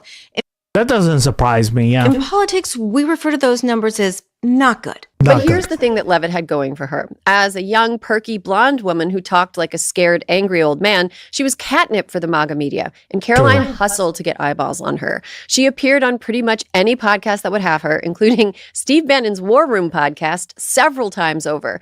And that's how she became one of his favorites. Still, Levitt was having trouble rising to the top. So now ask yourself, What would Tracy Flick do? First, work her ass off. The Politico profile of Levitt claims that she went to Manchester every day and knocked on doors from mid-afternoon until it got dark, totaling a dizzying 78,000 doors. That's so many doors. Years later, one of her funnier lies would be that her boss, President Donald Trump, always had a large bruise on the back of one of his hands because of how many handshakes he gave. Now, by that logic, after knocking on 78,000 doors, Caroline Levitt should have had hands that looked like purple baseball mitts from all the knocking. For real. But she didn't. Nope. Anyway, so the second answer to the question, what would Tracy Flick do, is bring other people to the bottom. In the film Election, Flick rips down her competitors' campaign posters after being driven to the brink of a nervous breakdown by increased competition from the other two candidates in the race for student government president. In Caroline Levitt's story, she flies down to Mar-a-Lago, and rather than asking for her former boss's endorsement, she asks President Trump to not endorse anyone in her race. Clever girl. She knew that she didn't have the numbers to support a full-throated endorsement, and Trump hates losers. Prior to the Mar-a-Lago meeting, she had been doing some very important sucking up for an audience of one. Levitt had been the most vocal candidate in the primary field to latch on to the big lie that the 2020 election was stolen from President Trump. Her slavish devotion to Trump's favorite falsehood, and probably also his weakness for blousy blondes, was enough to convince him to refrain from endorsing in the race for Republican nomination in New Hampshire's 1st District, and so Caroline's hopes remained alive. All this big lie touting was rich, coming from someone who was physically in the Capitol when rioters who believed said lie had rained violence and terror on the building's inhabitants, and who had tweeted in support of Mike Pence and the bravery of the Capitol Police in the days after the mayhem. A little fib about a whopper. Levitt is like a matryoshka doll of lies. Now, here's another Levitt lie. During the campaign, she repeatedly bragged that her parents worked their way up from nothing and got no handouts ever. She told a local newspaper called the Eagle Tribune, quote, "My dad came from nothing and worked his way up, created a successful business that my brothers now work at. He didn't take any handouts from anyone. He reminds me of President Trump. He says what he believes." She also made that claim in a video on her campaign website. One of her favorite bugaboos was the so-called socialism of Biden's Inflation Reduction Act. Except that wasn't the truth. You see, according to WMUR, a local New Hampshire TV station, her parents gladly accepted a handout from the federal government during COVID. Quote, data a socialism for you, but not for us. Okay, got it. Where have I heard that before? Huh, guys? Where have I heard that before? Compiled from the U.S. Small Business Administration show the company received $250,635 in 2 Paycheck Protection Program loans in February and April 2020, as well as 2 economic injury disaster loans totaling $160,000 also in April 2020. End quote. Well, you know what we say on this fucking guy? It's not socialism if it helps white people. Bingo. As the primary grew closer, Levitt kept appearing on whatever right-wing freaks podcast. Or corporations, right? This is what I mean, guys. Republicans love socialism. This is a myth, right? Maybe except for like the super libertarians, and even some of them are fucking liars, right? But they represent like 1-2% of the party max, right? Would have her. This gave her national reach and allowed her to raise a ton of money from an important donor base. Fox-pilled, middle-aged dudes in places far from New Hampshire. In the first 48 hours of her race, she raised over $100,000, and the money kept rolling in from the uncles everybody hates to see coming on Thanksgiving. Overall, her campaign raised $3.8 million. Sounds like she was great at raising money. Well, kinda. We'll come back to that in a second. Levitt has always been adept at jujitsuing her weakness into strength. One pivotal moment during the campaign was what is now known as the hoe bag ad, which was put together by a PAC supporting Mowers. I'm Caroline Levitt. Yep, that's her. Levitt pretends she's a conservative, but really she's just a woke Gen Zer. Worships Fauci's mask mandates. Records everything. Listen up, hoe bags. Wants to bring her generation's new vision to Congress. You know, mooching off her parents. Running up huge credit card debt. Woke, immature, and irresponsible. Caroline Levitt for Congress? No, not a chance. Defending Main Street is responsible for the content of this advertising. Woke, immature, and irresponsible would be a great tagline for a show that I would watch. It's true that Levitt did rack up quite a bit of credit card debt. On her financial disclosure form, she admitted that she had between $10,000 and $15,000 outstanding. But Levitt kind of leaned into the accusations the ad made about her. Every age-based attack gave her more fodder to claim that she was both an aggrieved victim and a fearless conqueror. Straight from the GOP playbook. Levitt's loudly courting the most far-right voters in the Republican primary, combined with her semi-underhanded quest for Trump to withhold his support from her opponents, combined with her psychotic willingness to do whatever it took to get herself in front of as many voters as possible, paid off. She pulled off a surprise victory in the primary. Our conservative voices cannot be silenced. And the future of our beautiful, great, live free or die state is ours. The night she won the primary, she was approached by 2 interviewers, including local reporter Stephen Porter. One of the interviewers pressed her about the 2020 election denialism, which she had thrown herself headfirst into in order to be the most MAGA to ever MAGA. Levitt reiterated her commitment to the belief that Joe Biden hadn't actually won the 2020 election. Porter followed up by asking her how she could be sure that she'd actually won the primary then, if elections are so prone to fraud. Levitt ended the interview abruptly and stormed off. The Levitt flounce was born. Unfortunately, her primary momentum wouldn't carry her through the general. Recall that 2022 was the red wave election that turned into more like light spotting. Republicans everywhere underperformed expectations. Levitt ended up losing handily to Democratic incumbent Chris Pappas. This even after she'd spent the months leading up to the general accusing him of a veritable casserole of right-wing scare words: woke, a socialist, a secret left-wing extremist. Oh, well, if at first you don't succeed, brush yourself off and try again, right? Although that gets a little harder when some of the dust you accumulated in your fall includes more than $300,000 in contributions that exceed legal limits. Jesus. That's right. Levitt's army of horny 57-year-old war room fans didn't strictly adhere to federal campaign finance laws. But rather than refunding the illegal donations, Caroline's campaign spent it, which left Caroline for Congress in debt to those entities to whom it owes refunds. FEC reporting showed that years after the 2022 election faded into the rear view, the campaign still owed $326,000 to more than 100 entities, both donors who made illegal contributions and some vendors that hadn't been paid for services rendered. As of 2025 to 2026, she'd only... By the way, who ends up paying for that? I'll give you a guess. Anyone? Who ends up paying for the fact that that she never refunded the campaign? Anyone? Only paid a little of it back. Where'd the debt go? It just kind of went away, we guess? I don't know. Where could it go? Good news, though, for a 20-something girl who needs lots of money. During her campaign, she met a rich old guy who wanted to fuck her. Just like a fairy tale. Nicholas Riccio was a real estate guy who was older than Caroline Levitt's dad and looks kind of like a composite photo of every white man on a pontoon boat in Lake Havasu. And by real estate guy, I mean he is to real estate what DJ Pauly D is to the symphony. Yeah, Nick Riccio is a landlord. He owns a bunch of rental buildings in Hampton Beach, New Hampshire, a vacation town widely known to be overcrowded and trashy, kind of like the Lake Havasu of New Hampshire. But passive income is passive income, and there's nothing more irresistible to an ambitious middle-class blonde than the prospect of being able to afford Louis Vuitton purses that aren't Canal Street knockoffs. Under these favorable conditions, Caroline and Nick fell in love. In December 2023, they announced their engagement. On the podcast Pod Force One, hosted by somebody named Miranda Devine, whom I was shocked to discover is not a MAGA-themed drag queen, Levitt acknowledged that her relationship was unconventional, but defended it by saying that men her age simply lack the maturity of her partner. The next month, in January 2024, Levitt took a job as the national press secretary for Donald Trump's presidential campaign, and her life was on a rocket ship to Bullshitopia from there.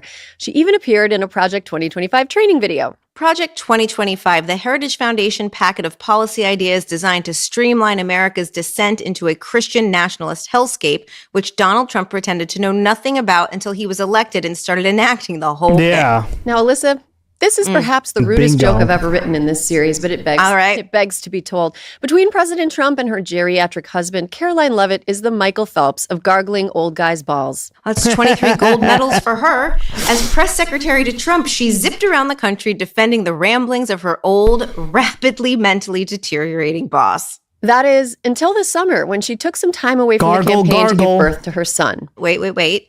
Isn't Caroline Leavitt a devout Catholic? Yes. And she wasn't married in July 2024? No, not yet. She was just engaged. And that's when she gave birth? Yes. But isn't that against Catholic doctrine to have sex outside of marriage? Yep. Yes. Then how'd she get pregnant? Such a good question. I guess we'll never know. So in July 2024, at 27 years old, Leavitt gave birth to her son, Nico, which makes her baby closer to her age than she is to the age of her husband. Nico Riccio will be graduating high school when his dad is almost 80. A little over a year later, Leavitt would deliver a sanctimonious eulogy of Charlie Kirk, wherein she praised the late podcaster for, quote, encouraging young people to get married and have children. And as a young person who has done it, I encourage you to do it as well. She had her child out of wedlock like a year before she gave that speech. Her son was 6 months old when she got married. Charlie preached a message of faith to all who would listen. He encouraged young people to get married and to have children. And as a young person who has done it, I encourage you to do that as well. It is the best thing in life. It is the ultimate legacy that we can leave. Get married and have children in that order, Caroline? In that order? And days after Leavitt gave birth out of wedlock, President Trump was shot in the ear in an assassination attempt in Pennsylvania. And as Caroline tells it, she just couldn't stand by and care for her newborn infant at such a pivotal moment in American bullshit. Lucky for Caroline, the man who knocked her up had the time and bandwidth to help her care for her baby. Her mom pitched in as well, quitting her job at a yoga studio to help Caroline take care of little Nico, second on her mother's priority list. And Caroline Leavitt went back to work 3 days after giving birth. Now, this sounds harsh, but I have to point out here, hypocrisy alert. Hypocrisy alert. It is totally fine for a woman to decide that her career is more important long-term than devoting all of her time and attention to infant care. Totally fine for a woman to want to go back to work after giving birth. I've no judgment. And some people want to stay home with their babies for the first year or longer. Both courses of action can be in the best interest of a woman and her family. But it's a little tedious to me when a woman only takes 3 days to bond with her infant before returning to the urgent matter of their job, does so in service of an ideology that preaches that the most important thing a woman can do is subjugate herself to wifehood and motherhood. Agreed. 100% true. Right? Hypocrisy on top of hypocrisy. Well said. Leavitt is a hypocrite. Yeah. Huh? Isn't your whole ideology like you should be staying at home taking care of the kids? What the fuck are you doing working, bitch? Right? She's married to an old guy who basically functions as both her sugar daddy and her wife. Yeah. She's able to do her job because Makes of her non-traditional no sense. Marital arrangement. She was pregnant before she got it. Now, if you're a woman who believes in the same things I do, of course you have a right to do whatever you would like to do, and you shouldn't be hamstrung to any sort of role like that. But this is not what she believes, right? She believes literally the opposite. She just even said it too. But this is what I mean, guys. They're hypocrites, all of them. Engaged. Yeah. She gave birth before she was married. She is not an example of doing things the way that she and other figures on the right would call the right way. Wife and sugar daddy combined into one. She's really got the best of both worlds. We do not have to hand it to her. Here's a quote she gave to the Conservateur. Quote, "It would have been a lot easier for me to respectfully decline this job offer and enjoy the past year in the peace and comfort of my previous job, but I know I'm doing it for a bigger cause, to win this election." The profile mentions admiringly that her son smiles when he hears her voice on the TV and, quote, recognized his mommy during an appearance on Newsmax. That's the most Don Draper shit I've ever heard. I guess motherhood is the most important thing a woman can do, unless, of course, Donald Trump asks you to do something else. Caroline Leavitt finally made an honest man of her baby daddy in January 2025, days before Donald Trump was inaugurated for the second time. And as soon as that happened, she became the youngest press secretary in history. She helped assuage people's discomfort with her age gap marriage and her youth by immediately visibly aging 15 years. During her first press conference, Leavitt got off to a roaring start, defending Elon Musk's Department of Government Efficiency, or DOGE, for cutting waste. One particular program she spotlighted included that the government was spending 50 million taxpayer dollars to fund condoms in Gaza. Now, fact checkers and thing knowers were puzzled by this claim. What on earth could she be going on about? And then a few days later, it became clear the funds weren't going to buy condoms for Palestinian rebels. The Gaza she was alluding to was actually the Gaza province in Mozambique, which is about 5,000 miles away from the nearest member of Hamas. And the $50 million was earmarked for generalized STI prevention, not specifically condoms. So the entire thing was both stupid and a lie. Yes. Correct. Combining stupidity and lying are kind of her trademark. Like when she claimed that the White House is a champion of the First Amendment at the same time that her boss has called for TV networks to have their licenses revoked and threatened the legal status of people critical of Israel. Remember how she had the Associated Press's credentials revoked because they refused to refer to the Gulf of Mexico as the Gulf of America after President Trump said he wanted to rename it? Conservatism consists of exactly one proposition, to wit, there must be in-groups whom the law protects but does not bind, alongside out-groups whom the law binds but does not protect. Frank Wilhoit. Yeah. 100%. Right? Well said, buddy.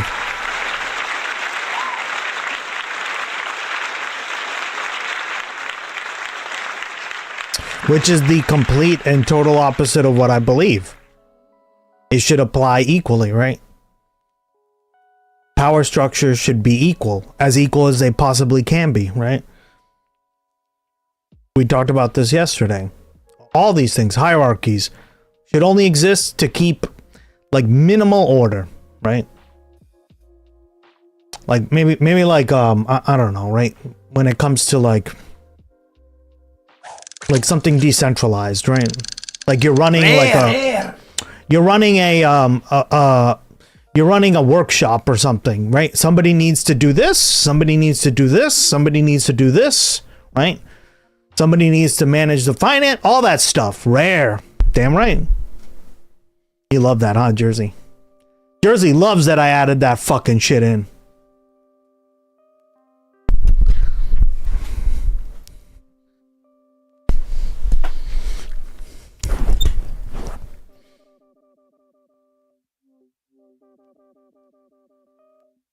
When are you guys getting golden legendaries? God damn it. Trump is the hardest working man in politics, despite golfing at every opportunity. Don't say it. She really went to the mat for Trump's very stupid tariffs plan, even after people who can do math pointed out that the math behind them didn't make any sense.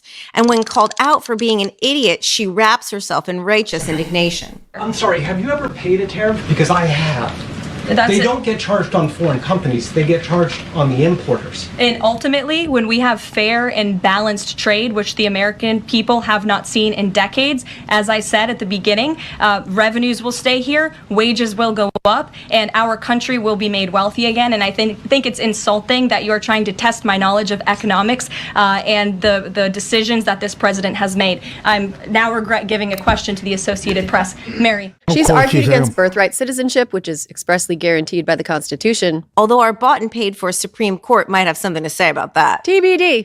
She's also claimed that Trump has been a great ally to Europe, despite the fact that his decades-long game of footsie with Vladimir Putin has probably paid for grad school for every cardiologist's kid who treats European leaders. She also made the odd and illiterate claim that Attorney General Pam Bondi has the power to fire judges just because she is their boss. Foreign terrorists have no legal protections in the United States of America, and this administration is going to continue to deport foreign terrorists and illegal criminals from our nation's interior. But a judge ordered that he should remain in this country. So are you saying that it is okay to ignore a judge's ruling if you don't like it? Who does that judge work for? It was an immigration judge who works for the Department of Justice at the direction of the Attorney General of the United States, whose name is Pam Bondi, who has committed to eradicating What? MS-13 from our nation's interior. Correction, whose name was Pam Bondi. That is so dumb. By March 2025, less than 2 months after taking the job as press secretary, Leavitt had already surpassed previous press secretary Jen Psaki's total for PolitiFact noted lies. She's also claimed that all undocumented people are criminals and, stupidly, that France should be grateful to America for the fact that they're not speaking German. Unlike her predecessor, Sarah Huckabee Sanders, the press seemed dead set on treating with the condescending preciousness usually aimed at a special ed student elected to prom court, the press corps seemed less reserved about aiming its ire at Levitt. And usually, that's exactly where she wants to be. The girl loves to get in the mud. Caroline Levitt is the face and mouth of the Trump administration, and you can tell a lot about how she feels about herself by what she projects. Trump also had some comments about her looks that managed to be both weird and gross. If you don't want to answer this, I didn't realize she'd be in the room, but she's on my list. Caroline Levitt. She's become a star. It's that face, it's that brain, it's those lips, the way they move like she's a Oh, God, I forgot about that. Machine gun. Even he's uncomfortable with those lips. I want those lips. I want them. I want them lips. She in the room? She's in the room. She's a star. And she's great. She's a great person, actually. But she's. I don't think anybody has ever had a better press secretary than Caroline. Yeah, she's for been real. amazing. It's just. Do not come. It's so gross. I saw that and I was like, oh, God. Jeff Bezos came, Bill Gates came, Mark Zuckerberg came. Many of them came numerous times. The bankers have all come. Everybody's coming. What's that? Ugh, yuck. Also in late 2025, when she was featured in a photo spread for a Vanity Fair feature on the boss behind her boss, White House Chief of Staff Susie Wiles. I remember this spread. What a glorious news cycle that was. Photographer Christopher Anderson captured several Trump 2.0 figures like Stephen Miller, Marco Rubio, and our girl Caroline in his trademark style, up close, unvarnished, how he saw them, rather than how they wanted to be seen. The photo that made the biggest splash was this extreme close-up of Caroline Levitt, tight on her prematurely stressed and underhydrated skin, and close enough to reveal a smattering of messy track marks from receiving lip injections too close to the date of the photo shoot. Those lips are filled to within an inch of their tiny little lives.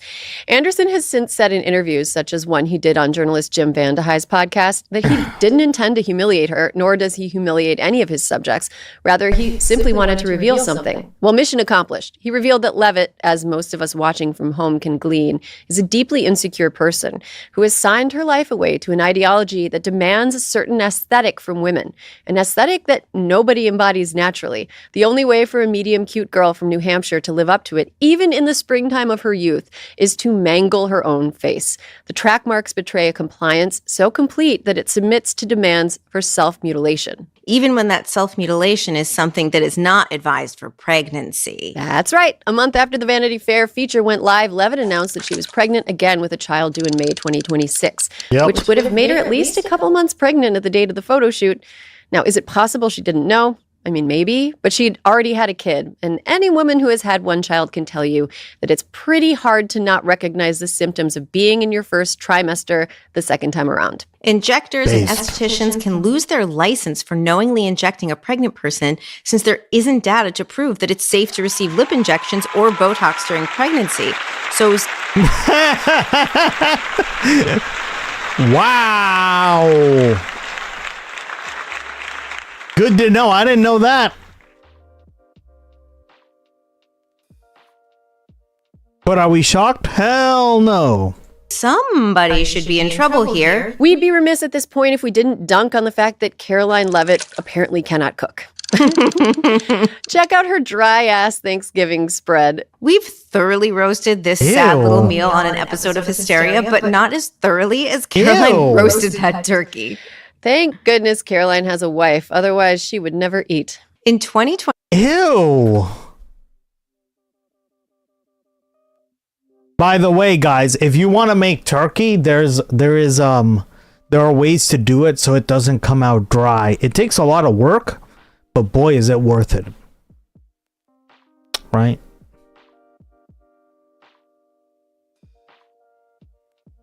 You got to stuff the turkey.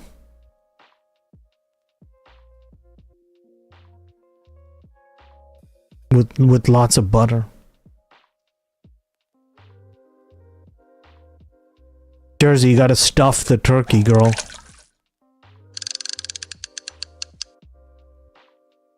Stuff it.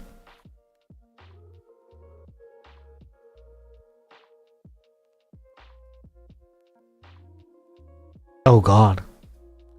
Simple brine for 24 hours usually is enough to keep. Yeah, you have to do either a brine or like butter also really works too, keeping it moist, right?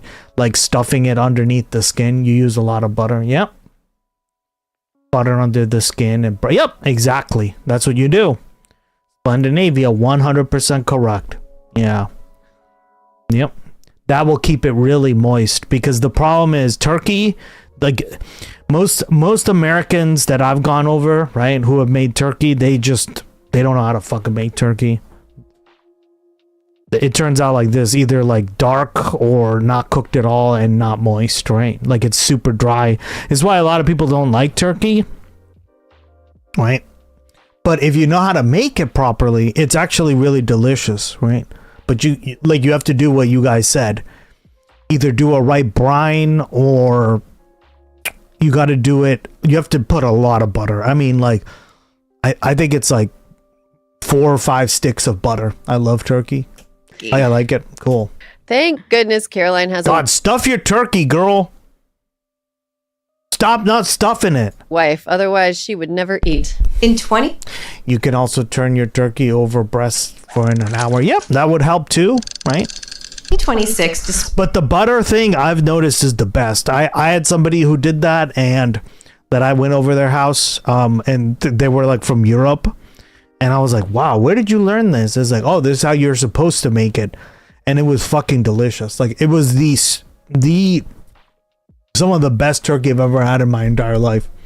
Despite being more and more pregnant every day, Levitt's bullshit has not slowed down. She's bullshitting for 2. Levitt defended the actions of CPB officer Jonathan Ross after he shot and killed American citizen Renee Good on the streets of Minneapolis and called her a fucking bitch, referring to Good as a lunatic woman. This administration will continue to stand wholeheartedly by the brave men and women of ICE, including that officer in Minneapolis, who was absolutely justified in using self-defense against a lunatic who was part of a group, an organized group, to interject and to impede on law enforcement operations. Maybe her lowest moment. I mean, I definitely think that one's going on Satan's highlight reel for where he, like, when he's reviewing tape to be like, who gets into hell next? Like here's the fast pass. Yeah, that definitely made the reel. She brilliantly shared a poll showing 100% MAGA approval rating. MAGA supporters supporting MAGA. More news at 10. At the beginning of Lent, Caroline got into it with the Pope because he refused to participate in Trump's bullshit Board of Peace. She's declared the completely unresolved fallout from the Jeffrey Epstein case to be resolved. Isn't she Catholic? What is wrong with these Catholics hating on the Pope? Shouldn't they be literally like at his whatever word? Urging Americans to move on from the massive... Is she? I don't even know. But I mean, not that it matters, because of course they're just going to suck off Trump. ...pedophile ring involving high-level members of government, society, and academia. What I'm telling you is that what President Trump has always said is that he kicked Jeffrey Epstein. And I quote, a devout Catholic. Yeah, exactly. What the fuck? You're supposed to follow? Huh? That's what I'm saying. This like Christian nationalism shit is the worst. It's so hypocritical on every level, guys. Epstein out of his Mar-a-Lago club because Jeffrey Epstein was a creep, and that remains true. And this call, if it did happen, corroborates exactly what President Trump has said from the beginning. And I'm sure many of you, when you read that alleged FBI report, probably thought to yourself, wow, this really cracks our narrative that we've been trying to push about this president for many years. So we're moving on from that. In January, Levitt did another weird thing. She ended her press conference just seconds before it hit the 65-minute mark, suddenly trailing off and darting off stage in a way many people found strange. So I would encourage everyone to take a look at the website. It's quite well done. And thank you all very much. It's great to be back with you. Thank you, Caroline. This led many onlookers to suggest that Levitt had done this because the Kalshi prediction markets had determined a 98% likelihood that the press conference would go on for more than 65 minutes. And her behavior was consistent with somebody who was insider trading on a press conference that they ran. Somebody made a bunch of money because that press conference did not hit 65 minutes. Wow. Wow. Yeah. Literally seconds to spare. At least she's sticking to the important business of managing comms during wartime and economic uncertainty, like making Getty take down unflattering photos of her from their database. In March, Oliver Darcy reported that this photo of Levitt, her son, and a turkey taken from below the stage in the press briefing room had been removed because the White House didn't like it. You've heard of the Streisand effect. You're a comms person. Come on. But there is no joy in Mudville, even after years of copy-pasting Trump's brain into her mouth. Now there are signs that Trump may be displeased. On March 31st, Trump lamented his cratering poll numbers, noting, maybe Caroline is doing a poor job. I got 93% bad publicity. Some people say 97, but between 93 and 97. A person that gets 97% of bad stories, maybe Caroline's doing a poor job. I don't know. She's my representative. You're doing a terrible job. Should we keep her? I think we'll keep her. Don't worry, Caroline. I'm sure your loyalty to a man who has never been loyal to anybody or anything in his life will pay off. What will you do when he's gone? Have an original thought of your own? We'll believe that when we see it. So there you have it, Alyssa. Caroline Levitt. Where do you think she lies on her matrix of fucking guys? Well, Aaron, as Caroline would say, what a stupid question. I've never watched these ladies, but they're good at being entertaining and kind of delivering this kind of information, right? So kudos to them. I feel like I'd be doing this. Not exactly the most intellectually political science stuff ever, right? But it's for getting to the background of stupid people like this. I mean, how do you intellectualize Caroline Levitt, right? God damn it. MAGA wonderkin and White It's going to be pretty hard to do that. House Right? press secretary a disservice if I did anything less than put her as scheming sociopath and true believing zealot. She's packed a lot into less than 30 years. Mm-hmm. I think she's a dumbass, though, Alyssa. I don't think it. She's very adept. Why do these ladies hate women? God, at just why do you hate away women so much? Bullshit. But imagine her. She's a genius on the witness stand. I think a truly intelligent person could manage being on a witness stand where they're actually accountable. But in a press conference, she's not really being held accountable. And in interviews I've seen her do, she's not getting pushed back on, really. That's fair. The power differential allows a true dumbass to succeed as White House press secretary. You know what? I think I let her have too much Tracy. I let Tracy Flick shine too bright on Caroline. That's true, because Tracy Flick is an intelligent character. Scheming sociopath. She's a scheming sociopath. I think she's a true believing zealot. If she started that way, I'm not sure. But I think at this point, she's yes, Donald Trump is my God, and I will do whatever it takes for him. So I do think that when Trump is gone, I don't know if she can generate her own thoughts. Fair enough. All right. That about wraps up the time we have for this episode of This Fucking Guy. If you like what you've seen, hit subscribe, share with your friends, and leave us a comment if you've got an idea for a future fucking guy we should spotlight. This episode was written and researched by me with a writing assist from Melissa Mastromonaco. All the rest of the credits, as well as links to our sources like Adam Wren's work at Politico, can be found in our show notes. Trust me, guys, the bibliography is always a fun read. Take care, be well. Remember that old man's sperm is hazardous to your health. And fuck that guy. Oh, God.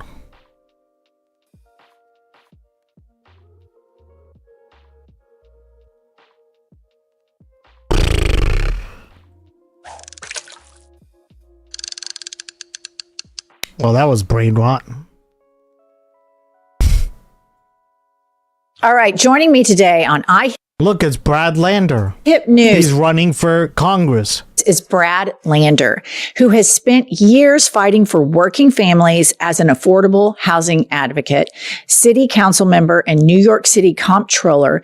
You saw him put his body on the line to protect immigrant neighbors when ICE agents arrested him at 26 Federal Plaza and cross-endorsed Zoran to defeat Andrew Cuomo, which back-to-back loser Cuomo is.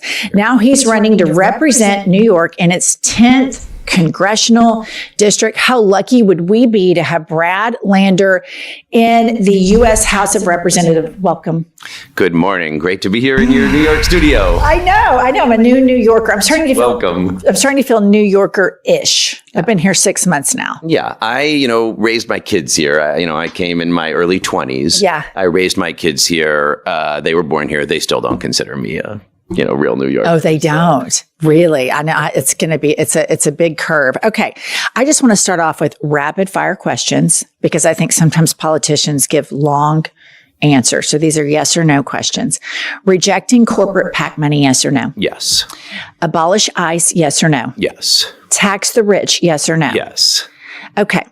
As a parent in New York, if a parent is scared that their trans kids' health care will be taken away, one or two sentences as to what you would say to that family right now. Unfortunately, right now, they have real reason to be scared because NYU Langone and Mount Sinai that provided gender-affirming care for trans kids, puberty blockers, have both stopped providing that health care in response to Trump threats. People are working hard to sue. That's a violation of New York City's but the city and the state's human rights law. And there's some other organizations that provide it, and we're fighting like hell to get it back. Yeah, one thing I loved during Zoran's campaign, because I come from Oklahoma City, where I have friends that are raising a trans daughter and they have to move. They cannot raise their child in Oklahoma because the government is so cruel with their laws and judgment towards them. But I loved that Zoran in his campaign said that he wanted New York to be a sanctuary city for LGBTQ plus people. And coming from a red state, it's so needed. And of course it has been. That's what Stonewall's about. There's a great organization called The Door that I do a lot of work with because now they are the place where young asylum seekers go. I met a kid from Sudan whose parents were killed by the RSF, comes to New York. The Door helps him. The Door was set up because lesbian and gay kids were, who had to leave home from all around the country, started coming here in the 60s and 70s. It's part of what makes New York great. Is all these people coming to be creative here. It has to be a sanctuary. And of course, we can make it a place of welcome in our government, in our culture, in our neighborhoods. But restoring that gender-affirming care for those kids is a critical part. I agree. Okay. And then last, cut off military aid to Israel. Yes or no? Yes. Yeah, I agree. What made you change your mind about military aid in Israel? Well, I have been for conditioning aid to Israel since before October 7th. I actually wrote a op-ed back in the spring or summer of 2023 calling for an end to the blank check. I mean, unconditional aid is not compliant with the Leahy law. All aid is supposed to be consistent with international law, with human rights. And right now, unconditional U.S. support for Israel's destruction of Gaza, which I do consider a genocide. Terrible, of course, for Palestinians, but terrible for Israel, now terrible for the whole Middle East, shredding U.S. credibility. So I will sign on to Delia Ramirez's Block the Bombs Act and the Ceasefire Compliance Act, but we shouldn't provide more military aid until Israel is complying with human rights and international law. I completely agree. I think it's really coming from a place like Oklahoma, where you see all of these working class people that pay their fair share in taxes and they don't have health care. If they have a root canal, they're going to be underwater, bankrupt. Potentially bankrupt. Root canal could be, $3,000 or $4,000, people living paycheck to paycheck. And then you think about the blank checks that we just send over there. And furthermore, I worry about bigotry a lot. And I feel like the best way to combat bigotry, whether it be anti-Semitism, transphobia, Islamophobia, is by telling the truth. Yeah. Telling the truth. Yeah, how could you? Right now, Israel's committing more crimes, and we have to say it. Yeah. First, how could you ask a struggling family in America that can't afford their health care or their housing to understand how there is billions of dollars for this war with, reckless, illegal, unjust, no clear purpose, raising their own prices, and there's not enough money to help, pay for their health care or their child care or their housing. It just makes no sense. That's why working families are fed up. But yes, on foreign policy, Trump is a sociopathic imperialist. We saw that in Venezuela, in Greenland, and absolutely in this war. But that is built on a broader set of hypocrisies and failures in foreign policy that Democrats as well as Republicans own, because all these years of saying rules-based international order, while the U.S. did what the president wanted in the Iraq War and in unconditional support for Israel's destruction of Gaza, anyone can see that's not consistent with international law with human rights compliance. And once the rules don't apply to the people in power, it's hard to ask folks to have confidence that government democracy is meaningful, that it'll deliver for them. And that's when, if somebody comes along and points at someone to blame, and yes, of course, that's always going to be Jews or trans kids or Muslims or immigrants. And that's how we got here. And we got to get out by standing up to Trump and protecting our neighbors. But we also have to take on corporate power, speak the truth about foreign policy and human rights, give people some reasons to trust their elected officials. Yeah, and I appreciate that you mentioned the Democrats attributing to this, because I think in order for us to realize how we got in this situation, we incubated this moment. It's not all about Trump. It's really about failures and not meeting the needs of people in this country that left a vacuum for him. And your challenging incumbent, Dan Goldman, is a Democrat that I believe would vote differently with you on this military aid to Israel. And I think that you have to listen to the people right now, and you have to listen to your own party. And 80% of the Democrats do not have a favorable view of this. Of course, welcome back. I personally believe, because I come from a place where bigotry is a little bit more mainstream, that when you see the actions of what Israel and the United States together are doing to Palestinians, and you hear real bigots like Tucker Carlson or Nick Fuentes making a 30-second, 60-second clip like, this is not America first. These politicians are putting Israel first. When people don't have the full scope of things, it can incubate a lot more bigotry. And so the same with AIPAC. I mean, I don't like what AIPAC is doing to our democracy. I've never taken a penny from them. I never will. You know, creating these shadow PACs that then don't even spend on their issue. It's really corrosive to democracy. But I don't like saying that out loud. The same people, if Tucker Carlson and Nick Fuentes are criticizing AIPAC, they're building on a well of anti-Semitism. Yep. And it's really hard to pull apart legitimate criticism of Israel for genocide and war crimes and a well of anti-Semitism that can be exploited politically and that just grows and metastasizes. It is why speaking honestly is important. I believe it's why it's important for American Jews to do that. It's one reason I'm running. I mean, Dan Goldman is for unconditional U.S. military aid to Israel, regardless of settler violence in the West Bank, regardless of violations of the ceasefire, regardless of this reckless war. Takes many contributions from, is endorsed by AIPAC, takes many contributions. And it is an important time for moral clarity. Is it not working? You might have to clear your cache again, girl. Me and you too has to do it too. Yes, it has to be done with the basic idea that we're going to fight bigotry against everyone. That's my Jews thing. have a real responsibility to play here. This is my thing. I think that Democrats we have to have democratic voices like yours in the forefront of the party right now, because it's because the messaging of it's because you haven't deleted your app and reinstalled it. Some of the Democrats, like your opponent, Dan Goldman, that these people's rights are the most important. And then Islamophobia, transphobia, all of that is down a ways. We have to link them all together. And this is how it's just so easy to call out Tucker Carlson. Tucker Carlson has no problem calling gay people the F slur. He'll just say it whenever. Nick Fuentes has no problem saying that he's a Nazi.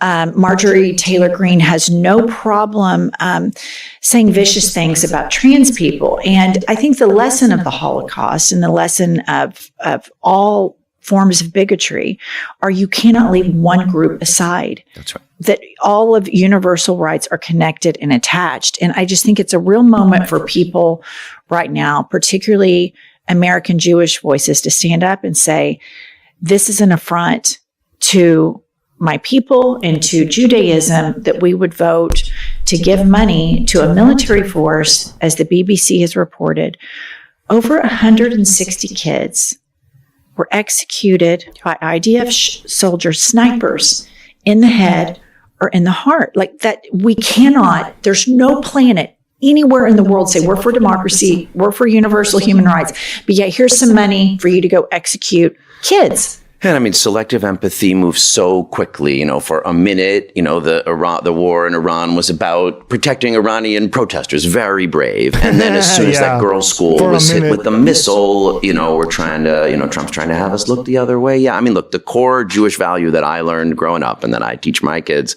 is B'Tselem Elohim, this idea that everyone is created in the image of God. So, of course, equal. In a human rights context, but also with a spark of the divine. And if you think that way about your own kids and everybody else's kids, you come to a different approach to foreign policy than this. You just don't. You try, if you do have any sort of prejudice, right? You start to go like, yeah, that's prejudice. I probably shouldn't feel like that, right?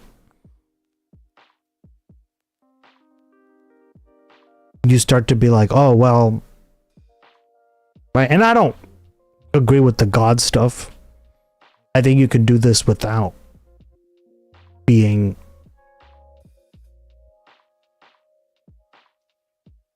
in God, right? You can just do it because you genuinely believe in it, right? It can be a secular thing, is what I'm saying. Anti-fascists in Brazil who took on Bolsonaro have this great phrase they use, ninguém solta a mão de ninguém. No one let go of anyone's hand. I love this. This guy, did you just notice how he says this stuff in different, like, this guy has been a truly open-minded person for a long time. You can tell, right? There's people who say they are, but then, right? But are we surprised? No. I mean, it is Brad Lander, right?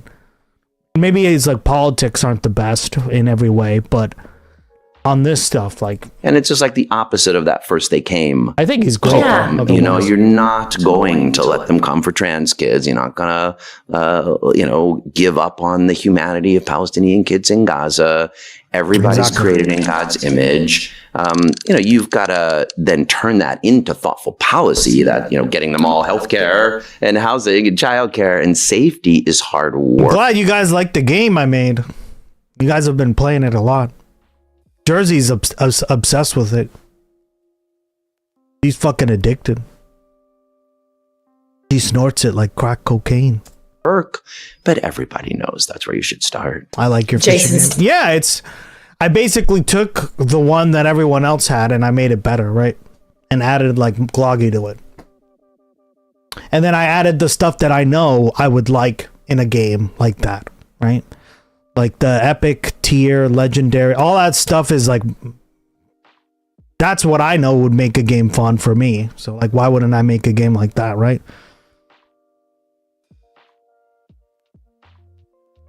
It distracts me from saying stupid shit. Well, yeah, I mean, it's just a fun little game to play. What am I addicted to? My dad just was talking to me. Gus. Oh, nothing. Don't worry about it. Stanley, I went to the Bernie Nobody tell her. Sanders rally in the Bronx a couple of weeks ago with him, the professor, and he told me he saw a cartoon that said, first they came for the billionaires, and they never came again. Gus is blazing. Okay, we're taxing them now too, so that's absolutely. Good. Okay, how do moderates, if you get elected, okay, there's kind of this whole thing going on with the Democratic Party now. You have the corporate Dems, and then you have the progressive caucus, which I think you're going to be in. I think you're going to win this thing. I think you are the type of Democrat we have to elect. I do believe that compromise is important, and I believe that as progressive, we cannot just nitpick at everything, and whenever we can make progress, we can. So how do you see, once you're in the House, you're our congressman, working with Dems in the House? let me praise the best thing I think that the Democratic caucus did together over the past year, because I think it's part of pointing the way forward. And that was by making the prior government shutdown fight about the healthcare subsidies. Like Democrats, moderates, and progressives came together to say, there's a lot going on here. There's a lot we could fight about. Let's pick a thing that we know is important in people's everyday lives, that affects their pocketbooks, that Republicans are trying to wreak havoc on. And they agreed together to focus on healthcare subsidies, the fact that people's premiums were going to double on the exchanges, and the Medicare and Medicaid cuts would take place. And they all got together around that. And that was really effective messaging. I thought in that shutdown, people could see, wait, Republicans want to double my healthcare costs, and that's what Democrats are fighting for? Okay, I'm for that. And then, when they did double, now they know who to blame. So when Democrats have control of the House next year, this is the first thing we should demand: a restoration of those Medicare, Medicaid, and healthcare exchange subsidies. I think progressives and moderates will be able to agree on that. Get a win, demand that in the budget, show people that we are fighting and winning for them. So absolutely, there are times like this primary for a fight where a progressive is saying this kind of mealy-mouthed millionaire moderate politics is not what we need. And then there are times to unite. We have to elect a speaker together. We have to pick what we're going to focus on. And yeah, absolutely. Okay, so one thing that I think is super cool is the way Kathy Hochul has been moving and working with the mayor of New York City. And I think that we need to applaud that. Hear, hear. I think that it is incredible because I come from a red state that has Republican supermajorities. And the last time we had a Democratic governor was in the early 2000s. Oklahoma was ranked 17th in education. Then they have a MAGA supermajority for 20 plus years. Now we're ranked 50th in education. So I know firsthand, boots on the ground, how devastating Republican supermajorities are. They're horrible. So to see Kathy Hochul, who I've had on this podcast, and I really like her. I don't agree with any politician on everything. I just think that's cultish. But I've seen her move and move and move to listen to what her constituency and what the party wants. And so recently, she is doing this pied-à-terre tax with Zoran to help make up for the budget deficit that Eric Adams left here when he left. And so Pop-Up, you tweeted your opponent. So Dan Goldman says, I applaud Governor Kathy Hochul for this smart way to generate revenue from those who can and should pay their fair share of taxes. We need to unrig the system and tackle wealth, blah, blah, blah. And then you chime in, which I love this. I love this shit. This is stuff about politics I love. You said, no applause for Mayor Mamdani. This compromise wouldn't have happened without the mayor's leadership. Damn he right, led the push for taxing the wealthy with no help from you. What do you have to say about that? I love it. I will point out that before I did that, I had put up a tweet that both praised the governor and the mayor for the pied-à-terre tax. They both deserve real credit, just as you are saying. This is a big deal. The pied-à-terre tax, so what that is for homes in New York valued at more than $5 million, owned by people who don't live there most of the time. So these are people who live somewhere else. Jeff Bezos, near here, has a pied-à-terre. He pays almost nothing in taxes. There was a less than 1% he pays of his income in taxes because it's all in stock. And then he doesn't even pay anything significant, because there's not yet a pied-à-terre tax. So this is a smart, we don't need people owning vacant housing in New York. A great idea to charge an additional tax. It's going to raise $500 million a year to pay for universal child care in our schools and, our streets, our parks. It's a great idea. It only happened because Zoran campaigned hard to say, not only do we need universal child care, which Governor Hochul then quickly said, let's work together on. He said to pay for it over time, maybe you got money to pay for it 1 year, we're going to need to do some new revenues, and they've got to focus on taxing the rich. He had proposed an increase in high income earner and corporate taxes. She came back with this pied-à-terre tax. It's great. Zoran celebrates it. Let's take that as a win, as an example that it wouldn't have happened without a progressive push, demand, organizing. That was that Bernie rally in the Bronx. People went up to Albany. The governor started by saying, no, I'm not going to do it. But then she did. She could see people are organizing. She found a way to do it. This is progressives and moderates working together. But yes, Dan Goldman never once spoke out in support of an effort to tax the rich in Albany. And then in the moment of, congratulations, could not come to just congratulate Mayor Mamdani for this big win. And let's not forget, he did not endorse him even in the general election after he was the Democratic nominee for mayor running against sexual harasser Andrew Cuomo. So you would think maybe in a district that, overwhelmingly voted for Zoran at this moment of a great win, he would just slide into that tweet. Props to the mayor. Yeah. And I think it's disgraceful that Dan Goldman and others didn't speak out against all of the horrific Islamophobic attacks against the mayor. And Kathy Hochul did that. She was very, she has showed to be a stand-up politician, willing to move, willing to compromise, willing to listen to the people that have been left behind. But here's what I just get the biggest kick out of is the billionaire bedwetting that's going on. So these pied-a-terres, that sounds sweet and cute and quaint. Yeah, the French word makes it sound right. So it sounds like a little. It's like a crudité. Remember that, guys? Remember this crap? Don't you know that the cost of crudité has shot up?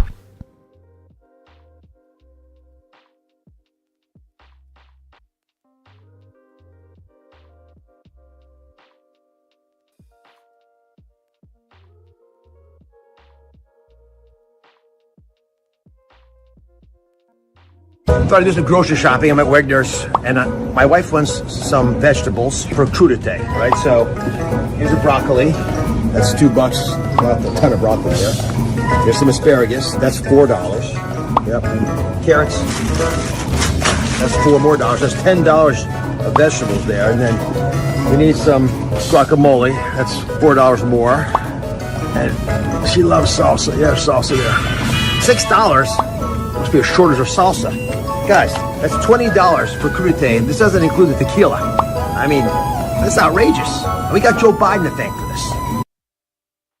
Yeah, Joe Biden. Why you raise my price of my crudité?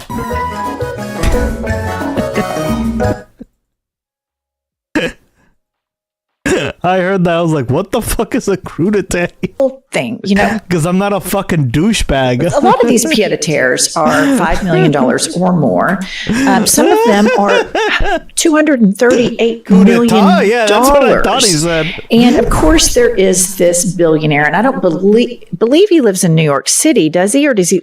Bill Ackman is the guy who writes these novels on Twitter. He's just bedwets on Twitter like Yes. every chance he can get. Yeah. He's going crazy now about all of this because these non-residents who spend millions of dollars on NYC apartments help drive New York City's economy. And he goes on and on that they don't send their kids to public schools and they're no drain. And what I have to say to this is Bill Ackman has a bank account that could choke a bull, right? And the bedwetting that I see from Elon Musk, from Bill Ackman and others, when I live in New York now, I take the subway, I use all of the things the city can, and I see that there is a robust working class that is the engine, the fuel, and the oil behind making this city what it is. Amen. And what's so cool about living in New York versus Oklahoma City, which I love Oklahoma City, but New York is a main character. You live in this city that is like this main character in your life. Like I've just crossed the street and I'm like, oh my God, there's the Empire State Building. It's magic. And there are so many people that work and ride the subways and do working class things in, service industry, hotels. And they are who make this city what it is. Every and day. to see these billionaires wet the bed over this with an assist from some people online that I like to call capitalists with no capital that support the billionaires. Yeah. It's just wild to see it. And then somebody roasted Bill Ackman on Twitter. We should be able to tax Bill Ackman $50K I like this. every time he tweets about NYC. What do you have to say about this? I mean, first, your point is so right. Like, there are fortunes made in New York City, of course. Yeah, and I don't besmirch that. What makes New York great is all the people that are here. We mentioned those like queer kids coming from all around the country and immigrants coming from every part of the world. I mean, what the city has been for Jews for a century, getting the shit kicked out of us all around the world, and then coming here. And now if you're a mayoral candidate, you got to say what your bagel order is. And that's true in every way. An amazing Puerto Rican city and Dominican city and Black city and Chinese city. I mean, go to Chinatown or Sunset Park or Flushing. And that's why it's great to be here. It's where the energy comes from, the creativity, the next great business ideas also. And we like having rich people here and celebrities here, but they have to fit into the city. And that means we need the resources for good public schools and a subway that works. And, this is why delivering universal childcare, making it more affordable because the housing is so Can you imagine a policy where you just have rich people because you want to see them in your city?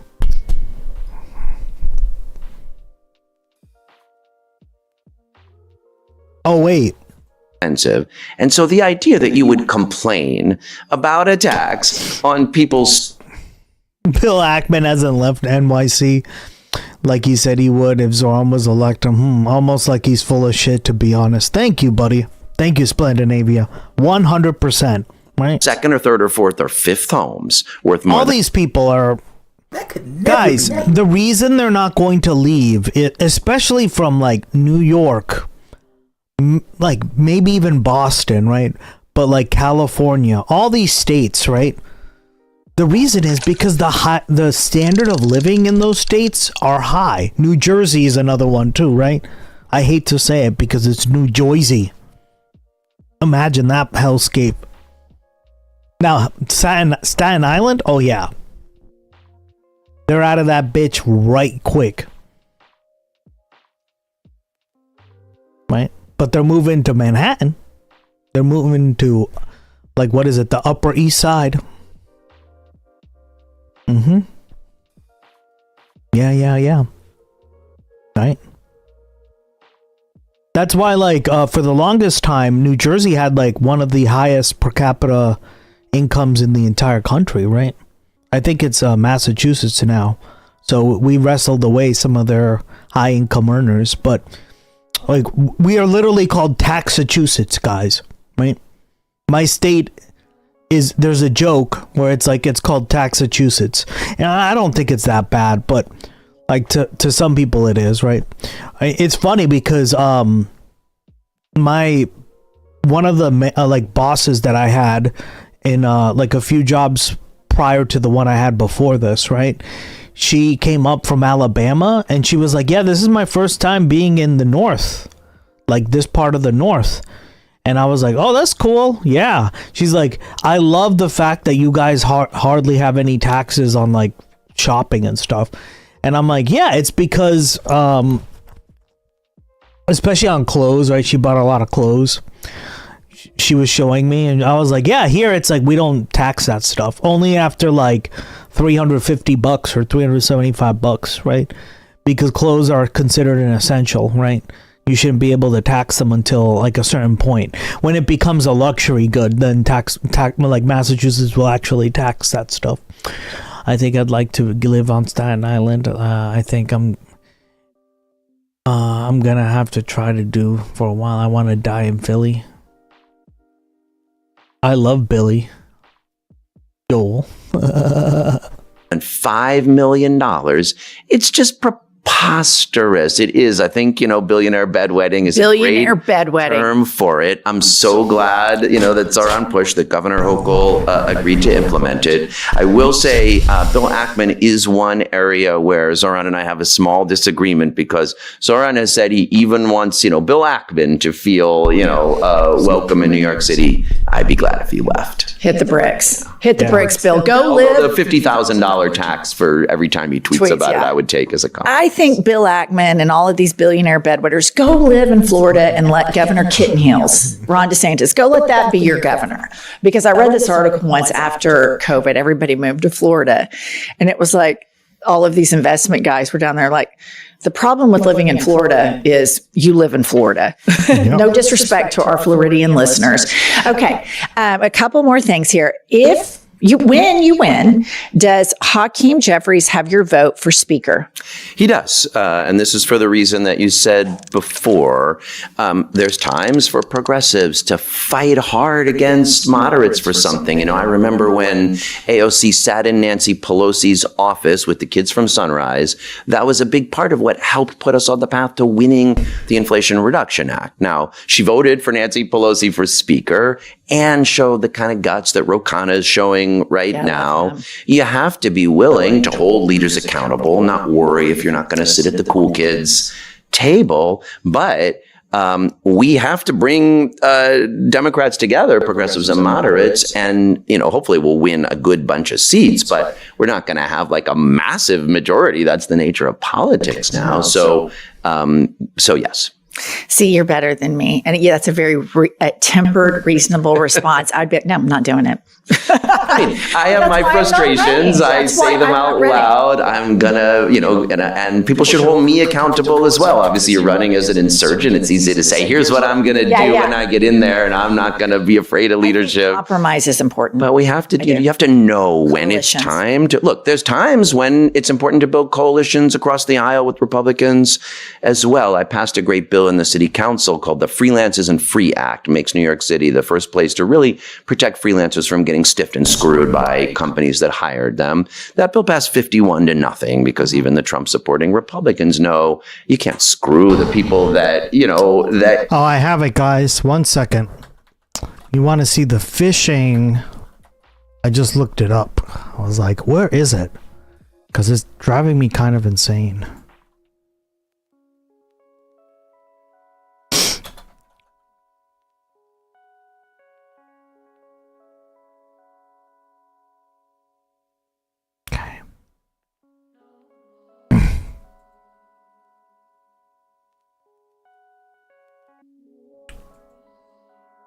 That's it, right? Okay.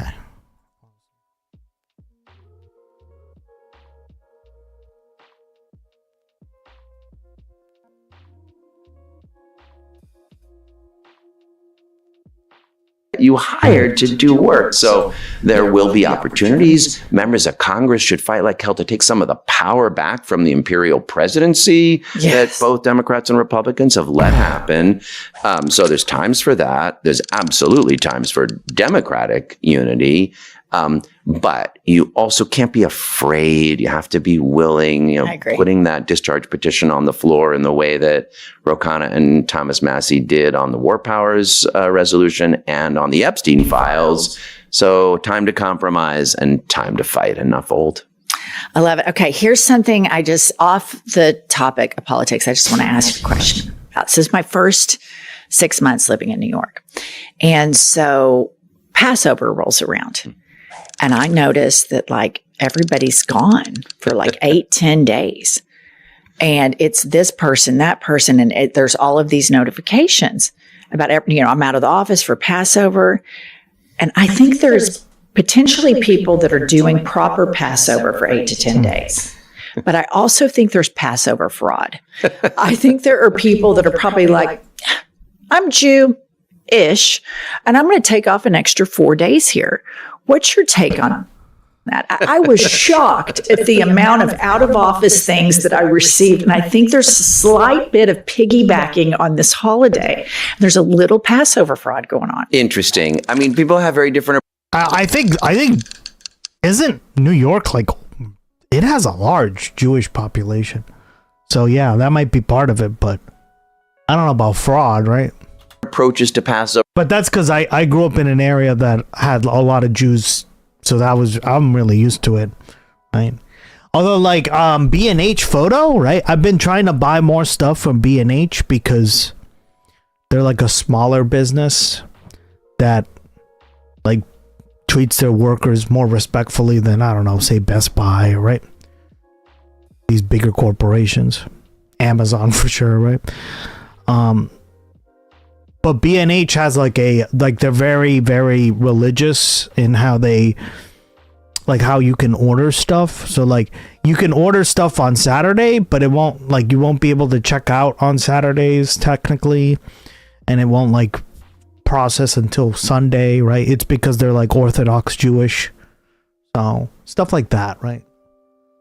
I find it kind of interesting, but where that's built into the holiday. You got the 4 sons. They've got there's a wise, a wicked, a simple, and a one who can't ask. So you're encouraged to approach Passover in different ways. Right. In my Seder, the idea is we were slaves, we were strangers, we got free, we better fight for everybody's freedom. How many days you take off, Brad? I went to St. Louis to see my folks. Now we did do a Seder there, but 8 days. Well, no, I didn't. I don't think I took any days off of work really, but I did 4 Seders over the course of the holiday. You're 2 is the is the commandment, but there was a downtown Seder at City Winery. There was a Seder in the streets with Jews for Racial and Economic Justice, and then 2 family Seders. I don't begrudge anyone their trips to the country, or actually the way the holiday works technically, if you're observant, is the first 2 days and the last 2 days are what's called Chag, the time when you're supposed to follow the commandments, not, drive or like you do if you're observant on Shabbat. But the middle days are called Chol HaMoed, and those really are just like spring break. That is that's what I'm getting observant at. Jewish spring break are the middle days of Passover. One other way it's great Jewish city is that, and this is helpful that Passover and Easter line up, but it's also the school spring break. And so, yes, everybody that can. So just to show that I am an equal opportunity critiquer, the Christians have rolled out a new holiday that I think is total bullshit, and it's called Easter Monday. This thing has popped up the last couple of years. And when I was in school, I went to, we would have Easter on Sunday. We were not religious, but my mother would always put us in Easter dresses and would have to go to Easter egg hunt, whatever. Wow, Jersey. Wow. And then I was back to school on Monday. That's assuming a lot, girl. Sure. Now they've rolled out Easter Monday. And these kids are getting an extra day off at school, which I think is total bullshit for the moms at home that need a break from all their kids that are jacked up on Easter egg candy. Yeah, chocolate. Wait till you see, guys. Wait till you see the game I'm working on now. You think this is fun? If it goes through the planning phase pretty well, it's gonna be fun as hell. Especially because it's gonna involve a lot of the chat, right? It's gonna have, the chat's gonna really be involved, right? Because it's gonna require more than one person. And then have to, but I did send my kids to a Jewish preschool when they were younger in Oklahoma City. And the Gustex gamers unite. September, finally get them back to school, and toddlers are, really exhausting to parent. And then there was just an onslaught of holidays there. Threw it back. So, yeah. They line up spring break here to try to help that's nice. That's nice. We needed some things with our landlord here. And I would say to the producers, I feel like it's kind of a Larry David, Curb Your Enthusiasm take. No, I feel like there's a little bit of Passover fraud going on. I think that would have been like a good Broad City episode or a Seinfeld episode. Obviously, they would be celebrating Passover at the diner with extra cheeseburgers or something. I would Gamer completely, here's the Nation, thing, I'm calling it out right now. But GGN. if I were Jewish, I would for sure be like, oh yeah, totally honoring all 8 days of Passover. Here. Out of office. Do not call me. Do not email me. I'm very observant during Passover. This is a good time, though, I think, for people's interest in other people's religions, because my goodness, the Pope these days is making all of us very interested. I did not have that on my bingo card. Seriously, I did not have that on my bingo card. That the Pope would be the person that I'm an atheist, that this atheist loves, And then the MAGA Christians would be the pedophile protectors. I mean, it's the biggest role reversal I have ever seen. And I'm all of a sudden atheist for the Pope. I'm all chips in, love the plot twist, can't get enough of it. My daughter was at school in Chicago not long after he was appointed, and she went to a White Sox game, and like all the people were in like Pope hats. So maybe that'll be like the new resistance. I love it. If I'm all in on the Pope, that's a pretty big thing because I'm really critical. I mean, probably over the top critical of religion. I'm working on it. Brad Lander, I'm so happy to have you here, and I'm just so excited for you to win this primary. Please tell my listeners how they can help you, how they can donate, how they can volunteer. Thank you. This has been great. Welcome to New York. So much fun to be in your studio. Yeah, so folks should go to bradlanderforcongress.com. You can sign up for shifts to knock doors and make phone calls and text. We've got shifts out every single day. Obviously, if you make a contribution, that would be fantastic. This is people power. We're organizing together, and we'd love to have your support. All right, go support Brad Lander, and everybody have a great weekend, and we'll see you all soon.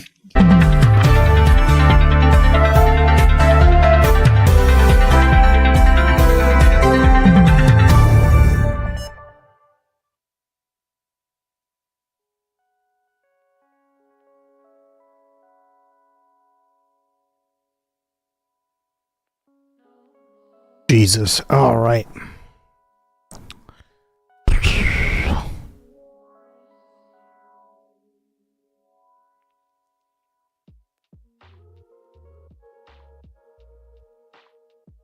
Speaking of Catholics. It's that time of year again. Hey, buddy. You leading Lent on Hallow this year? You bet, brother. Stay prayed up. Yeah, you know it. Hey, Father. You joining Lent again this year? Of course. Stay prayed up. All right, Father. Sister, you joining us again on the app this year, right? I am, Mark. I can't wait to join you guys on Pray 40. Love it. Hey, Cringe. Yo, what's up, Mark? You want to join us on Hallow this year? Join you on Hallow? I was hoping you. Oh no.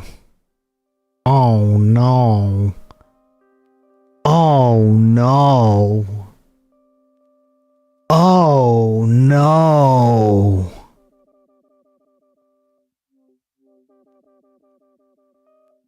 This guy's MAGA as fuck. He's just in the closet about it.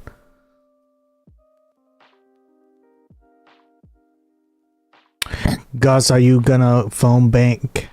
Got him? What? Phone bank got him? I was hoping you'd ask. For him? Stay prayed up. I'll stay prayed up. You said it. I love that. Can I say that? Check it out. Download Hallow today. Take a risk, I think, being in the My pretty brown eyes. entertainment world, I'll be the judge of that, girl. being vocal about anything. And Brown? that's divisive. And religion is divisive, and so is politics. And so Yeah, we found out a few months ago, this guy is definitely MAGA, right? Why is he in all these movies, right? like, I think people think he's like this like really nice like guy that is like in the mainstream of media. Guys, he's MAGA. Like legit MAGA. Chris Pratt, yeah. Mm-hmm.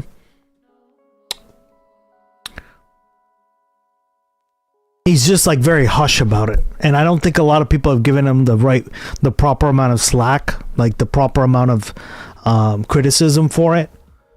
But I do. I will. I don't care enough about politics to take a stand one way or another, at the expense of my Sure. See what I mean, guys? He plays this like politics. Me could never be me. career. Religion is divisive, and so is politics. And so, I don't care enough about politics to take a stand. Bullshit, one way or another, dog. at the expense of bullshit. But I do care enough about Jesus to take a stand, even if it costs me. Okay, I don't. Religion is.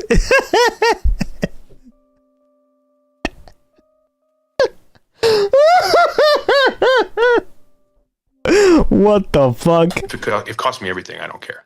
It's worth it to me because it's Jesus. It's what I'm called to do. It's where my heart is. I'm a father of four.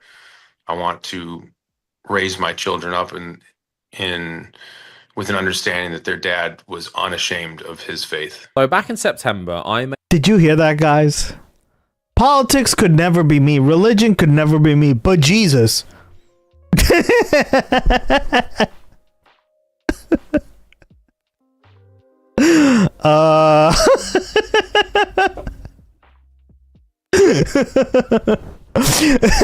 Anyone who says I don't care about politics in this day, yeah, it means they're hiding something. See what I mean?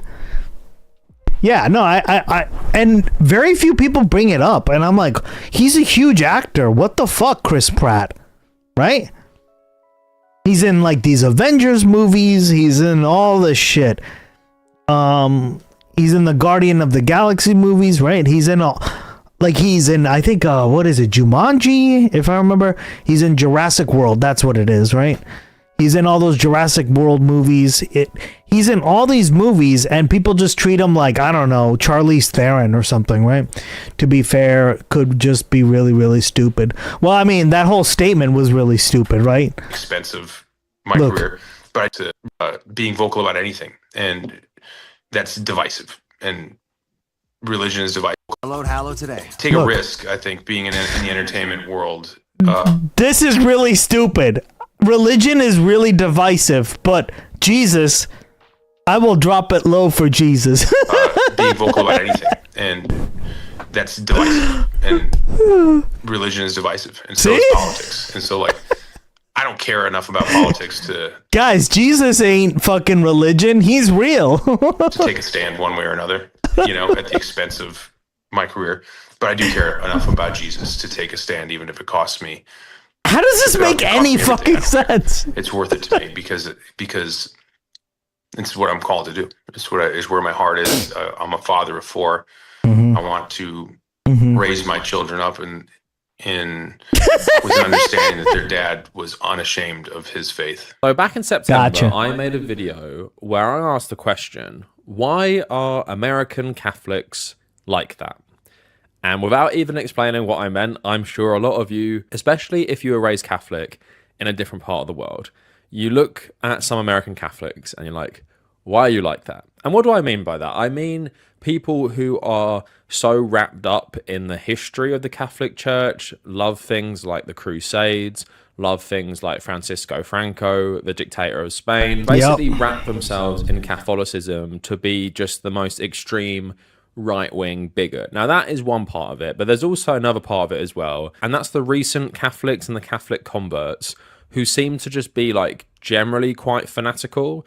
And we're going to be talking about Chris Pratt in this, who I think began his Christian life as a Catholic, but as he has come to Jesus, I guess, in his adult life, he has honestly become quite fanatical in his faith. I'm not saying he's a hardline far-right Catholic, because he definitely isn't, but he seems to be a pretty typical, fairly conservative Catholic with some liberal leanings and stuff, probably as a result of working in Hollywood and living in places like LA. So I want to talk about all of this today to jump off into, obviously, what's been happening between Donald Trump and Pope Leo, and the surprising fact that a lot of American Catholics, regardless of political affiliation, they actually like Pope Leo. Despite him being very like Pope Francis, who they absolutely hated, I think... Yeah, they hated Pope Francis, right? But guys, like, Pope Francis appointed Pope Leo, right? And that is one like lasting legacy of Pope Francis, right? Is it's kind of like the Supreme Court, right? If you get a lot of appointments, like Roosevelt picked technically 9 out of the 8, right? And why do I say that? Because one resigned in the middle after being appointed or being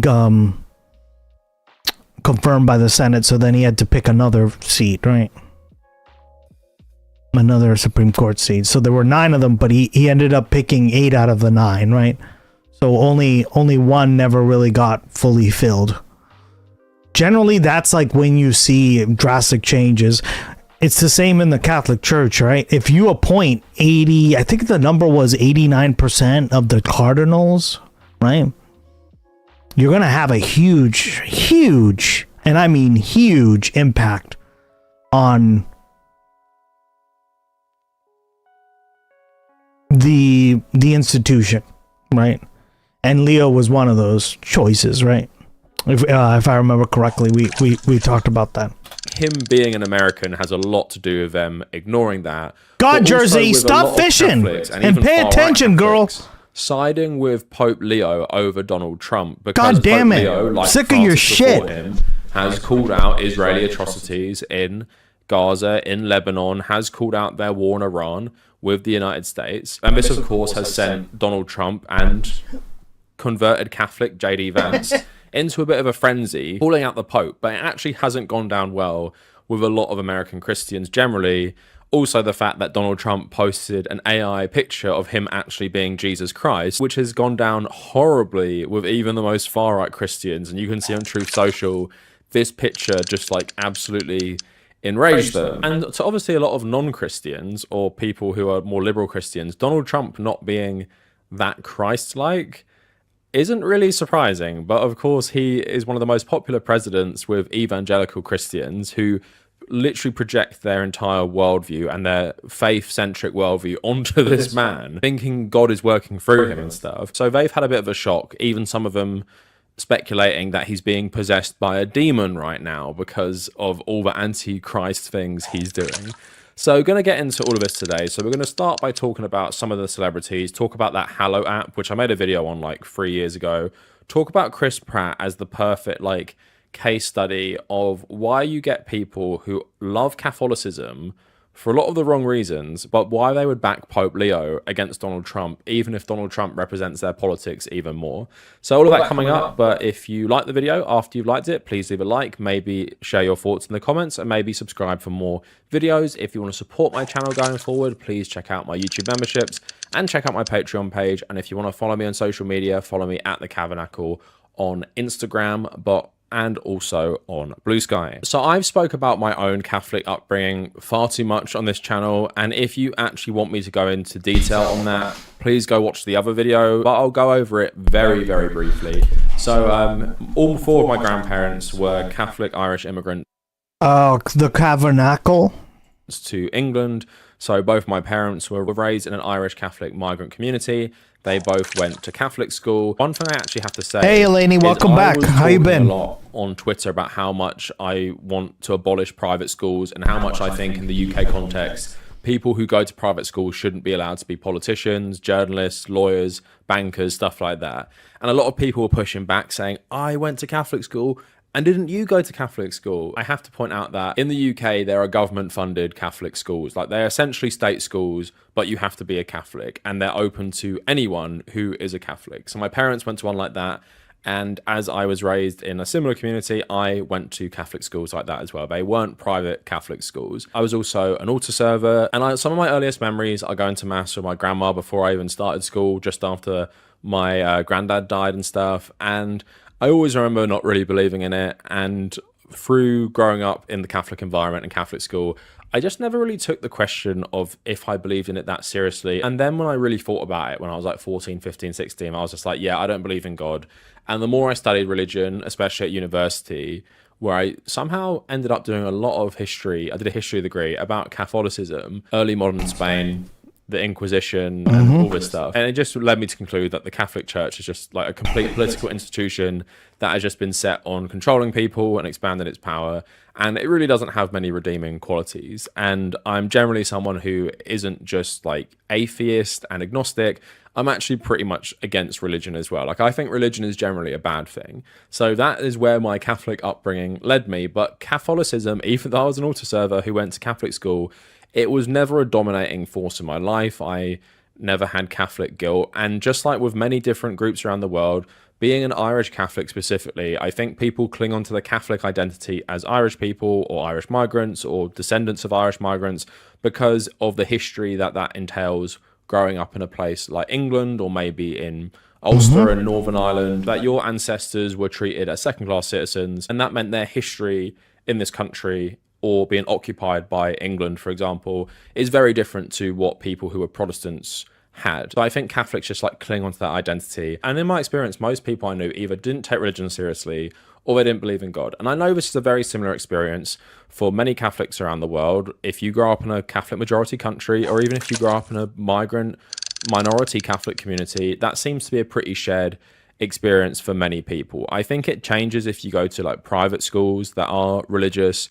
And I also know that in the American context, that Irish Catholic communities in New York, Boston, Chicago, I know there are a lot of people who feel the same way. And when I watched the film Spotlight, how a lot of those reporters described their own religion really resonated with me. Like, they don't actually believe in it, but they might describe themselves as it. And I can relate to that in terms of so many people I know who, if you ask them point blank, are you a Catholic? They would say, yeah. Do they actually believe in God? Maybe they'd say, maybe.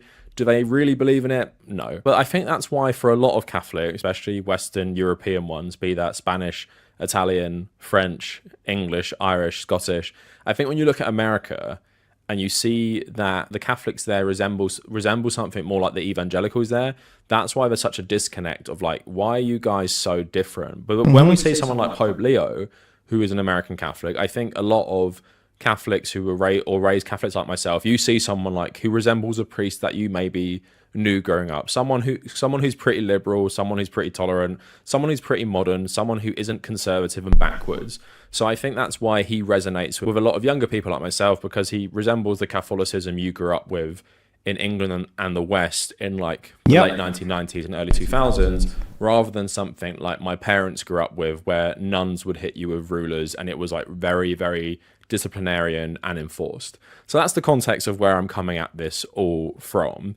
But let's get into someone who didn't have really the same upbringing, but has become a bit of a fanatic, and that is Chris Pratt. So you might have seen recently that Chris Pratt has partnered with the Hallow app. Now, the Hallow app is a Catholic prayer app, which was launched with the help of Mark Wahlberg when he was in this film about some sort of Catholic priest. I'll see if I can dig up my old video on it and I'll play you some of it. But basically, it's an app to help with prayer. It's an app to help with the rosary. It's an app to listen to like celebrity voices work through these prayers with you or tell you these stories. I think it's expanded to lo-fi playlists and podcasts now. So generally, it's a subscription-based app to help with Catholicism and daily prayer. And especially sending wonderful messages about doing the rosary with me on the Hallow app.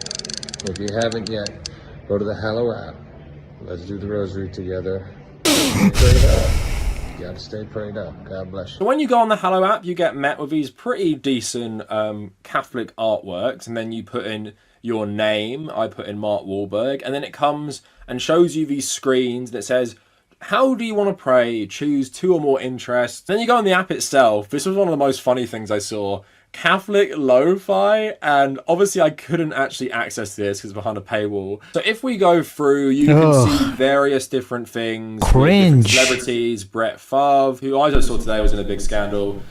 Grace McCallum, Drew Holiday, Lou Holtz, and then Brett of course, Favre. because they love his performance as Jesus, Jim Caviezel, who is absolutely unhinged in real life, which is a shame because The Thin Red Line is one of my favourite films, but it says, join him, the actor who portrayed Jesus in The Passion of Christ, Mel Gibson's film, as we give glory to God by honouring Saint Michael the Archangel and the 9 choirs of angels. We'll pray the St. Michael chaplet together for 9 days. Ugh. So guys, especially Catholics watching this, did you ever want a prayer read to you by a pirate? Because that is what this guy is doing in this. So listen to this. Hello and welcome, mateys. In the name of the Father, and of the Son, and of the Holy Spirit. Amen.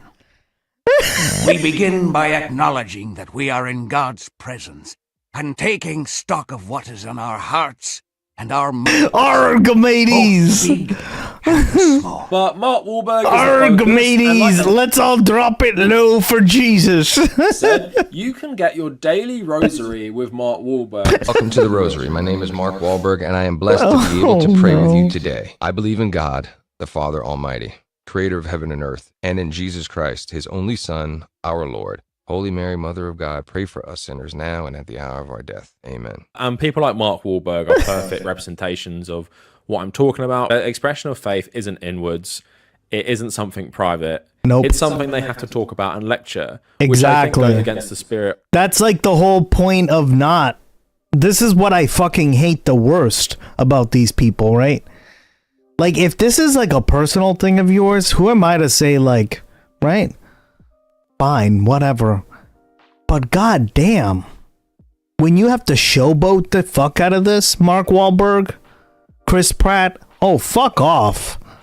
Of the Catholicism many of us were raised in, because it's so alien and foreign to us. Like, we were never told, go around and start talking about how God talks to you all the time. Like, that is just insanity. Like, if you said that to most people I grew up with, even the people... I mean, it's very American, right? And this is what I say about culture, guys. Like, Americans love to express opinions, right? They love to express themselves in public, especially, right? They love to give opinions and all this stuff, right? This is why, like, this is like the opposite of that, because isn't Catholicism about being humble and like self-belief and showing your fucking love for Jesus or whatever the fuck, right? Like private, like at least like not like out there constantly out in the open, right? And these people do the opposite, which is hilarious to me, right? And again, these aren't even just my words. This is his experience, right? As a Catholic who grew up Catholic, at least, right? I've noticed that, like, and remember, guys, this stuff comes from Europe. So, like, this is, why is this so different here? It's a cultural reason, right? We believed in it. They were like, what the fuck are you talking about? That God spoke to No, you it's the other about day while guilt you if you're out for a run, Italian. which Chris Pratt has said. Right, but guilt is generally like an internal thing, right? So that's what I mean. In the past. But yeah, Mark Wahlberg and Chris Pratt, they represent the type of Catholicism, even if it isn't like extremist or far right like many Catholics in America. It's the type of American Catholicism that is all about being seen to be Catholic. Thank you. Being seen to be religious. That's like, that. The showboating is fucking annoying as shit. Always preaching. Again. Thank God for my parents, because they never did this. So I'm like, at least they were good Catholics growing up, right? They never did this. They'd never be even caught dead doing this, especially my dad. Like, my dad is not even a Catholic anymore, right? So... the guilt trip, bros. I love it. Everyone vote. This is a good one. Boston Tough Spirits. I say Boston. Boston? Girl, you could never do it like that. You coming up to Boston like that could never be you, girl. But it's definitely me.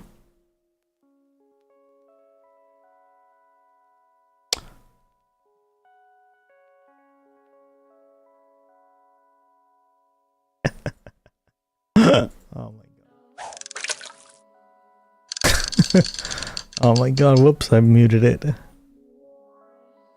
It's way being seen to be Catholic, being seen to be religious, always preaching. Again, something that I feel like goes against Catholicism's spirit. It's way more Protestant, it's way more evangelical, and that many people in my last video, they spoke about this. They say Catholicism in America developed in isolation from Catholicism in Latin America, from Catholicism in Western Europe. So it was influenced by the other dominant religions, which were these more fanatical Christian religions. Right. But let's just get into Chris Pratt a bit more, because I think it's also like, I'm just gonna be honest. I think it's also just a cultural thing, right? I don't think anybody is 100% right on this, but like, I in my opinion, right? I think a lot of this has to do with how American culture is, like, generally speaking, right? Of how American Catholics, no matter what their politics, are backing Pope Leo in his fight against Donald Trump, which, again, you'd think is bizarre, and I do find it bizarre, but we have to talk about Chris Pratt. So his mother-in-law has this, like, newsletter thing, Maria Shriver, who is a Kennedy, and he's married to Arnold Schwarzenegger and her daughter, and he wrote something. It's called the Sunday Paper, and from Chris Pratt, what a visit to Rome and meeting Pope Leo showed Chris Pratt about his faith. And he wrote this, apparently. So I'm just going to read some of it for you, and then we're going to go into him actually speaking about his faith. But I've just returned from Rome, where I was filming a documentary on St. Peter, and it was a profound experience to stand deep beneath the basilica, encountering the 2,000-year-old bones of Jesus' disciple, surrounded by history and the mystery of faith. Not as something abstract or distant, but as something I could see and touch. So he says, I was baptized in the Catholic Church and I've believed in God since childhood, but I've attended various religious institutions, including Catholic, Lutheran, and evangelical churches. I knew little about the distinctions between denominations, but so much about the healing power of grace. Mine was a broken road marked by cycles of sin and forgiveness, a pattern of rebellion, shame, and grace on repeat, leading to increased extremes of emotional highs and lows. When my son Jack was fighting for his life, I found myself back on my knees, pleading to God for a miracle, and I promised that if Jack survived, I would devote my life to sharing God's message. This time, I meant it. Jack is now a healthy 13-year-old boy, and not a day goes by that I don't thank God for his life and for the lives of my other children. I know how fortunate I am, and I know there are countless parents who pray those same prayers and don't receive the answer I did. My heart is always with them. So, can I just say one more thing about that? I'm obviously super happy his child, Jack, didn't pass away, and now he's healthy. But I always find this framing of prayer so self-centered and often even narcissistic that I prayed to God and God chose me. God chose my son to live. But I know there's other parents that he doesn't listen to, but he chose my son. And as appreciation, I'm going to go around and basically be like a Christian preacher now, talking about how good God is. It's so stupid. So, American, so self-centered, because if that was me looking up the Italian Boston accent right now,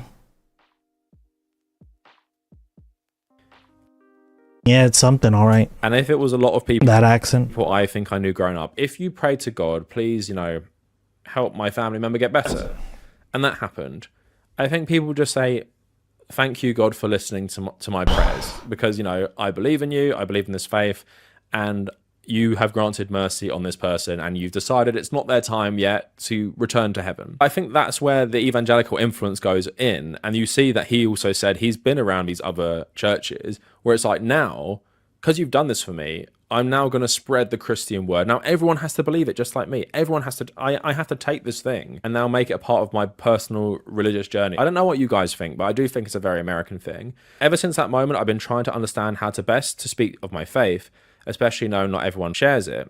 But whenever I can, I feel compelled to talk about the light my faith has brought into my life. But now I want to talk about him, just talking about his faith a lot. And I often just find the way he speaks about it quite unsettling. It's very rare to see a public figure like a celebrity like him be such a true believer. Let's listen to him. And there's one specific thing I want to focus on. Well, it's a two-part question. So the way I stay grounded in my faith is just it's a practice. It's a spiritual practice. So prayer, and being in the Gospels. And so, finding a way to incorporate the gospel in my life, whether it be the Hallow app. I also have my friend and pastor, Judah Smith, has got the Church Home app. I use that a lot. I think using my phone a lot to, listen to Gospels. Guys, listen to what this guy just said. I use an app to stay close to Jesus.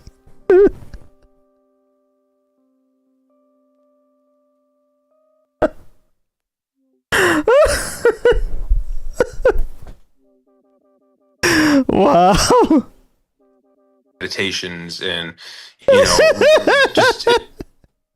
What a joke. It's giving my first fruits every morning. So well, Jesus thinks he's waking up in the morning and praying. And I'm a part of a men's group, a Christian men's group. So we're praying for each other. Through the course of the week, we have a prayer agenda. We know what we're praying for. So staying rooted in that with my community. Gotcha. Yeah, and stay with my rooted, friends guys. is the first part of to answer that, how I stay grounded. And the second part, have I always been a Christian? I've always known God was real. Without a doubt. I've never questioned my faith. And so we have to be really careful with our words. It says in the gospel, the tongue is the most dangerous weapon. And just because you're putting it in your phone doesn't mean you're not speaking it. So when I hear words or see words, inevitably there's going to be blowback, and I'm sure there's going to be blowback from this, and I'm just going to have to kind of rely on God, understand my instinct to do it. I was called by God to do it. And if people don't understand me, I'm going to pray for them.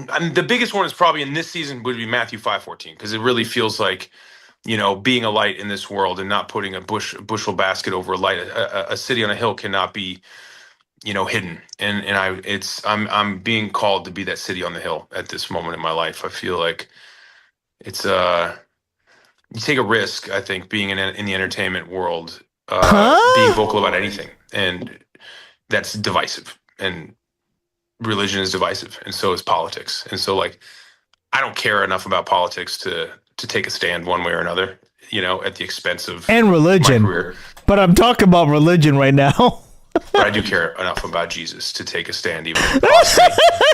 If it costs me everything, I don't care. It's worth it to me because it's. This is like the most psychotic fucking rant. It's hilarious. What I'm called to do. It's where my heart is. I'm a father of four. Drop it low for Jesus, then. God damn it, right? Make him homeless, yeah. Was unashamed. No, this man, guys, this man has more money than we all do put together. Almost guaranteed.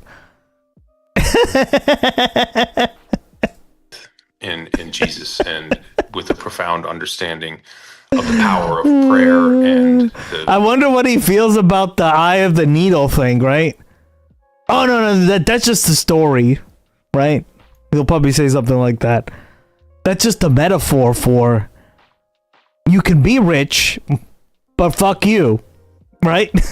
Grace and the love and the joy that can come from a relationship with Jesus. That's something that's really hilarious, guys. And anybody really close to me knows that already. But as people are learning that about me, it's an interesting thing, because you don't hear that a lot from people in entertainment, but it's who I am. And I don't think, I'm not going to hide behind it. He's super intense about his faith. And even for real, pulling out like random Bible quotes. I couldn't literally quote the Bible and tell you where it's from. Like, I know Bible quotes.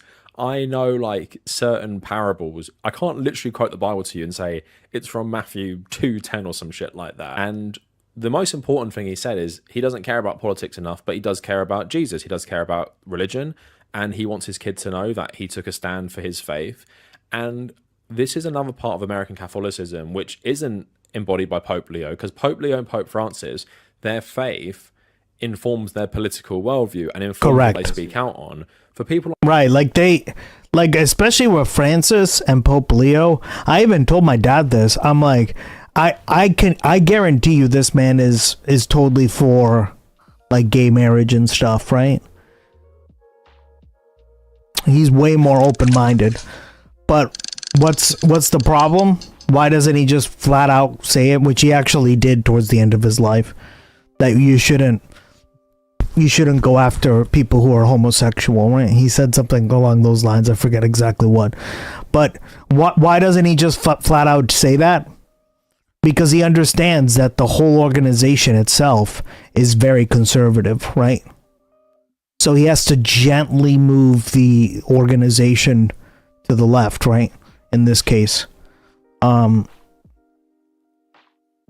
And yeah, I said that years before he even said it, and then he said it, right? He said it in the way a pope would say it.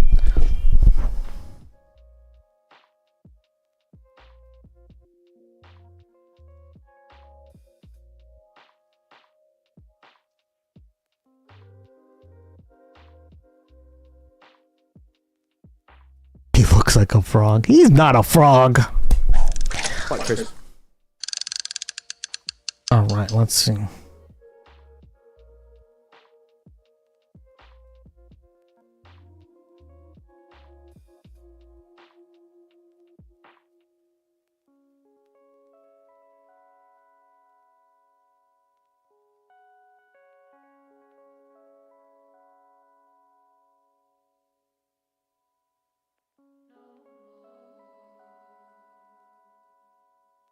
Y ser homosexual no es un delito, es una condición humana. Somos todos hijos de Dios. Y Dios nos quiere como estamos y con la fuerza que luchamos cada uno por nuestra dignidad. El ser homosexual no es un delito. No es un delito. Sí, pero es pecado. Bueno, primero, distingamos pecado por delito. Pero también es pecado la falta de caridad con el prójimo. ¿Y vos cómo andás? Y ser homosexual no es un delito. See? Pratt, faith and politics is separate. That's the old Pope. I know, I understand, but I'm just saying, like, I said that he was definitely more left wing than he. I said this to in my classes. I was like, you can just tell he's more left wing than he's coming across, right? And there you go. He said that right before he died, right? And Leo's even more believes this. I guarantee you guys. I 100. If he's against Trump saying all this stuff, you really think he doesn't believe what he just said? What Pope Francis just said? I guarantee it. So you can have really far right politics, like people in his family do. But this is what he's pointing out, is that these people are inconsistent with their faith, right? Which is fucking stupid. But you can still pretend you preach peace and love. You believe in the message of Jesus Christ, and if that isn't just like the perfect encapsulation of just American Christianity generally, that they think they care about the teachings of Jesus Christ, but they all support the most awful political candidates and political policies and stuff, I don't know what is. And that gets into the divide now with Pope Leo, because loads of far-right people are supporting Pope Leo against Donald Trump, while also tweeting out and posting far-right stuff about how they want to go on a crusade and they hate Islam and communists. Yep. But they see it as two separate things. Like, your allegiance to the Catholic Church and the Catholic religion isn't the same as your political views. I find it so bizarre. And again, I feel like so much of this, like, stuff that Chris Pratt kind of embodies is just religion as a form of self-love in the worst way. Like, thinking that you have a personal relationship with Jesus Christ, talking about your community, talking about like the power of prayer, just being like delusional about this stuff, more so than the average religious person is delusional about like the nature of the world or God existing. It is just like so delusional about how much God himself cares about you as an individual, rather than seeing yourself as like part of a collective religion and even a collective, humanity, where God is calling you to be better people. it's so annoying being an atheist. I always have to praise religious leaders on the smallest fucking progressive takes. I agree, right? But credit where credit is due. I agree with you 100%.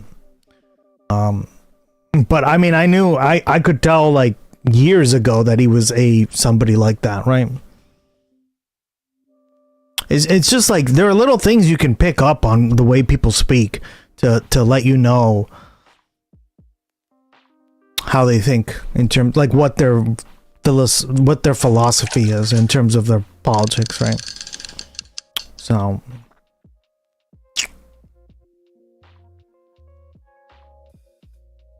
it's all about, how much do I grovel before God? How much do I pray to God for good things? And how much will that impact things? That's how I feel like they see it. So let's get into this, because I want to show you. So if you weren't aware, obviously, Donald Trump has been beefing with Pope Leo, and just a Newsweek report saying US Catholics appear to be increasingly turning their back on Donald Trump, according to recent surveys.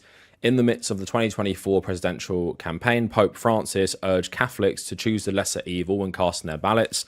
A majority of them, 55%, voted for Trump. But Catholics' enthusiasm for the president seems to be cooling. A poll released in February by the Pew Research Center, issued before the start of the Middle East conflict, shows that in most religious groups, including evangelicals, Catholics, and Protestants, the president's approval rating is much lower than in the first days of his second term. Approval for the way Donald Trump is handling his job is down to 52% from 59% in February 2025 amongst white Catholics, while it's down to 23% from 31% among Hispanic Catholics. Not only is Trump losing favor among US Catholics, but support for Pope Leo, the first American pontiff, is actually on the rise. A recent poll found that 10 months into his papacy, US registered voters now see the Pope more favorably than the president, with 23% of respondents saying they see Leo very positively, and 19% saying they view him somewhat positively, and only 8% saying they view him negatively. This net positive of 34 places Makes sense to me. well ahead of Donald Trump. So on their recent feud, obviously Donald Trump took to Truth Social to write this after Pope Leo has been criticizing the US war in Iran. Pope Leo is weak on crime and terrible for foreign policy.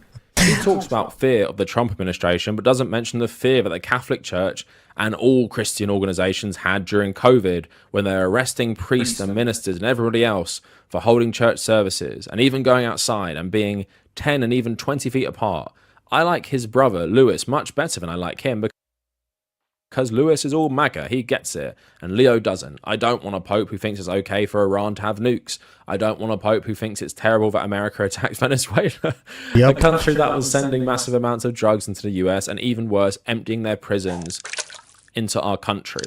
And I don't want a pope who criticizes the president of the US because I'm doing exactly what I was elected to do in a landslide. He wasn't on any list to be pope and was only put there by the church because he was an American, and they thought that'd be the best way to deal with the president Donald Trump. If I wasn't in the White House, Leo wouldn't be in the Vatican. Unfortunately, Leo's weak on crime, weak on rubber door stopper. does not sit well with me, nor does the fact that he meets Obama sympathizers. Leo should get his act together as Pope and use common sense. Be him. Leo responding, I have no fear of the Trump administration or speaking out loudly of the message of the gospel, which is what I believe I am here to do, what the church is here to do. We are not politicians. We don't deal with foreign policy with the same perspective he might understand it, but I do believe in the message of the gospel as a peacemaker. And then he also tweeted after this recent feud, hundreds of millions of people throughout the world are immersed in extreme poverty, yet disproportionate wealth remains in the hands of a few. It is an unjust scenario in the face of which we cannot fail to question ourselves and commit to change things.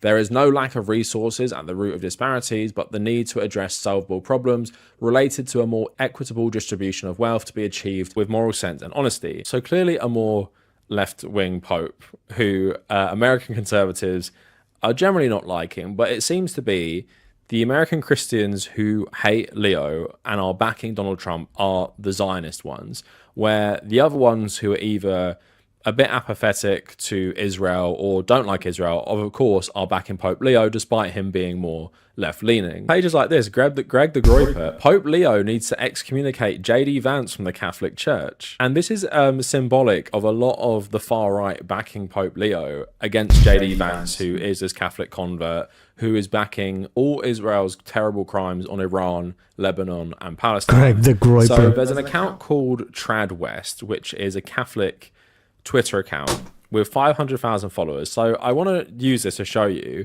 how even on the far right, they are embodying what Chris Pratt was saying. They act like politics no and supporting surprise. Pope Leo because he's the Pope is completely separate. So this page was celebrating Chris Pratt, putting a massive cross up. I missed this. They're celebrating Henry Cavill, which is really funny. You got a King Frog. Like, what up? As Geralt in The Witcher. Writers try to modernize and ruin the law, and he leaves the lead role of a massive franchise because of his principles. Moves the ball from the 40K and refuses to allow them to push modern agendas. Kermit King, damn right. Based. And no one ever said conservatives understood the media they love, because the Witcher one is funny because out of all these that ain't Henry Cavill. That's Chris Pratt. Lord of the Rings is like super pro-Catholic because it was written by a bit of a Catholic zealot in Tolkien. Correct. The Witcher is actually like the opposite of that. One of the running themes in The Witcher is a massive criticism of the Catholic Church and its role in just Polish history and Polish nationalism. There's a church called the Church of the Eternal Fire. They're nearly like a one-for-one stand-in for the Catholic Church.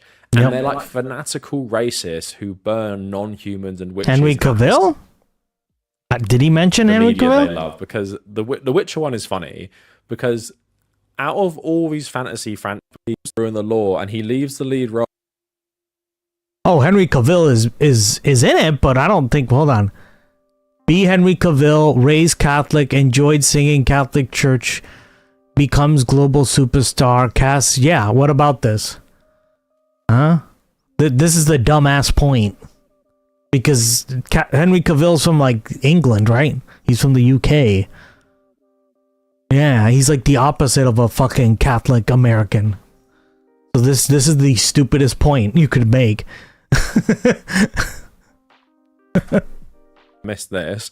They're celebrating Henry Cavill, which is really funny. They're celebrating things. It's really funny because it's like he's the opposite of what you're just saying. Yeah, he's a Giga Chad, but he's actually like his politics seem pretty based. What are you talking about? These people are idiots. Was cast as Geralt. He's quite Catholic. Yeah, but what he's saying is that his primary premise in this video is that American Catholics, and with that probably Canadian Catholics, right, are very different than, like, say, European Catholics, right? Because he was raised Catholic, and they're so different than, like, how most people in the US act as Catholic, right? And Henry Cavill is a good example of this, because Henry Cavill is, like, of the UK. Like, he's a UK citizen, right? He's British, if most people don't realize that. Writers try to model... Like, European. Yeah, exactly. That's what he's saying. He's saying, like, huh? What? And ruin the law, and he leaves the lead role of a massive franchise because of his principles, moves to Warhammer 40k and refuses to allow them to push modern agendas, unfathomably. Yeah, like, anytime I see, like, this is a good point. Whenever I see Henry Cavill, I don't get this, like Catholic bigot type that he is, that you get, like, Chris Pratt and all these other people, right? That it's, like, a very good point, right? And no one ever... Like, this, like, what could you say about Henry Cavill? He builds fucking gaming PCs. Just said conservatives understood. He's a huge gamer, right? They love, Mel Gibson is, he's... The Witcher one he's is a funny whack job. Because out of all these... Yeah, he seems wicked cool. Like, Henry Cavill, and again, I don't know the guy, right? I could be dead wrong, but he seems like a very chill guy, and he seems like just like a... Like, he seems like the opposite. He basically is proving his point about how in the UK you can be Catholic and not be a complete psychopath or like this outwardly Catholic person, right? I didn't know that he was Catholic. So, like, that's kind of shocking to me, because I'm like, oh, well, that makes sense, right? I think that strengthens his point of view, right? Again, it's his point, not mine. I don't know enough about the subject, so we're just watching it to get a take on it. But yeah, I would say Henry Cavill is the opposite of what you just said, right?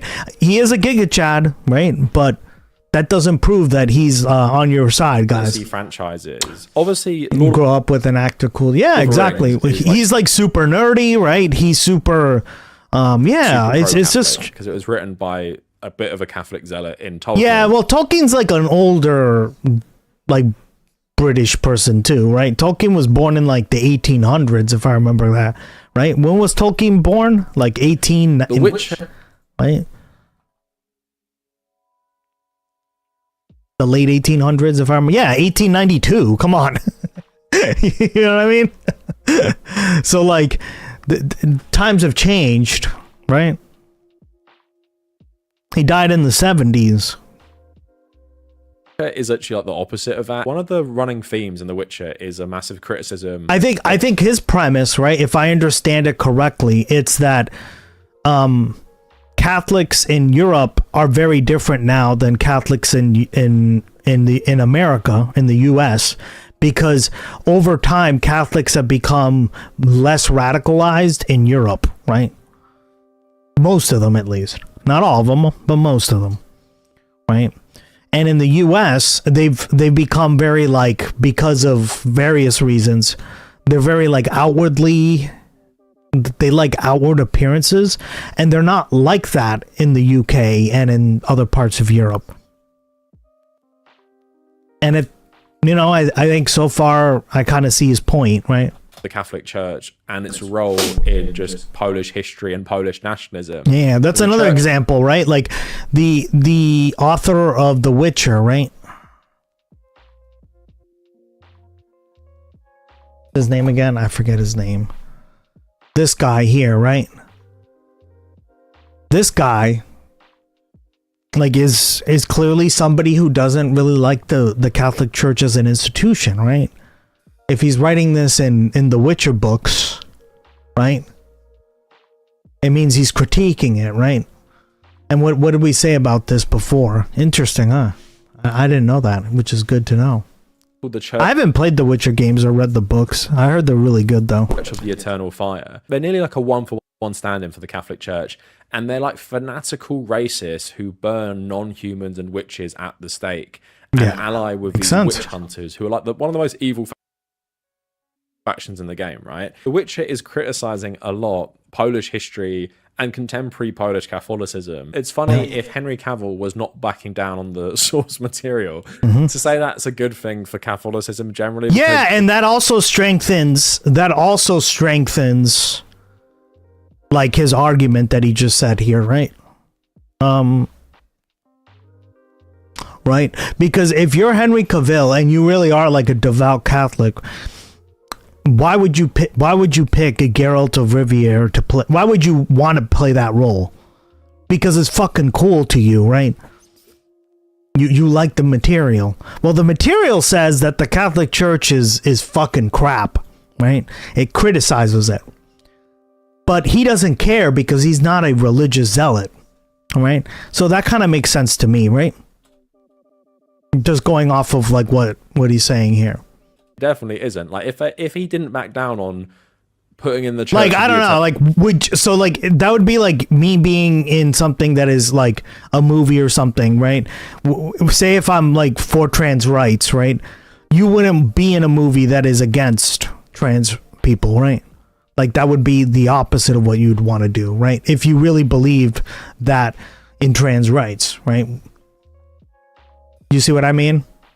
Like, so clearly it's a part of who he is in terms of how he was raised, but it's not like a zealousy that he has, right?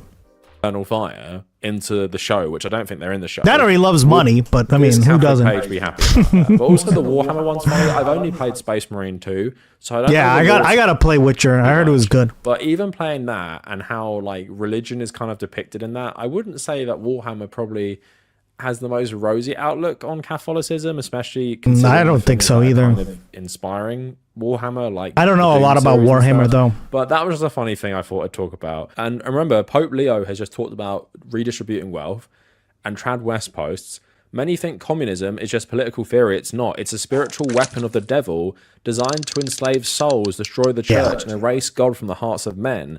This is why the saints stood up to it. Why is communism demonic? Because communism begins with atheism and it denies God and his church. Man is reduced to a number in the collective and the state becomes God. The church becomes the enemy. This is just not political. This is not just political theory. It's satanic.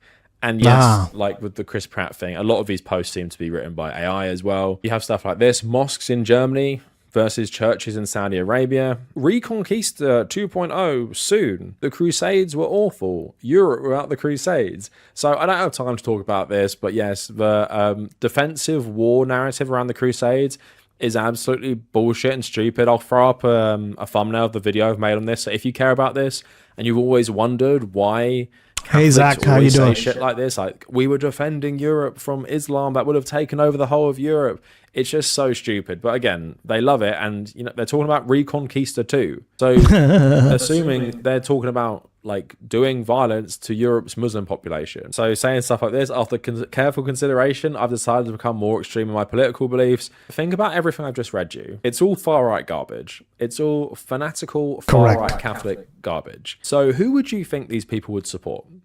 If it's a mashup between Donald Trump and Pope Leo. It does. I bet it does.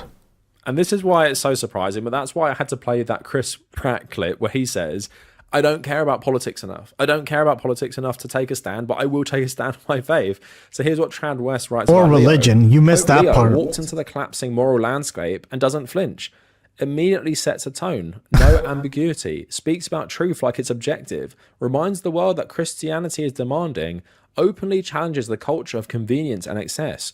Calls out spiritual laziness, pushes for larger, stronger families, warns that demographic collapse is a spiritual issue, confronts modern ideologies without dressing it up diplomatically, names enemies of the church without hesitation, emphasizes prayer not as a symbolism but as a necessity, constantly redirects attention back to God, not institutions, rejects the idea of adapting doctrine to modern trends, insists truth shapes the world, not the other way around, and draws a clear line between truth and error. Forces people to choose where they stand and doesn't seek popularity. Popular anyway. And then here's another one. Pope Leo is a Catholic. Why are people shocked when he takes Catholic stances?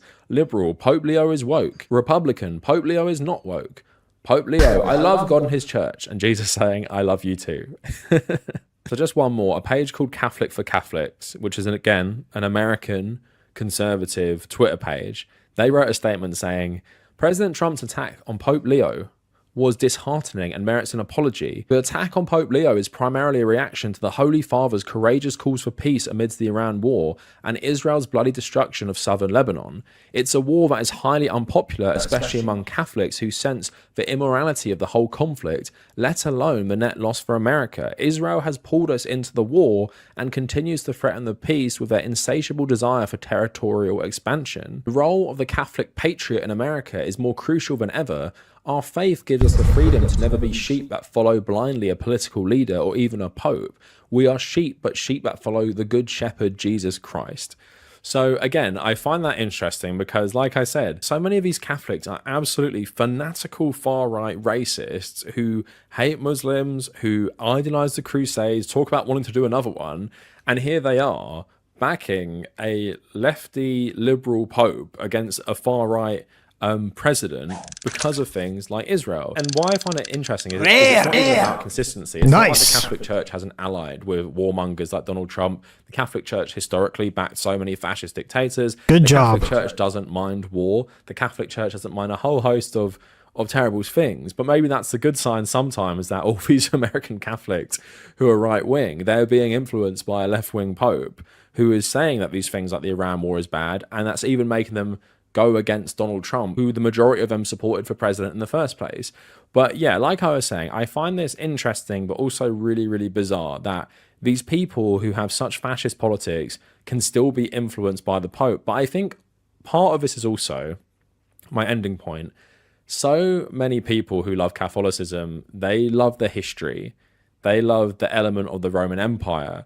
And they like Pope Leo because they view him as a king. He's like the king of the Catholics. And no matter what you think of the king, he plays a spiritual role. He plays a leading role. You have to show him deference.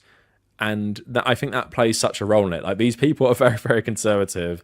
They secretly yearn for a monarchy. And that's why they show this man respect, even though they massively disagree with him. I think because Pope Leo is an American, he gets even more of that, because I don't think these same people would be saying this about Pope Francis like they're saying it about Pope Leo. But yeah, I just find it interesting. I find it interesting how different American Catholics are, and I find it interesting how many of them are like Chris Pratt, and how many of them center themselves in their faith, how many of them feel like they have to go out and talk about their faith to everyone, even though loads of Catholics would think that's so strange, and how many of them seem to think that politics and faith is completely different, even though it seems like the Pope himself doesn't really make that distinction when he talks about things like wealth inequality and the war on Iran by the US and Israel. I get it. So that's just like a little it's an interesting thesis to my video that I made back in September.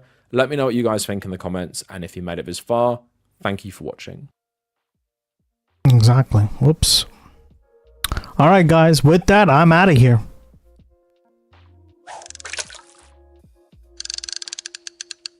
Love it. I'll see everyone tomorrow. Same time, same place. Don't do anything stupid. First we pray, Gus. Pray for what? Food? I'm starving. Stop doing stupid shit, Jers. Wanna raid a philosophy bro? Who's that? Philosophy bro. I don't know if I'm gonna raid anyone today. Ooh.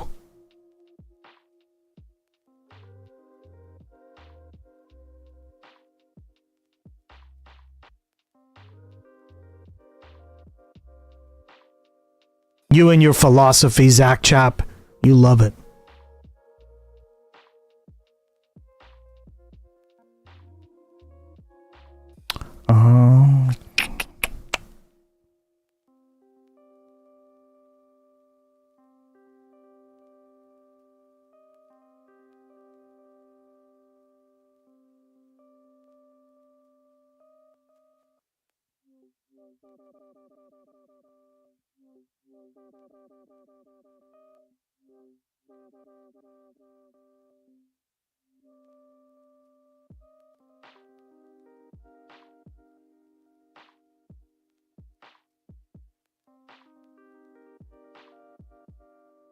Thank you, guys. All right, Gus has to go rub down his meat in butter. I do. I gotta rub my meat down in butter. I will see everyone soon. Take care now. Bye. Bye-bye. Who shall we raid? Let's see.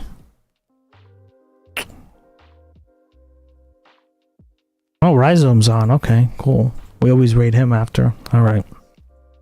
Let's raid out. Bye, guys.